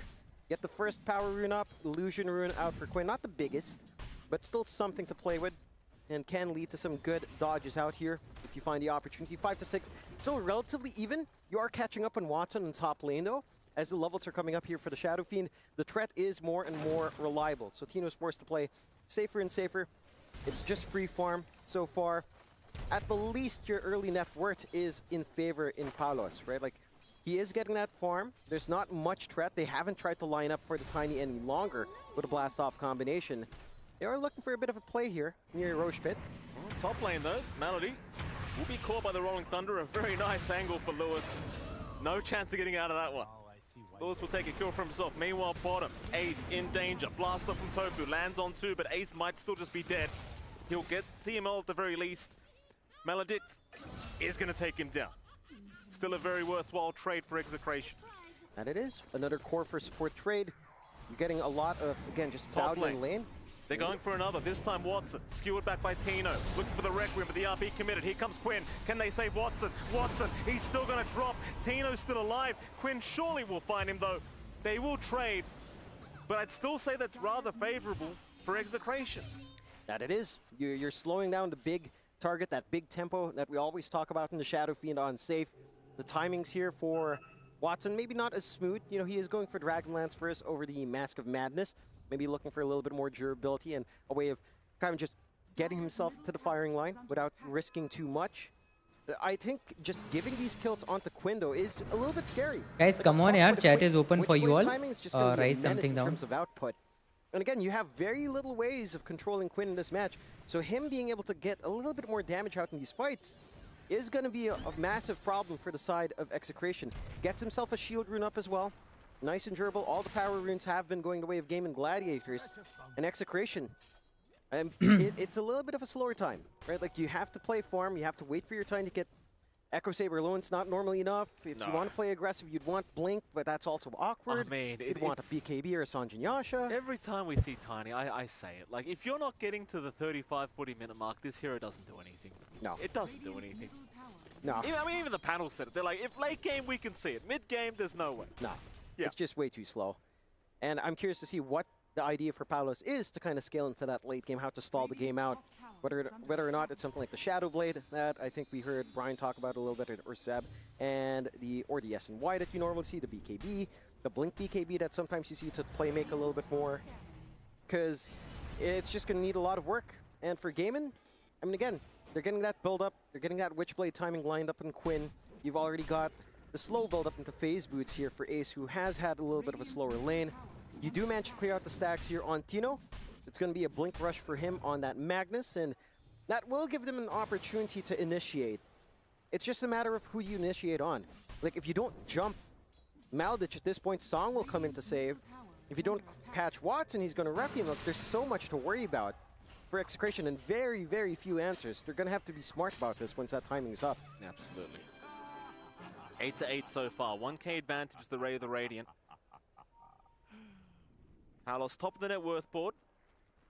Good start for him on this Tiny. Watson not too far behind, just about 600 gold behind currently in the SF. So it's a bit of a setup here for the mid lane. Hoping maybe they can find an angle onto Quinn. Tower runes in 10. Palos even there in case, but they all get very unlucky. Again. Very unlucky. Quinn gonna have another power rune for himself. It feels like Gaben's Blessing transferred elsewhere. I mean, yesterday all the Southeast Asian teams were getting rune control every single time. This time losing out, you know? A little bit rough for Execration. Oh, just get good. Yeah. Just get good. It's all skill, of course, in Dota 2. No RNG chances here. No luck at all. No luck involved. A little bit of a siege on mid. And for Gaben, again, how do you stop this on Execration? Like, what's your team fight looking at? You know, you're not quite ready on Lewis. The Fusel is done, it looks like, at the very least. He will have some damage, but just getting on top, I mean, he's going to have to commit roll early. There's a lot of ways to dodge. Lewis moves in, Diffusal Blade up now, so this could be a bit of a scarier fight for Gaimin. More damage output here from Lewis. Mana Drain can be very annoying for Quinn. Deny from Shanks under the T1 mid tower, so Gaimin, they still got what they came for in the end. Quinn still being a real headache here onto Lewis, but will eventually retreat. Meanwhile, Shanks, you're seeing he's stacking up these Ancients, of course. This is another thing you've got to be quite careful about if you are Execration, because last game around, all those stacks got taken by, I believe it was Watson or Ace, and it looks like Gaimin is setting up once again for them. Yeah, it does go a little bit quicker, at the very least, with Empower maxed out here from Tino. And he does have his Blink. They could look to force the issue. They already stacked up the left side. That was already cleared out earlier, so no bleeding out effect here for Execration at the very least. And again, they keep it even. 8-8. Net worth lead is not really on either side, relatively even overall. It's just a matter of momentum. It's a matter of tempo. And that early timing for Gaimin just feels a little bit scarier. Because again, you've got Song to reset, you've got Solar Guardian to follow through from, say, a Dream Coil out from Quinn. You've got the Requiem to worry about, the raw damage coming in from the SF is quite high. You've got the Mines to worry about now as well. So even going for smokes can be annoying, as we've seen from techies before. It's just hard to start to find those angles once you have some time to build the mines up. And for Execration, I mean, you could still be happy. I mean, Palos is again free farming, going for that Shadow Blade. He's gonna have a lot of attack speed to play with. He's gonna have a lot of output with the Empower out from Tino. It's just whether or not he can actually leverage that somehow. That's the big question. A bit of a smoke out from Gaimin. Top tier 1 still stands. Invasion into triangle, it's a little bit awkward. Maybe if they could catch out Tino, you know, slow down that pace on the Magnus, could be a good start. No, they should have him. Tino gonna get coiled immediately. Oh. Can't screw out of this one. We'll break the coil, but of course there is gonna be gaming gladiator भाई पिछले game में भी कुछ ऐसा किया था. I think that thing is coming back now. जो धीरे करके अब they'll start to pile this up, एक के बाद कोशिश करेंगे ऐसे कुछ और किल्स निकालने की. Seeing if they can find somebody farming this triangle, and they indeed will. Ace is around the corner. Can they deal with him alone? Oh. Ace out of mana completely. The TPs are coming. He does pop the Soul Ring, but can he get away? It seems like he can't. They'll pop the song now from Malady, trying to keep him alive, and Ace, he's on the low crowd. He'll be alright, though I can't say the same for No, Shanks. what? Shanks will go down, and Gaimin so will Gladiator. CML. It's Lewis needing to run out of there. We'll do some Nah. blast off from Tofu. You're भाई साहब एक मौके की बस तलाश में थे. जैसे ही वो मौका मिला, अपॉर्चुनिटी को पूरी तरह से ग्रैब करती हुई gaming gladiator. Been body blocked by the mirror images of Malady. Malady being very annoying on this Naga. But Palos almost inviting them in right now. They will leave. They don't want to deal with this Tiny at this point. Ideally, you kind of take that fight with Tino, right? Yeah, if you have the Magnus around, if you have the threat of RP, perhaps you can start to look for that follow-through from that song, but again, just the timing's not lining up. And for the side of Execration, it's starting to look a little bit similar to Game 1. A bit of a strong start. The mid-game comes in, you know, around the 15-minute mark. Gaimin starts to hit their timing, hit their early tempo, and suddenly the answers are just not easy to find. This Shadow Blade on Palos, again, it's going to be nice, but it's still a difficult game to just walk up and do some damage. BKB on Tino is a little bit more meaningful, along with a blink that can come in from Lewis to look for better angles. That's when the game maybe starts to get a little bit more playable. But you've worked the map so well here on Gaimin. Watson #1 in net worth, going for the early Crystallis for a lot of damage output on that SF. You've got a quick Lincolns being formed up here by Quinn. So a little bit of a spell block from some of that single target control. And for Gaimin, again, I don't think this game gets any harder as time goes on. You're very happy to play a slower game anyhow. Absolutely, that's kind of what I was thinking anyway. Smoke rotation. Gaimin Gladiator. They move up top. They want to try and defend this Tier 1 tower, and of course they know they're the stronger team right now. They'd love a fight. They are missing a few key spells here though, as Quinn going to jump in, gets a coil off. They have no Solar Guardian, but Tino is getting kind of bursted down as they will save with the disruption, and now maybe Ace going too far, but Tofu What? in, secures the life of Tino. Ace does go down, and the chase continues on to CMO, but Palos is here. Oh. Palos, he'll take down Tofu. It's going to be a 1-for-2 trade in the favor of Execration. Yeah, that is a massive opening. You still lose out in Tino, but you are getting some activity out from Palos. You are getting some punishment as well onto Gaimin. You would want the bigger targets. Palos is hunting. Palos is trying to cut somebody off, I do believe. Trying to find Watson farming this far eastern side of that dire top jungle, but Watson makes a smart choice, does go just slightly south, and he will not get scouted out. Yeah, just play it safe, dodge out. Execration with that Shadow Blade on Palos can kind of work some angles out. You're going to need some detection down here from the side of Gaimin, and they will find themselves an objective. A nice simple one up top. They get some early vision out on the gate as well, perhaps starting to set up for the approach into the 20-minute mark for the Tormentor. And for the side of Exe, it's been very well disciplined. Like, some of these fights look a little bit scrappy. They haven't really had to commit RP in a bigger context just yet. And for Gaimin, again, they didn't manage to really get the usage of Song. I think if you had a counterfight potential there with Song and Solar Guardian, would be a very different story. Didn't manage to get the proper positioning out. Still, you maintain a 2k lead.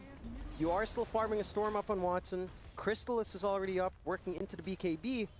And once that BKB up, it puts a lot of pressure on Tino. He's going to be the only way you have to stop that Requiem from just absolutely wrecking face here. Yeah, it's I want to say it feels like quite an even game for now, at the very least. Gaimin still 3k ahead. They'll find a bottom tier 1 tower.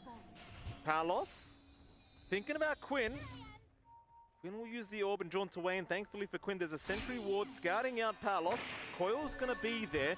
Can Quinn hold him down? Solar Guardian will fly through. It doesn't land with the stun though. Palos still chasing, but will not land the avalanche. They are just chasing Quinn, but Quinn has bought so much time that his team is here now. Blast off, it's gonna land. Palos in a bit of danger. He'll be disarmed. They're just poking away at the rock. But Palos will run. Zanapi will come out. Tino in big trouble with the disruption. Will commit the song, hold 3 of them down. Palos is just staring from a distance. How do I help my team? But he can't. He can't help them. A perfect setup from Malady. And this is kind of what the panel mentioned, John. You've got that song set up. You've got a Dream Core. You've got a Requiem. It's not that hard to find these kind of fights. No. And as you saw Gaimin, they found. Yeah, I mean, it's much more difficult for Execration to try to get that chase. I'm surprised they forced that issue. इसी का डर बस लग रहा था excretion को इतनी देर से, because यही करके आपको याद होगा पिछला पूरा गेम निकाल लेके चली गई थी gaming gladiator. Even if you avalanche toss out, you're not going to have that instant burst up unless you have more heroes on top, which it took some time for the rest of Execration to be joining in under Tiny. And you have to look for softer targets. You have to look for, you know what, even if you find Maladich, you take that song out of the picture, take the end snare out, you're actually pretty happy with that one. Even say finding Tofu at this point, but his damage output, his disruptiveness with that reactive taser. ऐसे पक को फंसाने का पहले try था तीनों का, and even they got a stun. Tofu को स्टन भी किया था, but उसके बाद पक को इसीलिए पक को ना बैन ही कर देना चाहिए, वही बेहतर होता है. They just have a lot of AoE control once you're kind of streaming in one by one. And then Naga Siren, उनको तो हमेशा बैन करना ही प्रेफर किया जाता है. Naga Siren ने पूरी तरह से ऐसे रोक सा दिया था समय को. एक्सक्रिएशन के लिए समय रुक गया था, ऐसा लगा एक पल को. लेकिन अभी भी समय है, देखते हैं क्या करेंगे. बट देन अगेन आप देखो वो एक फाइट से कितना बड़ा इंपैक्ट क्रिएट हुआ है, क्योंकि 6000 का नेटवर्थ लीड अब सीधा सीधा आ चुका है गेमिंग ग्लैडिएटर के पास. S पेंगोलियर. They will land with the cast, Rolling Thunder and Deathward with the Melodic should be enough. Well, that Rolling Thunder is so annoying. Secure the life of Ace. They will find a nice... Naga Siren? Yeah. A decent enough pickup, a good injection of gold. Oh, Malady. Oh, it's like a bit of a freebie here onto the Naga Siren. She has no song available. But she's... Oh, the Crocus! These damn... I mean, Ice Frog's done this on purpose. He's done this on purpose. He knew what he was doing. Yep. And he you knew what you were doing. And he did. Found a way to use that old Tide Shard to good use. And just more stuns in. Always funny when that happens. Sick. It's hilarious, isn't it? I don't know why it's sickening. It's hilarious. It's not like the Prowlers. Those are sickening. I love those things. Oh, they're disgusting. I hear you complain about them all the time when you play. And then you're like, oh, but it's great. But when you play, it's this camp again. I'm a support player, John. I don't get to hit Ancients. You know that. I complain because my cores keep dying to the damn things, you know? It's... Then don't have them. You know? What, the cores? Yeah, I wouldn't, mean, just, John. No, just take them off for the cores. They can't deal with it. They don't know how. Oh, you're gonna... Oh.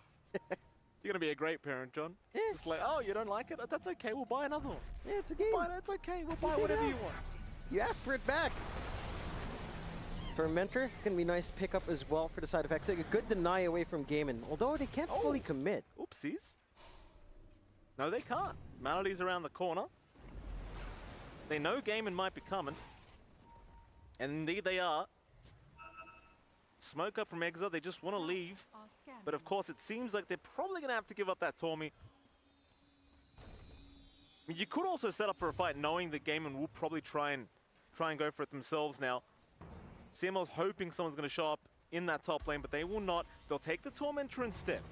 We'll see if they want the fight. Execration, they know where they are, but these mine shenanigans from Tofu makes things very difficult. Smoke from Gaimin now. Heading south.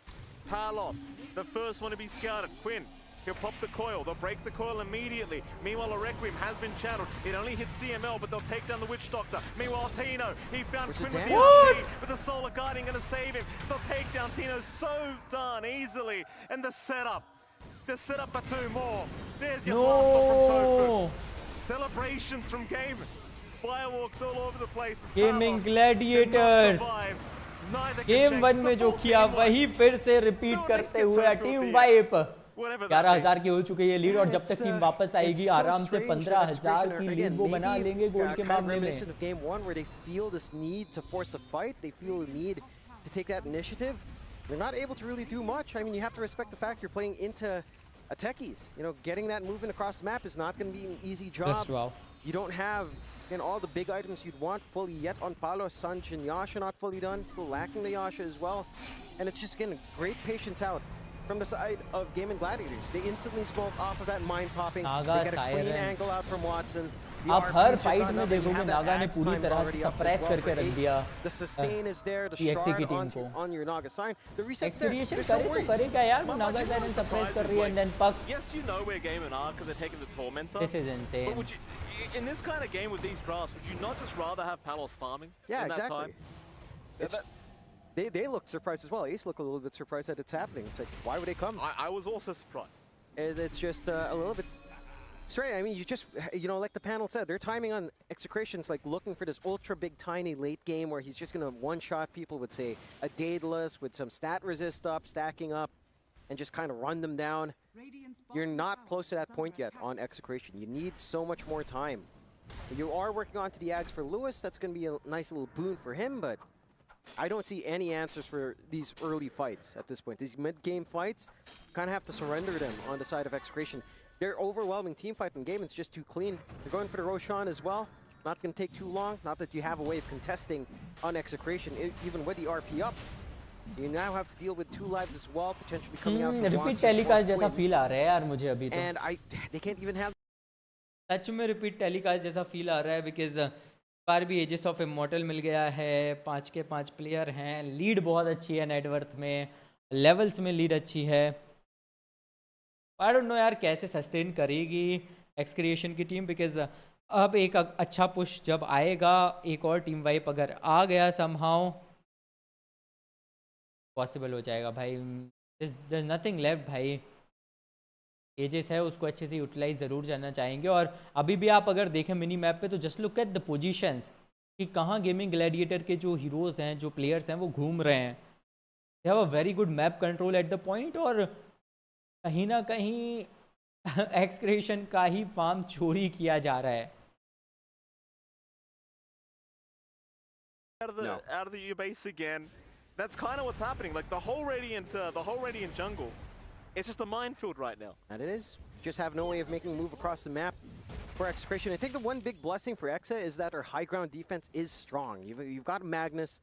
You've got a Pangolier that can kind of punch in the area. You've got a Witch Doctor that can maybe pop off from a good Cask and Maledict, and a Tiny that can also toss back. The issue is, again, once that full 5v5 comes in, there's so many options on Gaimin. Like, nothing changes. They've got Song, they've got Requiem, they've got the Dream Coil, they've got the Solar Guardian on top to protect. It's an overwhelming amount of healing that you can't really deal with on the side of Exa. Maledict feels useless into all of that healing as well, even if you manage to get a good one off. And Gaimin are just 15 seconds तक रहेगा वो edges, so they'll try to engage in a fight. 21, a 16k lead, and the options just aren't there for Exa. They just have to wait. Again, they can play this. It's just We're looking at a good skewer back, a good toss back, isolating one into the high ground all by themselves. Easier said than done. A lot easier said than done at the moment. So 3 more minutes on the Aegis. Quinn, hanging around Lewis. Say hello. Lewis immediately into the Rolling Thunder. Does look to turn around, it seems, Quinn. Let's get caught here. Palos looking around as well. We've seen this before, though. Dreamcore committed, but I don't think they can kill him quick enough. Quinn's just playing with them. It's child's play for this puck. Tofu. What? Run, Palos. It's not safe. Malady won't pop the song just in case. Blast off, they're going to catch CML. It's like they're just having fun at this point. Just don't go near. No. Don't They go just near don't Quinn. care. No. They're just having fun touch Quinn. at this point. They've tried multiple times, and it's just not enough control. You really don't. You lack that hard stun. Lewis, be Shadow careful. Fiend is so Lewis, be powerful. careful. Every single My hero sweet summer child, be careful. for Gaimin It's always Gladiator. so funny. Walking into It's that and always insane. dying. Never feels Remember, good. Never has. Shadow funny Fiend के for- pass already Watson के पास For the Aegis techies भी player. है. Yeah, I mean, You know, for Tofu. जरूर He's risky play having के लिए fun. जाना It's चाहिए. like, oh, look at this guy. Oh, he's not moving. would you Oh, low, imagine मैं a बोल ही guy रहा था like risky play के लिए looking जाना like चाहिए. Tofu would be a techies player? Yeah. I could. Really? Yeah. Really? Yeah. Yeah. Wouldn't you expect like a Slacks to be? I mean, he is a techies I mean, he player. is. Yeah. No. Oh, Tino. It's just that easy. Whoopsie daisies. That's problematic. At least for or Palos. Oh, Trying for boy. Quinn, but again, the setup here as well. Perfect song setup from Malady. Look at this. Watson sneaking up from the back, takes down Shanks. Lewis will try to roll through the whole squad, but Palos can do nothing. Lewis is going towards the dire base now. It's like, Well, I think we this all isn't know my कि अब home इसका anymore. क्या No. Result I'll होने try the वाला है other game one. का. No, I mean, at least try to cut some creep. आज के दोनों गेम्स ग्रुप बी के 2-0 पे ही ख़त्म होते नज़र आएंगे हमें. पहले नावी और अब गेमिंग ग्लैडिएटर हमें जीत आएंगे. 22,000 की लीड है यार. एक तरफा मैच चल रहा है. एजेस है, यूज़ भी नहीं हुई, ज़रूरत भी नहीं पड़ रही है. बायबैक्स की देखें तो ओके, ओपोनेंट के पास बायबैक्स ही नहीं है. एक भी बायबैक नहीं है यहाँ पे. गेमिंग ग्लैडिएटर के पास आई थिंक ऑलमोस्ट 5 के 5 खिलाड़ियों पे या शायद 4 खिलाड़ियों पे बायबैक भी मौजूद है. This is done guys. There is nothing left. Nothing left in the Circumstance before into Tiny Magnus. A good toss skewer back again can kind of change that game. Palos taking a massive risk farming here. Yep. Mines, wards, everything around. Malady almost turned around like, you sure, bro?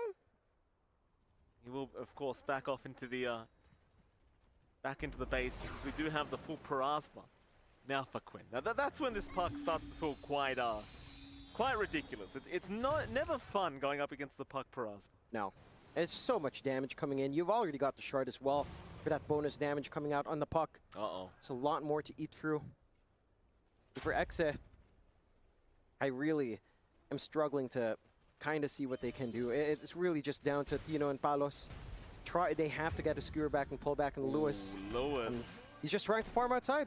That's all you can do. I mean, you've got to farm somewhere, I guess. They've allowed Palos a bit of space to get his BKB up now. Looking to maybe make a play onto Malady and Tofen. He will sneak his way in onto the Naga Siren, though he can't actually burst him down. If anyone ever wonders why I don't like carry Tiny, that's why. That's why. Yeah, it's not doing enough. It's very sad, isn't it? It is. Tony's a bit of an emo boy now. He is. I mean, look, with Empower up, he's got like plus 225 damage, right? It's almost like he's got amp damage up. It's kind of cool. It's just not enough. You probably need a Daedalus on top of things, if not the Revenant's Brooch at this point, but...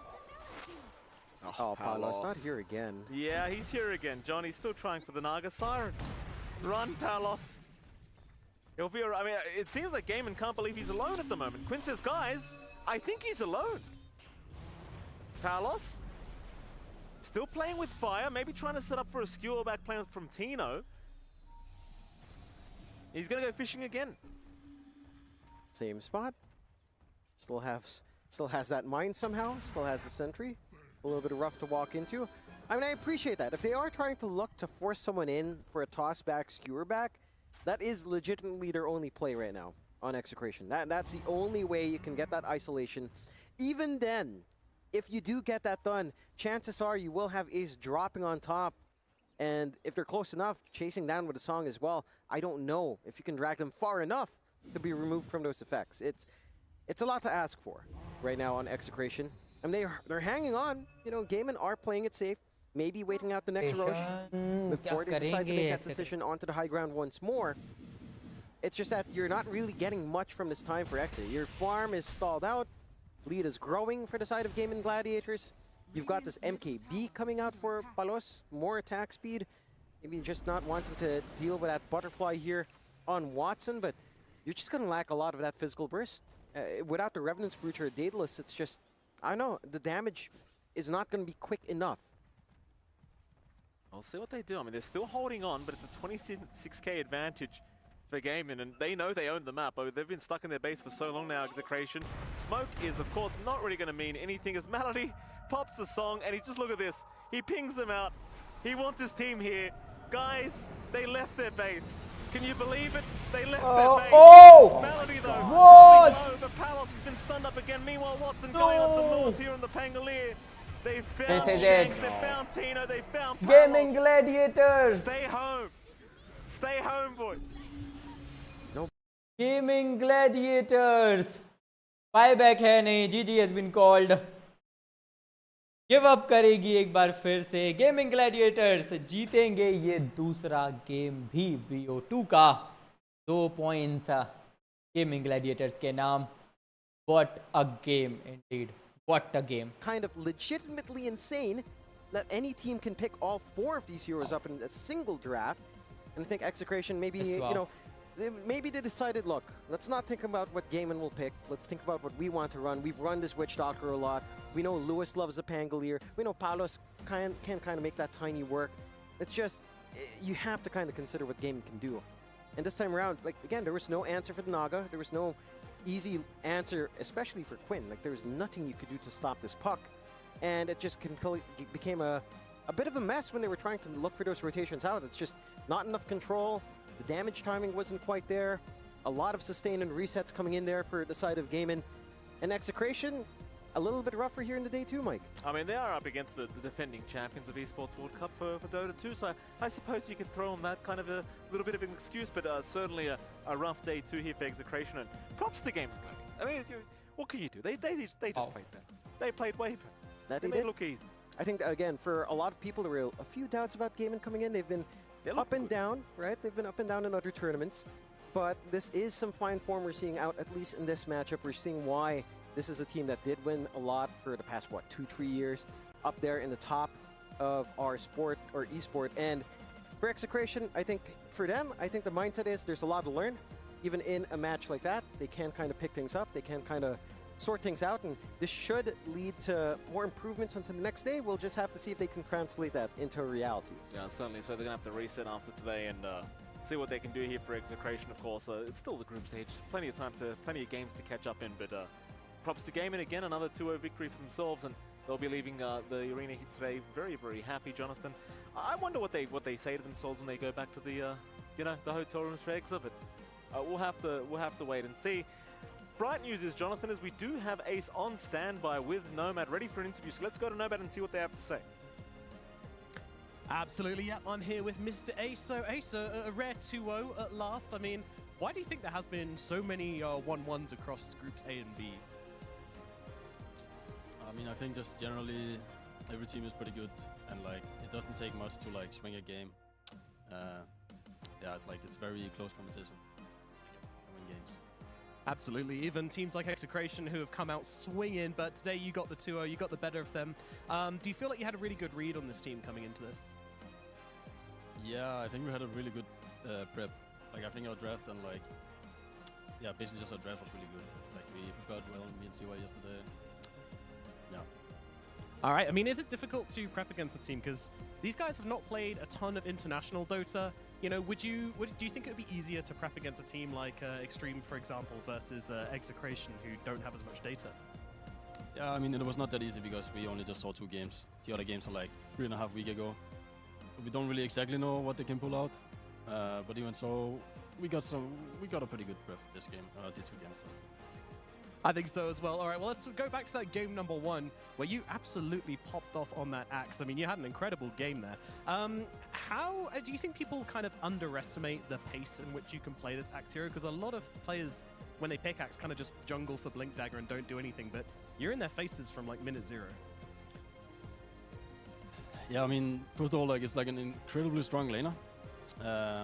But at the same time, if it doesn't have a good lane, it can also fall off pretty hard. It's also the ulti. When you get kills, you get stronger. If you don't get any kills, you stay pretty weak. But yeah, I was just incredibly fat that game. Also, like I was so fat that I just went like travels even before Blink. And shot. Like usually you can't do this, but I was just so fat I could do it. Yeah. Super luxury game from you there, just enjoying it. And, well, now you get yourself a 2-0, you know, heading towards the upper end of the group. How are you guys feeling, though? You know, what's the mentality like? Are you coming back for another cup here? Oh, yeah, definitely. Yeah, we gotta defend the title, 100%. Gotta stay the champions.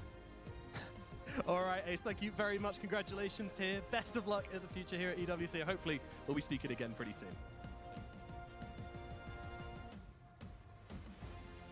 Yeah, this bottom lane, the Witch Doctor showed its stuff. We saw some of these Maledict kills coming into fruition for Execration, but this was about the highlight that they had. We're going to see that facet that Nomad says does absolutely nothing. Take out Tofu. Wow. You saw that. That was amazing. I now feel like, you know, picking and playing Witch Doctor. Absolutely. Just don't watch the rest of the game, Seb. I mean, you know, that's all you need sometimes. It's just a good lane, and then it's up to your core to carry you, right? I mean, he did his job. He got there. Yeah, absolutely. It just felt like this game we talked about in the draft. Quinn on the puck absolutely had free reign in these fights. They did manage to lock him down a few times, but when they did that, the Nomad dreaded singing Naga that resets the fight, the Dawnbreaker heal coming out. It just felt like they somehow had to have extra gas in the tank to bait out these spells and then also take them down afterwards, and that just didn't seem to happen. Same recipe as game 1. I mean, Quinn on a hero that's, you know, really hard to counter. Plus, he has a lot of backup. Dawn ulti, Naga sleep when they eventually find the puck, which is not an easy task when you're a Magnus or a Pangolier. And yeah, and so much freedom for SF, so much freedom for the Dawnbreaker to scale, and all of a sudden you can't stop gaming. They just come for your base. Absolutely did. Yeah, a very, very clean second game there from Gaimin Gladiators. And yeah, I mean, how much was this down to kind of the cores versus the supports on Gaimin Gladiators, would you say? I just think Ace said it, he felt like their prep was really good for this series. Like, it's one of those things when you watch the draft and you see their pictures, like, yeah, that makes so much sense. Yeah, that hero's also really good, and it also synergizes with our heroes, and that's just a tier 1 draft, to be honest, quite frankly, from Gaimin. Yeah, they definitely had a drafting edge in both maps, in my opinion. Also, like, a pretty significant one, even, I would say. Like, they were really angles that were hard to cover. To be honest, like, Execration, they had things going for them too, but it felt like they didn't really got to play that part. Whereas Gaming, they knew what advantage they drafted themselves in, and they just kept pushing for that. And they just kept forcing Execration to answer, you know, what they really couldn't. Yeah, absolutely. I mean, I think Execration were in an impossible position, really, where they felt like they had to ban out the heroes from last game, but because of that, they just got flooded with like these really, really strong picks. And you can see here how it kind of affected them with Ace on the Dawnbreaker, Malady on the 100% contested Naga Siren. Like, too many issues here, too many problems which Gaimin Gladiators brought to the table. But I think also a very valuable experience for Execration. You know, I really hope that they take this series, learn from it, adjust their drafts, and make sure they don't enter the situation again. I mean, what are the main takeaways from this team from this series? I think the main takeaways is, you know, you have like 5 to 10 meta heroes that you just always have to be concerned about. It's like some patches you have the carries like TB and PL, who if you don't have AoE, you're going to struggle against them. You have the likes of Puck. If you don't have the stuns, you're going to struggle against them. It's just a matter of there's more ways to lose a draft than there are to win them. So I think over time you just kind of register these heroes in the meta and you learn to like preemptively. I remember talking to Seb at TI10, this was a long time ago, and I remember I was like, I asked him, why can I always predict tier 1 team drafts but not tier 2, tier 3 team drafts? And you were talking about how tier 1 teams are so good at kind of forcing you to respond to what they're doing and forcing a specific archetype coming out from your heroes. So that's why the enemy team's picks end up being predictable, because they're putting you in that spot in the first place. And in this case, it didn't really feel like Execration was forcing anything out of game. They kind of just got to do what they thought was best with their synergy. Yeah, no, 100%. There was a lot of that, and I was watching Quinn's score. He ended up being 11-0, and I think it was 7-0 something in the first game. So yeah, he didn't die once in both series, and yeah, that is really not something. I mean, honestly, if I could shut down one of the Gaimin Gladiator core players, I would shut down Quinn, because he is so detrimental to the style that they have and how he enables Ace to. Because he has two really greedy cores, let's be honest. You know, he has an Axe that's buying Boots of Travels if he's given any excuse to do so before the blink. and same for Watson. Obviously, you know, you refer to him as a 1v9 kind of carry, which is a compliment, of course. But that takes a lot of farm. You know, 1v9ing takes a lot of CS. So, you know, there's a lot of pressure on Quinn, on Malady, and on Tofu to, you know, create that space. That's why you have to shut him down. You just can't give him a puck when you have like a Witch Doctor SD support combo or Void Spirit when you're playing with a...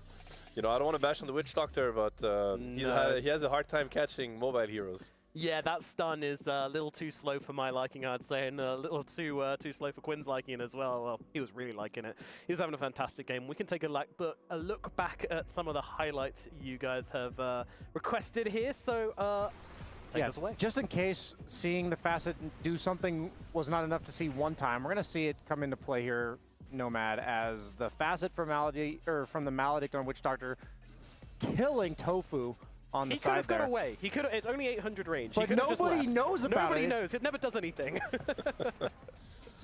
And this is the Naga sleep that you're talking about. Every time it felt like they might take down one of these crucial cores on the side of Execration, Malady was just like, nope, party pooper status. Amazing setup for the Requiem from SF also. Like, that's why it's such a deadly combo. It starts from the lane, they lane right together, and sleep into SF ulti. It's just a menace. Yeah, I love the reel-in combination to just make that really, really easy to get off your triple razors. I really like the way Quinn played these fights. He was just super disruptive, purposely forcing a bunch of chaos. You have these abilities like the techies who aren't exactly reliable. They didn't have like a ton of stuns on the side of Gaimin, but at the end of the day, heroes like Magnus and Pango, if they're not hitting a bunch of heroes with their spells, they feel pretty underwhelming. So eventually, you're going to catch them off guard. This Malady sleep resets. Watson walks all the way from the top of the screen to get that Requiem off. And yeah, what you were talking about off panel, Seb, one of the worst feelings in Dota is to get hexed by Shaman and know he's going to shackle you afterwards. I feel like one of the other worst feelings in Dota is to be slept by a Naga Siren and be like, oh. And watching the SF starting to dance. SF starts dancing and you hear this, you know, usually you like dancing and singing, but in this case, it's horrible. It's absolutely horrible. Yeah, it's a tough one, and I feel like that kind of encapsulated this game really, where we saw what they picked on Gaimin Gladiators, we knew what they were going to do, and there was really nothing to stop them ultimately. Like, the problems which were raised by Execration just weren't enough to slow down this very meta and very Gaimin draft, and all in all, complete outdraft in that second game. Very strong draft in the first game as well, and that will mean that Gaimin Gladiators secure the 2-0 over Execration, but they will live to fight another day. Of course, nobody eliminated in these group stages. They've still got another series to play tomorrow, so we'll see a little bit more from them at least. Now we move on to our next series of the day. It's going to be Virtus Pro versus the lads over on the side of Yandex. So an EEU sort of lower tier matchup, but both teams with a lot of potential, a lot of excitement. I'm going to be watching this one for sure, but we're going to throw it over to a short break, after which we shall be back with that series. So we'll see you in a bit. Hello guys, with this our watch party is over as well. काफ़ी बढ़िया matches देखे आज हमने. Dota का बेहतरीन action देखा. I hope आप सबको भी मज़ा आया होगा. इस एक्शन में मज़ा आया है तो लाइक करो और सब्सक्राइब भी करो ग्लेजर गेम्स को ऐसी और भी वॉच पार्टीज़ के लिए. मैं मिलूंगा आपको अगली वॉच पार्टी में, लेकिन तब तक के लिए बाय बाय.